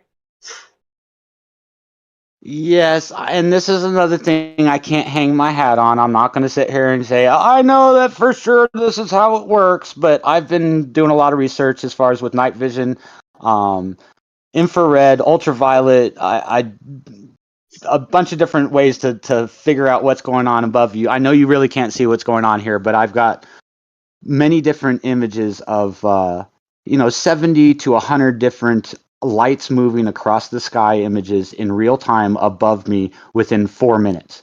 And the thing is that when you really start looking at this stuff here, I'm going to see if I can't find this real quick.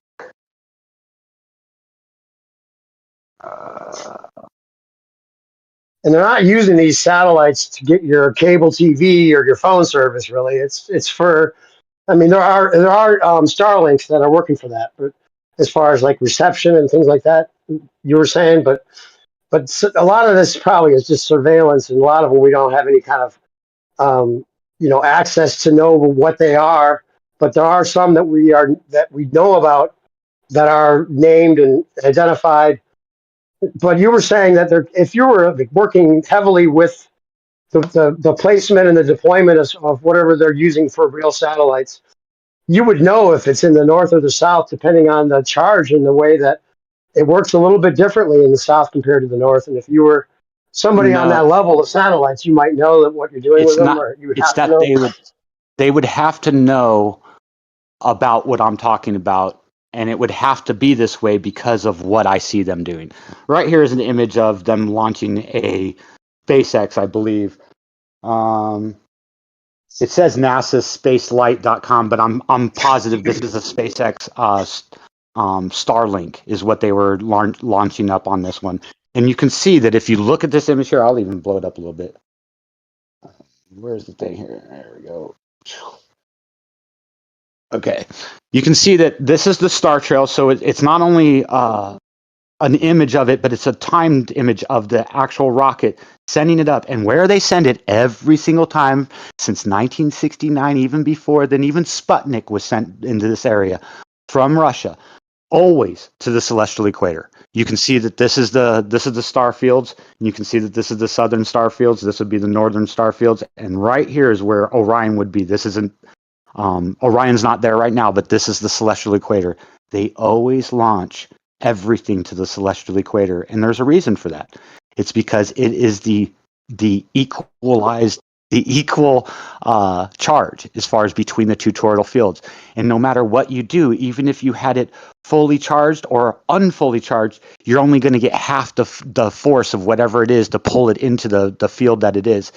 If you didn't send it here and you were even off a little bit, you would probably rip your structure, whatever it was, apart with inside the magnetic field, because it would be, let's say you were the charge on the outside of it, or it had no charge, and you sent it up there, it would have to go 23.4 degrees arc degrees in the sky, so thousands of miles in seconds. It would just go because it would have to pull. That's crazy, bro.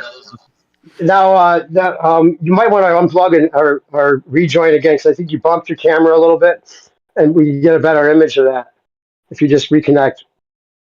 But one of the things in that image right there, if we go back to that image, let's see, is it doing it? No, it looks like crap. Try again. Or maybe just make sure you don't hit the camera at all.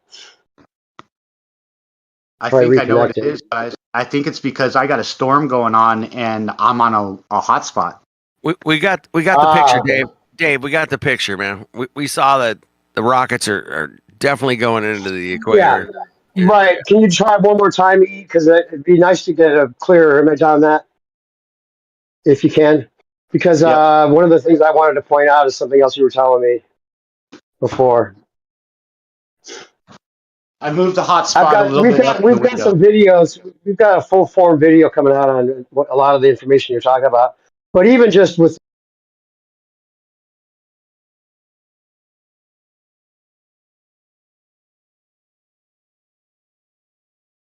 that image is not that great. You can see that there's converging and diverging stars is what I wanted you to show. Maybe it doesn't look that good. It's getting worse. Just give it a chance. Maybe in a minute it'll be better. Chance to catch up. Give it a chance to catch up. Yeah, maybe try reconnecting in a second. Right now it's not looking good. All right. Let the storm pass a little bit, but yeah, this is information. You understand what I'm saying. They understand what I'm saying. Got it. No, yeah, about the deployment of the at the celestial equator. But that was a great image, because that's not a 360 image. That's giving you, like, some kind of the ball image that people like to say, oh, it's because it's a 360 cam and that's showing the top and the bottom. But no, that image is showing diverging and converging star trails which does debunk the ball. There's no way the ball needs to have them all working as just, static stars, and we're the one ball spinning that makes that illusion of the converging and diverging is just somehow a wide angle lens and all these other excuses. No, that's an actual one image showing a rocket going into the stars, or where the stars are, and it shows very clearly diverging and converging.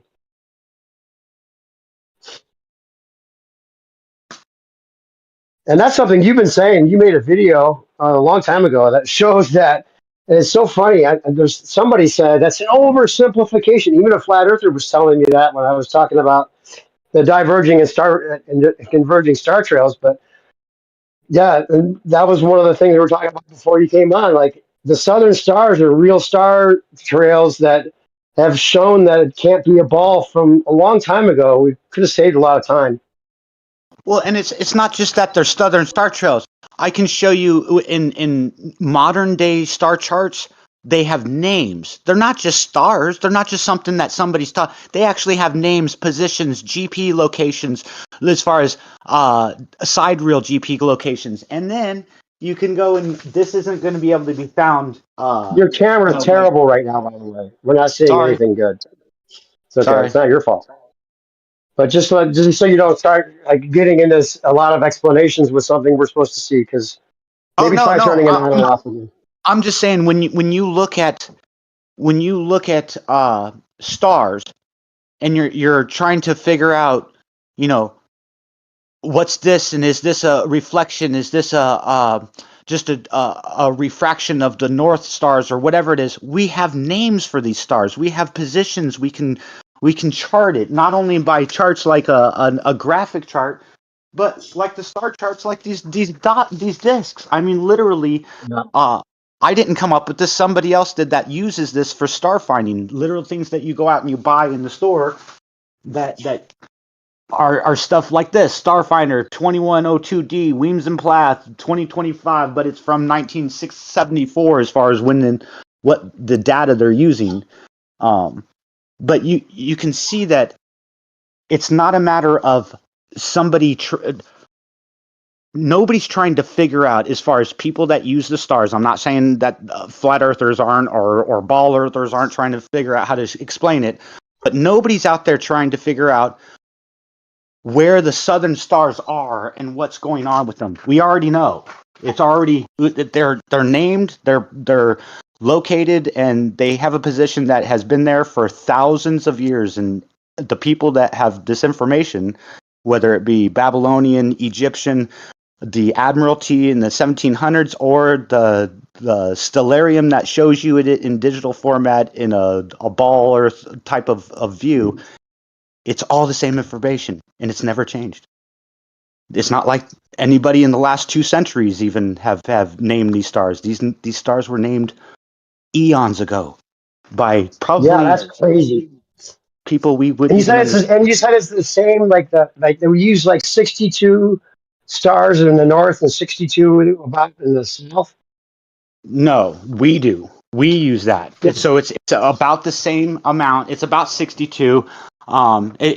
Some people are going to tell you it's 127 total. Some people are going to tell you it's 121. It depends on if you go to the Nautical Almanac, which ones you can see, which ones you can find. If you go back to the ancient times, past 1700s and earlier, it's not even going to be that. You're never going to see the southern star trails ever used. They had them, they just never used them because those people weren't, as far as the Egyptians, Babylons, Romans, and the sea people, whoever you want to talk about, they were coming from the north. They were coming from, as far as when they were traversing, it was all from the northern stars. But they had this information, and it was all in astrolabes, not not graphs, not fucking. Everybody can look up an astrolabe. Nobody really understands how to use them or understood. Well, I shouldn't say that. That's not true. People do understand how to use them, but they didn't know exactly what they were used for and how they were used. Astrolabes could be used the exact same way that I use my map here. That's almost kind of how I came up with this, because I figured out that you could do the trigonometry if you used an astrolabe and remove the actual things. They just have lines. An Well, astrolabe the would image we're have a seeing right line. now is not. We're getting a bad image on your camera. Maybe turn it back on and off, or maybe take a smoke break, and we'll talk about stuff casually and ask questions.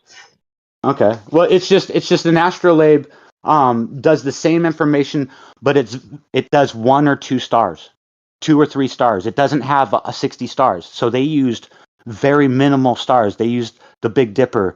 They used Orion's Belt. They used, well, they didn't. They did use Orion's Belt, but not like what we're talking about. They would use the Pleiades. They would use just certain stars. They just wouldn't use as many as we do, but they had that information. And you were And just saying think Yeah, that but about like this. because even they lived in the north, and may not have even like really had the southern stars as a thing to try to utilize. And yeah, but 1% out of the people that even had the availability and the knowledge or the gumption to be able to do this, 1% of those people had the access to this information. So yeah, but the natives had those stars also located to mountaintops, not?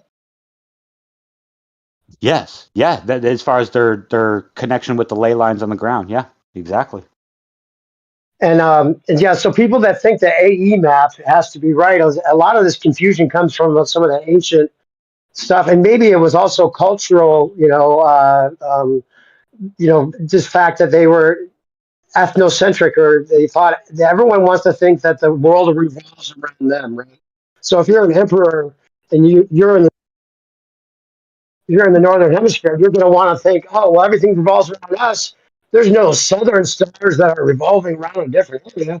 It could be some of that bias maybe that was going on too, right? A lot of it, a lot. Well, that's the reason why we have the prime meridian that moved when it did in 1747, when the Admiralty decided that all maps were now going to be centered on Greenwich.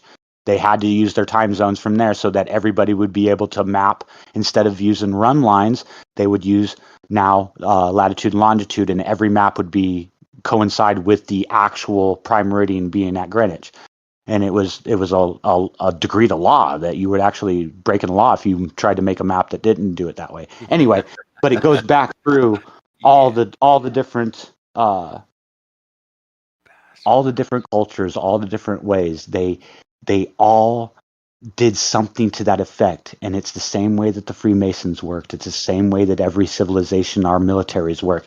They facade, they secret, they hide the information they do, but they do it in the open.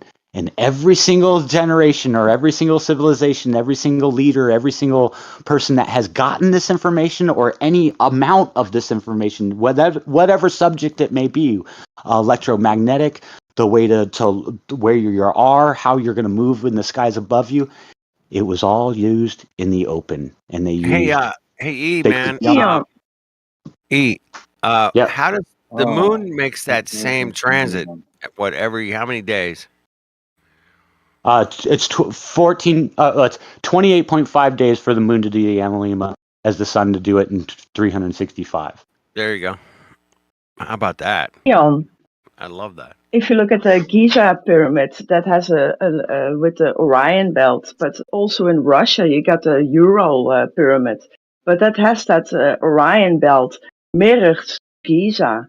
So the ancients knew that we had two mirrored worlds, basically. Oh yeah, for sure. No, and when I say that some people, take that as not everybody. The people in the know, the deities, the gods, the men of renown, they all knew from the same source. It seems to me, because every religion, everything comes from, like you said, you can go to Russia, you can find all the sky cross, the analemma with the cross on it, with the crooked fucking middle cross on it, that explains how the sky's working. You do the same thing over all the different Mesoamericans, whether it be Aztec, just every culture from every time frame has a connection to exactly what we're talking about here. Either the Merkaba, the Analema, the connection between a pyramid, the crystalline structure in the sky, and every one of them talks about some type of a geometry, some type of a. I'll just put it to you Yeah, this way. I'm going to say one last thing here as far as about the geometry, and it's the square will root you, the circle frees you from the confines of the square, but the geometry connects all the mysteries that hide all inquiries. And that's what all of these cultures seem to me have done and hid with right out in front of the open on their big temples, with inside of their carvings, in their structures, everywhere with inside of the sacred geometry. The mysteries of all inquiries will be shown to us if we just understood what they meant by which square, circle, the combination of the layers of that sacred geometry. We would understand whatever question we have. And that's it. I'll shut up now. Karl Monk made a really good breakdown of the old structures with the code, but he even talks about that the pyramids in South America, that they are aligned. I'm not sure about the degrees. I thought it was 21.5 degrees, but they are aligned with the biggest volcano of Mars. So what they tell us that Mars is, I think it is more land in the west of us.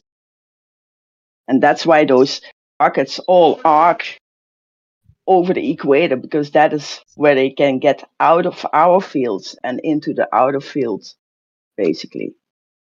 Well, I guess I will show you guys that part of it too. Sorry, go ahead. E1, what were you saying? I didn't want to show this part of it just because it's not. I pretty much just came up with shit, but it seems to go along with. Flux capacitor time, everybody. We gotta go flex capacitor. This is fucking great. It kind of is. So, hold on, I gotta find it. So if you connect all of the structures together as far as how it would work with the Merkaba or all of the sacred geometry together with what I'm showing, the Sisyphus or the Psychopisces here with Visica Pisces, yeah. Visica Pisces, you can kind of see that sacred geometry, the two circles with the eye pattern in the center. Okay, well, if that's how it works, then you would have to have this structure would have to be within inside of the sacred geometry that you're seeing all over the world, whether it be the Metatron's cube, the seed of life, all the sacred different things within. And if I started to realize that, well, wait a minute, I'm layering all this stuff on top of each other. I'm getting the Merkaba. I can actually lay down these are the megalithic structures. What you actually get when you put the megalithic. Oh, I'm sorry, it's this way. When you put the megalithic structures, this is the structure line you get when you connect all of the major nodal points for the megalithic structures: the Pyramid, Atlantis, Angkor Wat, Easter Island, Tonga, and the South Pole and the North Pole. But all of them cross over these major lines of everything, and they make perfect sacred geometry. I mean, these are the load. I mean, it starts getting really, really weird as far as that goes. But if that is true, if everything works on sacred geometry, then it would have to work. We can't see. The image is not good right now. I don't think anybody else. Can anybody see? It's all blurry. Just to let you know, if you want to try turning it on and off again, maybe real quick. Because this would be cool to actually see a good image for, but yeah, the powers that be, they sense a storm your way. Hey Dave, it's because he's video cameras have this thing called white iris, and white is death to video cameras. Anyway, it's the worst color you can use for video. It doesn't know what to do. Could be partly that. The white. We were getting okay. I'll Now put it's some good. black stuff in there. It was good for a second. Maybe try one more time, because it was good, and then you bumped it maybe just a little bit or something. Every time you slightly hit the tripod, it bumps it out of focus.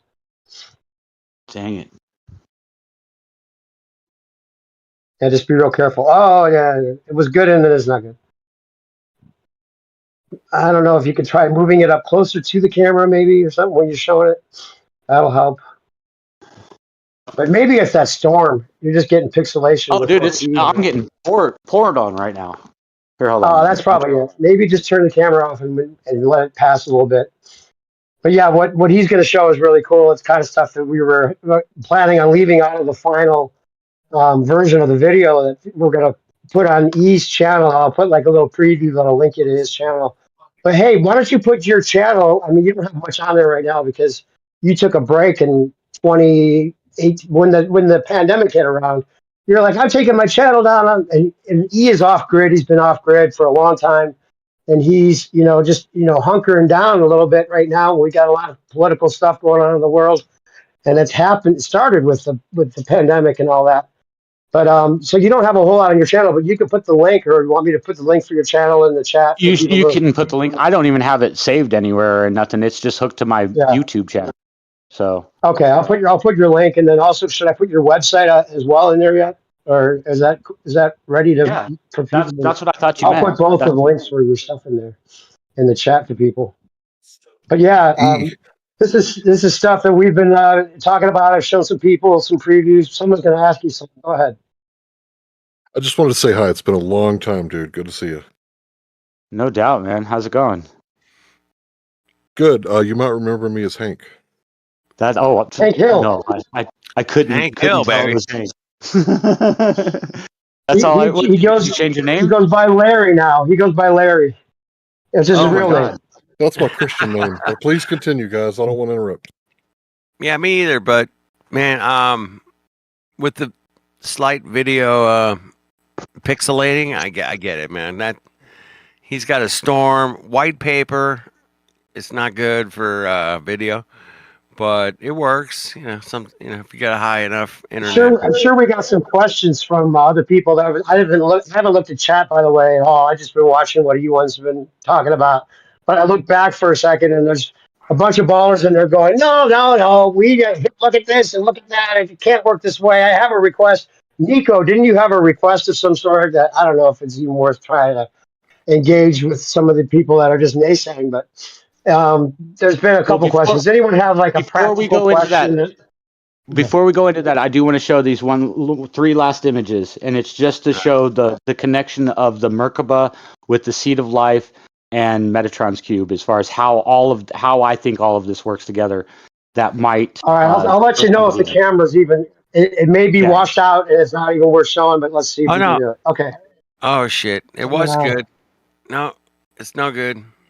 Try playing with your. There we go. We can kind of see it. There we go. All right, there you go. Hold it still. Hold it still. We got it. Okay. Well, lower it a little bit. It's not. I'm gonna have to. Yeah, I'm gonna have to go back and forth. It's not worth trying to show right now. It's not worth trying to show. It's all blurred out. Okay, never mind. Yeah. Go on to your question. Hey, we can kill some time. We can kill some time with some baller naysaying if you want. Yeah, go ahead. Any ballers in here objections or questions about things? Hey, somebody brought up the other day, earlier this week, that said, "Hey, man, why you got a map that explains the 24-hour sun in Antarctica?" What? I mean, they think you came up with this map to explain that, and I thought that was kind of funny, man. Anyway. Oh yeah, we talked about that. I've mentioned that. People are going to think you're coming up with this because of the stupid TFE thing. Well, yeah, and he figured out, he knew there was a 24-hour sun way before TFE was ever a thing. But this is brought people's minds open to what you're talking about. What you've been talking about this whole time is that we definitely have two star trails, northern and southern star trails, and the 24-hour sun was no surprise to you. I was telling you about TFE and all that. But I don't know if you want to talk about, just address that at all, or what you used to think the sun circled and then you realized it was setting south of west in the wintertime. And it's just, what we observe. Anyone can go out and see it. It sets south of west. Oh, Gatebreaker's here. Hey, Gatebreaker, you've done a lot of work with the two pole idea. You want to ask any questions about distances or things that made you think that it actually might be a ball again for some reason? I don't know. No, sir. I just want to say that the dual pole FE setup layout, whatever, is in my opinion, it's the best ultimate setup of an planar level stationary Earth, and that I'm waiting for the day for someone to show me a better one. So right on to you guys for researching it or looking into it. I think you're on the right path. Thank you very much. That's really cool to hear, actually. Really. Yeah, totally, 100%. Yep. Yeah, I think I sent you the video. We had Roots on here saying that there was a lot of people over the 24/7 channel, which usually is like very limited as far as speculation goes. But I think the TFE things backfired on whoever it is thinks that it's going to end flat Earth, because it just gave us some of the correct information for people that didn't realize it already. The 24-hour sun in the South was a thing before, time immemorial. It was always that way. We should have been able to figure it out just seeing the sun go south in the winter rather than north. It can't be going north and south in two different parts of the year and still be going around in one circle. I think we should just get over that idea. I don't know why it wasn't already known before this whole TFE thing became like a thing that determined it for people, but it forced people to realize that there's two poles. I imagine a lot of people are open to it. And that he was showing some of the videos, the unlisted videos that I sent him and told him to share with people if he wanted to. And they're open to this idea now, a lot more people than you think. Hey, magnets have two poles. Oh my God. What a weird thing. Yeah, exactly, right? That's so crazy. It's like crazy, people. It's crazy. Well, the whole idea of the 24-hour sun not being at the southern, pole, whatever you want to say, in Antarctica, I didn't understand that until I started thinking about it.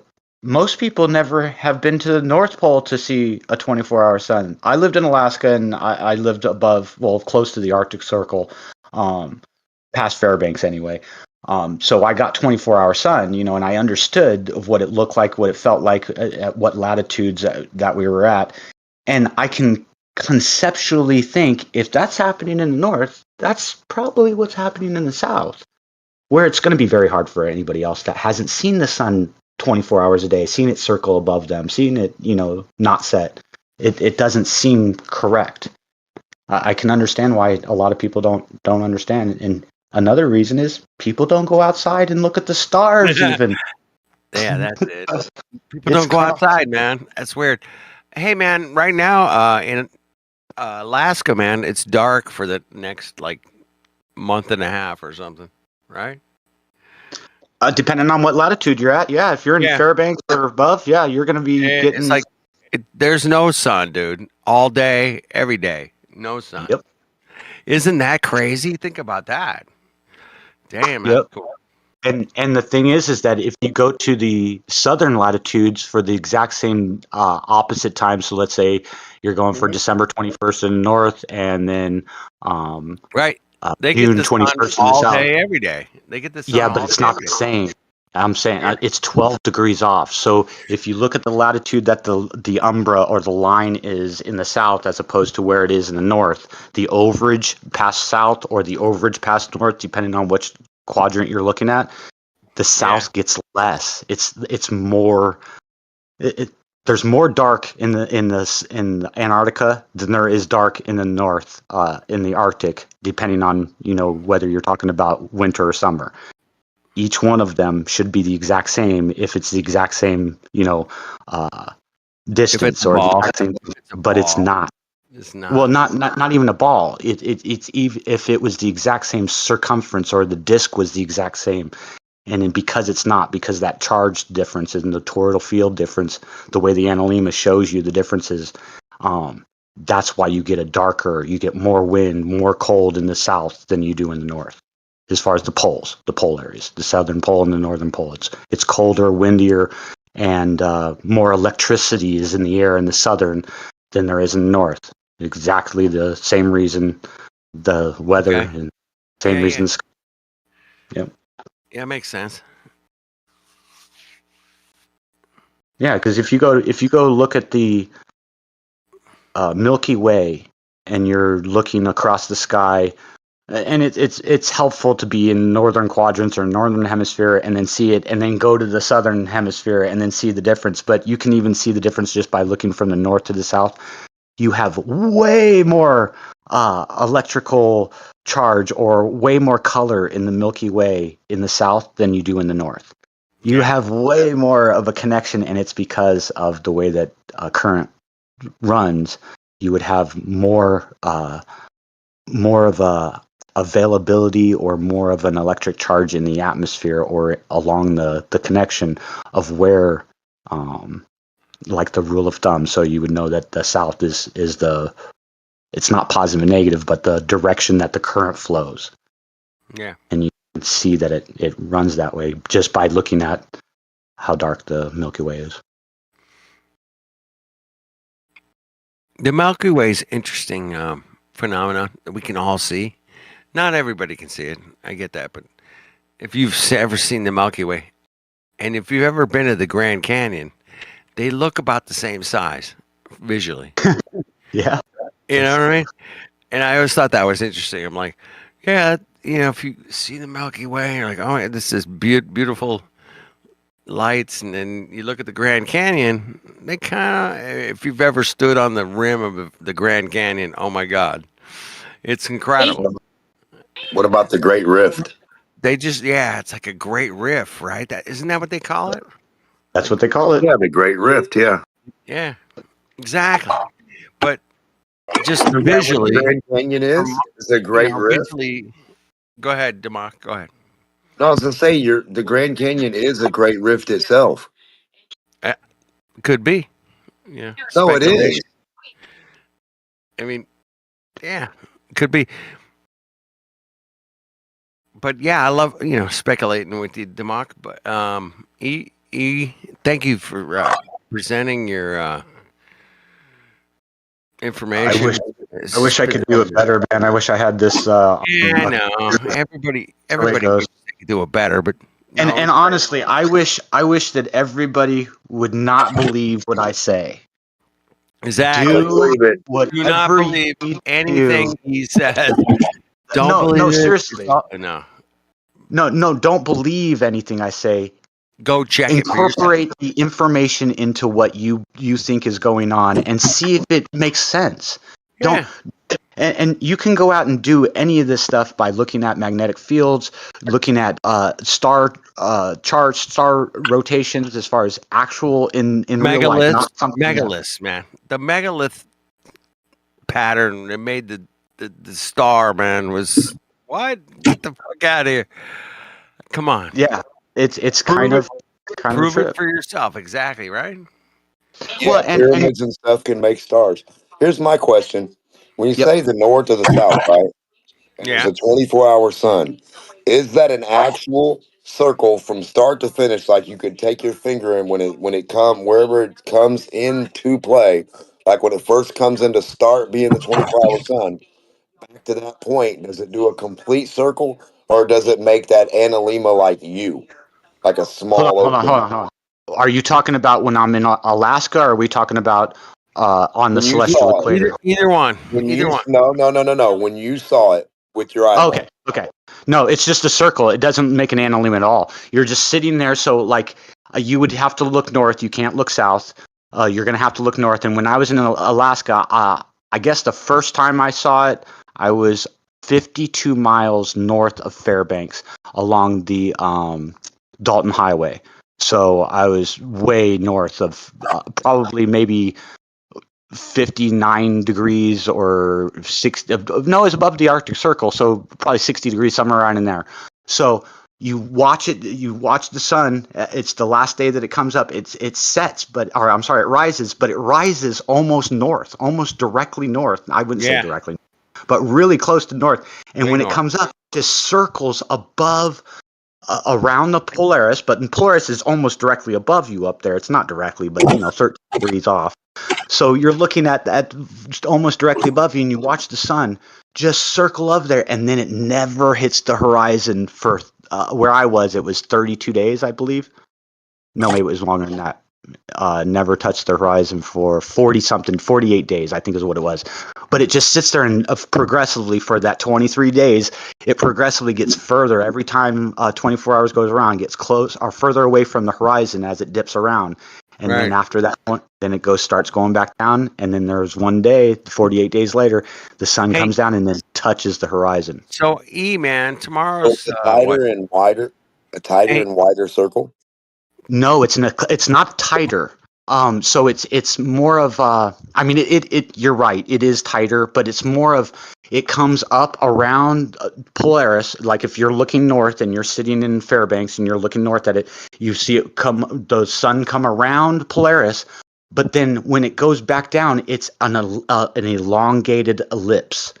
So it's not a full circle. It's like an egg, almost like an egg when it comes down to the horizon and comes back up and goes around. But when the days that it's the full, June 21st, as far as when in the northern hemisphere, June 21st, that sun just looks like it's circling right above you in about a 40, 50 arc degree circle around the front of you. I mean, hey, it's the weirdest Man. thing. Man, tomorrow's the December 21st, Yep. Summer solstice or winter solstice. winter solstice, Yep. and that's tomorrow. And the sun's going to be the lowest point that you and I are going to see it all year, right? Right? Yes. Well, It's for fucking, zenith. it's so low. Dude, this thing is like, it might as well not even come up. It's so low. You know what I What's mean? the elevation of the north Crazy, right? south? Say that again. What's that, The Demond? elevation of the north south pole? 90 degrees or zero, whichever one you're trying to go at. There you go. So yeah, the sun's going to be on the lowest point that you and I are going to be able to observe it this year, right? Yep. Yeah. It's so low, man. This little sun, AKA the man. It's like, lowest point of the analemma. yeah, it's super low. And I just want to point Yeah, that but out to everybody. Welcome to winters is going to be over soon, and but or the winter's analemma, beginning. Wait. Winter's beginning. Oh shoot, my bad. yeah, it's beginning, but Oh, the analemma doesn't fall into a perfect circle. It That's goes out right. like a No one potato ever chip. said it does. wait, Yeah, it I is know. winter. But It's if you winter. watch it, there's a point to what I'm saying. If you watch the sun above your head in the north or Right. south, and it goes in a complete circle, and it makes the circle back to itself like a ring, then where's the analemma pattern that you see that doesn't Because an close itself analemma off? pattern is taken. So those images that I was showing earlier with the analemma on the side, and then I turned it over 90 degrees on the side and put it between the two toroidal fields. One image, sun image, is taken every 7 days. So you wrap those on top of it. So you have 52 of them wrapped up on top of them to make the full analemma. With inside of that, as far as when we were talking about the sun going around, that's one day. That would be 1/7 of those pictures. So for each picture, you would have to see a circle go around 7 times around the north, and then you get an image of that analemma. You see what I'm saying? You're getting a Yeah. 1 second or a moment image looking to the west or to the east. I do it to the east to see the analemma, to take a picture at exactly 8 o'clock, because you have to do that in order to get the image of the bottom of the analemma, no matter what elevation or latitude you're at, to get the bottom picture of the analemma. You have to think of that as each picture you're seeing, that sun went around the north or around the south, depending on what part of the year it is, 7 times, a full circle 7 times, and then you took a picture. You're just getting a snapshot of an image of almost like watching cars run through a gate or a door, and every car is not going to come through at the exact angle or speed. That's what you're seeing. You're seeing a difference of that sun going through the door opening, and it's at a different angle and at a different height. That's why you're Right, getting that. perspective 100% into play. Yeah. That's what's happening. At least, I'm sorry. That's what I believe is happening. That's how I see it happening. Yeah, because Hey, that's the only thing that was throwing me dude, off. that's Because how we all see it. That's how we all see it. It's not Cool. that you see it. That this is what we see. If we can go check it out, it's not that difficult to go check it out. Well, it is that difficult. For you to do it yourself. It's an entire year of setting up a camera in the exact locations, pointed exactly, and hopefully that when you go out there and take your picture every 7 days, it's a clear image of the sun. You don't have any clouds. There's not a moron trying to fucking streak you or whatever. I don't care. It's just it's hard to do it. You have to, in order for you to do it yourself. You can take other people's images and say, "Oh yeah, this is what it looks like," but you don't know. Same way with star trails, same way with trigonometry and plotting the position of the stars. Until you do it yourself, how the fuck do you really know? That's how I should probably not rant like that, but that's how I look at it. Dude, I remember you working on this way back in the day. Yeah, we were saying you better be careful. They're going to take you. That's too close to what it probably is. And you were close, but you were off. I mean, shout out to Trouble About. She spent a lot of time talking with us. And Trouble About, has been saying that the Southern Stars are real, and that's why it has to be a ball. Where she got convinced of that, which is so funny, ironic, because it actually debunks the ball. Trouble, if you're listening, debunks the ball with the converging and diverging star trails. But she's right that just a lot of flat earthers have just jumped on the bandwagon of just discounting the Southern Stars as being their own field, part of one half of the electromagnetic field we see in the sky, and that's the way it manifests, and there's no way that's a coincidence. But hey, I was going to ask, are you do you know where the live stream text is? It's above the room we're in. So if you go back out and you see the live stream one text, okay, click on that and you'll see the chat that all the ballers are crying in right now, and posting questions. I don't know if you want to scroll through that or try to address any of what you might. Is the last thing that was said? Bro has put in plenty of work. No, it was Flat Earth Dude saying cheers, Mongos. And I'm not seeing the right one.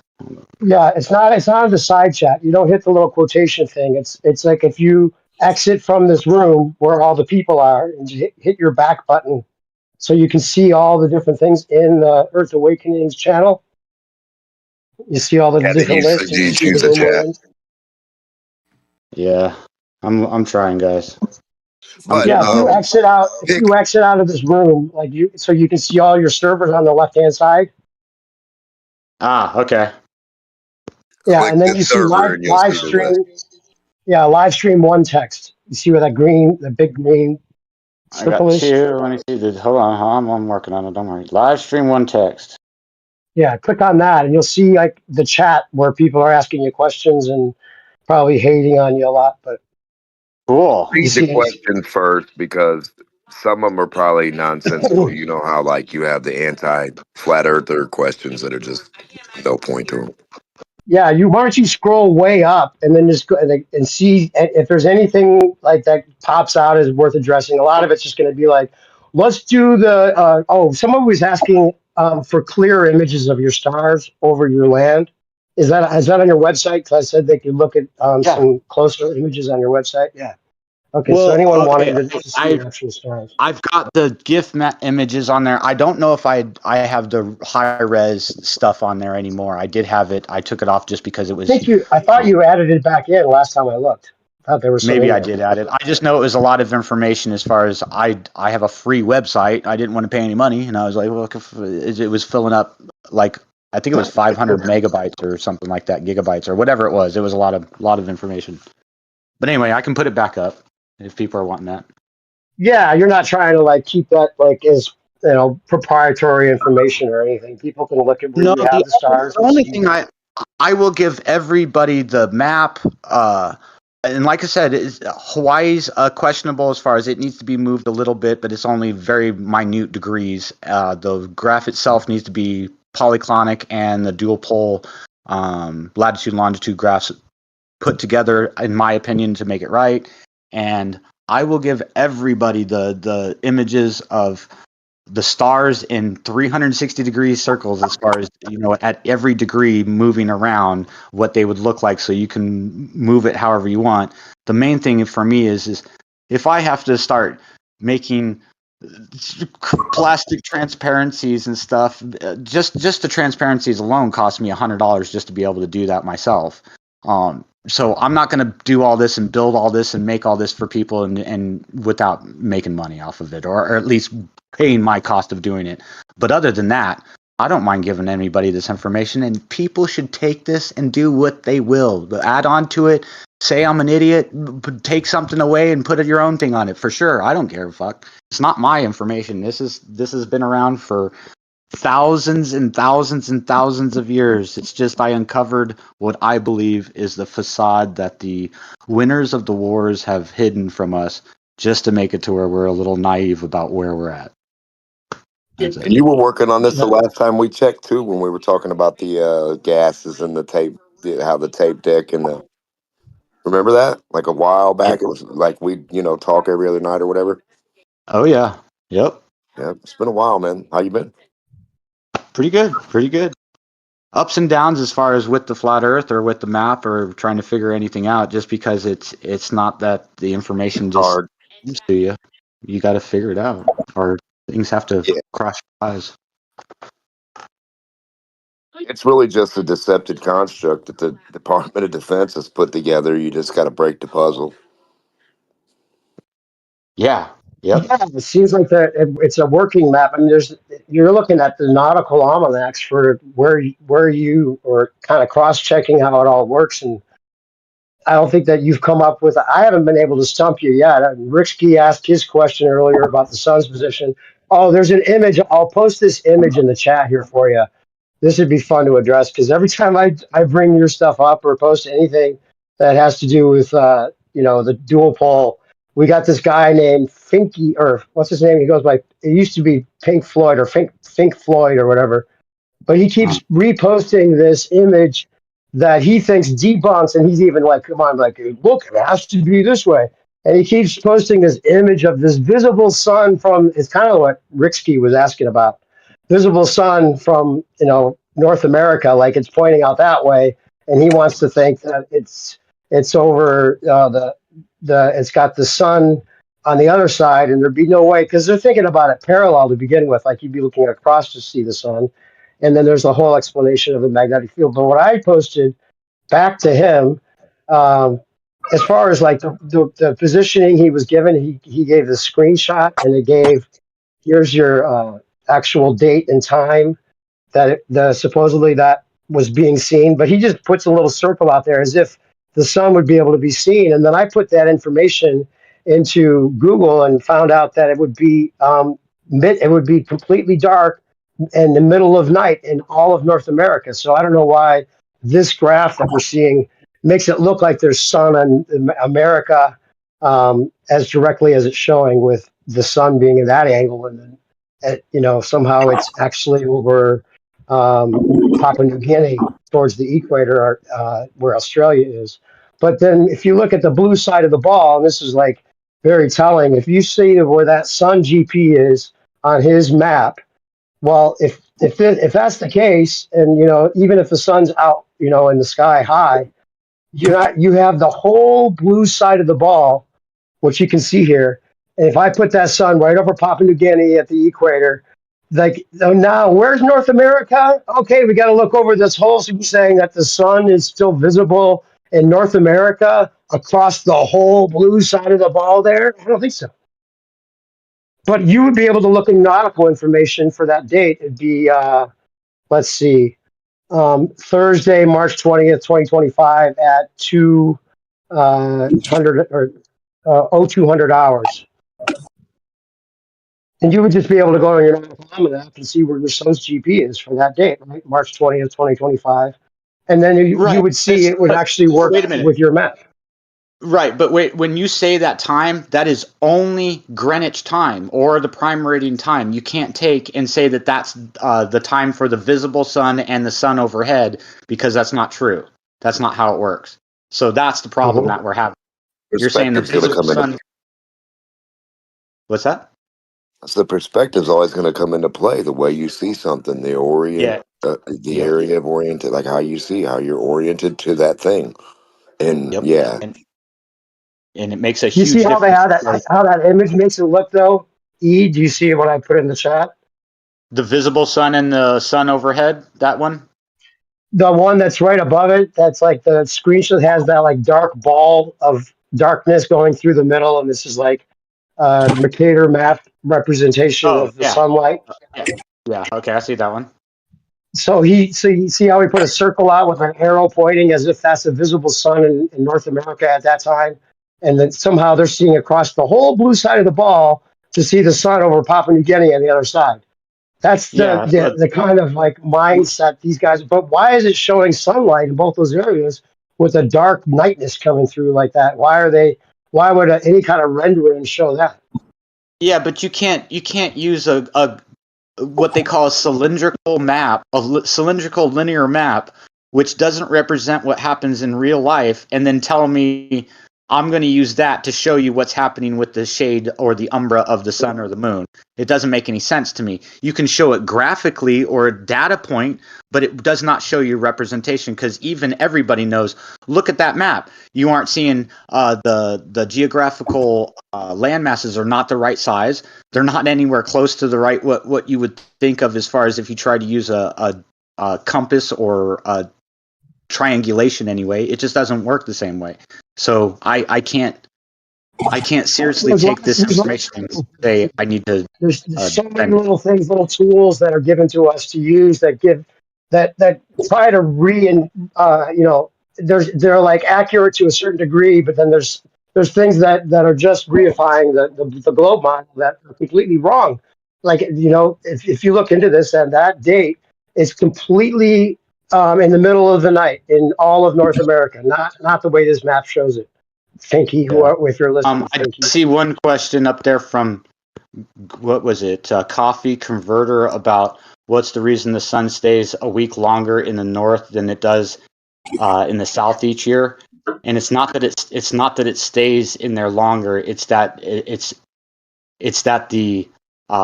crossover where that analemma, as far as where you see, I shouldn't say the time, but the positioning of where the sun crosses over its last track when it came over is 13 degrees off, and which I think is what he's talking about. Mathematically and time-wise, there is no week longer in the north or the south. When the sun crosses over, it's exactly the same amount of days in the north as it is in the south, but the amount of sunlight that the Arctic gets is a week off. It literally is 12 degrees off. It's the linearity and non-congruence of the north and the south part of the analemma. They don't have equal acceleration on if you split the analemma in half, it's not a carbon copy of the north and the south part. The acceleration is a little bit different. Yep. But if you rewind the stream, he talked a lot about that earlier, but you could go ahead and give your short answer to it now if you want to. Yeah, that was a short answer. The north and south are carbon copying behavior. The acceleration in the northern part and the southern part, they're not copy and paste of each other. They're slightly different, and that slight difference translates in the difference of the behaviors of the lights just explained. That's not a how, so that's just a why.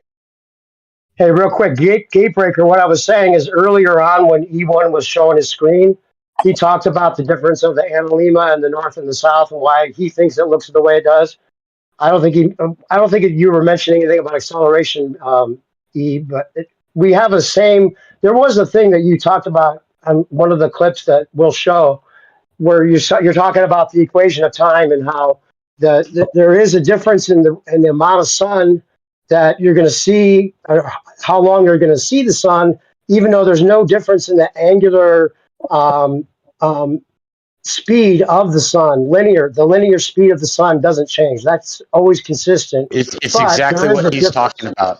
It's exactly what he's talking about. He's just put it in scientific terms, where I put it in the actual time of sun. So in certain times of the year, you have 3 minutes of gaining of sunlight or losing of sunlight per day, as far as, if on a perfect world or a perfect prime meridian celestial equator at the summer solstice, you're going to have, or I'm sorry, at the equinox. I'm sorry, at the equinoxes, you're going to have perfect 12-hour time. As far as 12-hour days, 12-hour night. But that time difference changes. Like he said, the speed. I can't remember the exact terminology he used, but it's the speed is which the analemma changes. It's 3 minutes at sunrise He was per saying day. acceleration. I think he was mentioning the acceleration of the sun, which made it sound like the sun changes acceleration, It's, or what? no, it's the acceleration of it through the analemma. So it's fast. It's going through that toroidal field faster at certain points, and it's when it's falling through the holes is when it goes faster. When it has to climb up or climb down, either way, it doesn't matter. It's slower, but when it's falling through the toroidal fields, it's fast. It's 6 minutes per day. And when it's not, it's 3 minutes per day. It changes either up or down. Either way. And what I was trying to clarify is, you're not saying that the linear speed that we observe for the sun changes at all. It's just No, I know. it's just how fast it goes through the toroidal fields process. So just so people that are Whoever out that there was hoping who's to straw speaking, man it, you're not whoever saying that the was sun that speeds up and slows right. down. Whoever that was speaking before, though, said it very eloquently. I mean, perfect as far as the way that it is. I don't even know the terminology the way he does as far as for the movement of the speed of the sun through the analemma. The way that he was talking about it, that's how it is. It's the acceleration of it through the cycle through the toroidal field. It's so Yes, perfect. it's confusing and counterintuitive sounding because we'll hear, everybody knows, and you can measure the speed of the sun linearly doesn't change, but we're talking about a difference in the way that the equation of time, as well as the amount of time that it spends in each area of its cycle, may be more rapid or slow, but that's not saying that the sun changes its linear speed whatsoever. Just to make sure it's clear, right? Okay. Yeah, yeah. I'm gonna And that's address one other confusing. thing. I'm gonna address something else here. It said Nico says, "Damn, that start watch." E1. He talks about he used a specific latitude grid and highlights the paradox. How would you know the latitude and grid to start with before you got the fix? And to tell, well, that's called your estimated latitude and longitude. And if if I'm not sure where he got that, he probably didn't get it off the website. He probably just got it off of the web page or off of YouTube. So there's two steps before that. What he's looking at there for the triangulation tool, you have to do your solar noon time. You have to shoot that, so you have to do the mathematics as far as when you get your zenith of the sun above you, no matter where you are the plane of existence. You would then do the mathematics for 15 degrees off of Greenwich. For every hour it's 15 degrees. You figure that out. That gives you your estimated longitude. Your estimated latitude is going to be you with a sextant or a quadrant, and you go outside and you look at Polaris. If you're in the northern hemisphere, it'd be Sigma Octantis. If you're in the southern hemisphere, and you would get your estimated, and then you use what I'm showing you there in that video that you referenced, Nico. You would you would have your estimated latitude and longitude, and that just gives you a generalization. Then you would use the triangulation tool, and that gives you your fix. That's how I got my latitude and longitude beforehand. Yeah, and there were some things like discrepancies or things that Stellarium shows. Like, talk a little bit about Stellarium, because a lot of these guys will go to Stellarium and say, "Oh no, Stellarium shows it this way," and it may be some kind of contradiction with your. Have you found anything that would visually give you the idea that your map's not correct according to Stellarium? Obviously, it's based on this illusion of a ball. They show the diverging and converging star trails, but some of these things with Stellarium are kind of a little bit keyed in to keep people thinking they're on a ball. You want to say anything about that? Well, it's the same reason why I have problems with the projections of any type, even my projection. I have a problem with them. Like, who was it who said something earlier? He said something about it's clever. No, that wasn't it.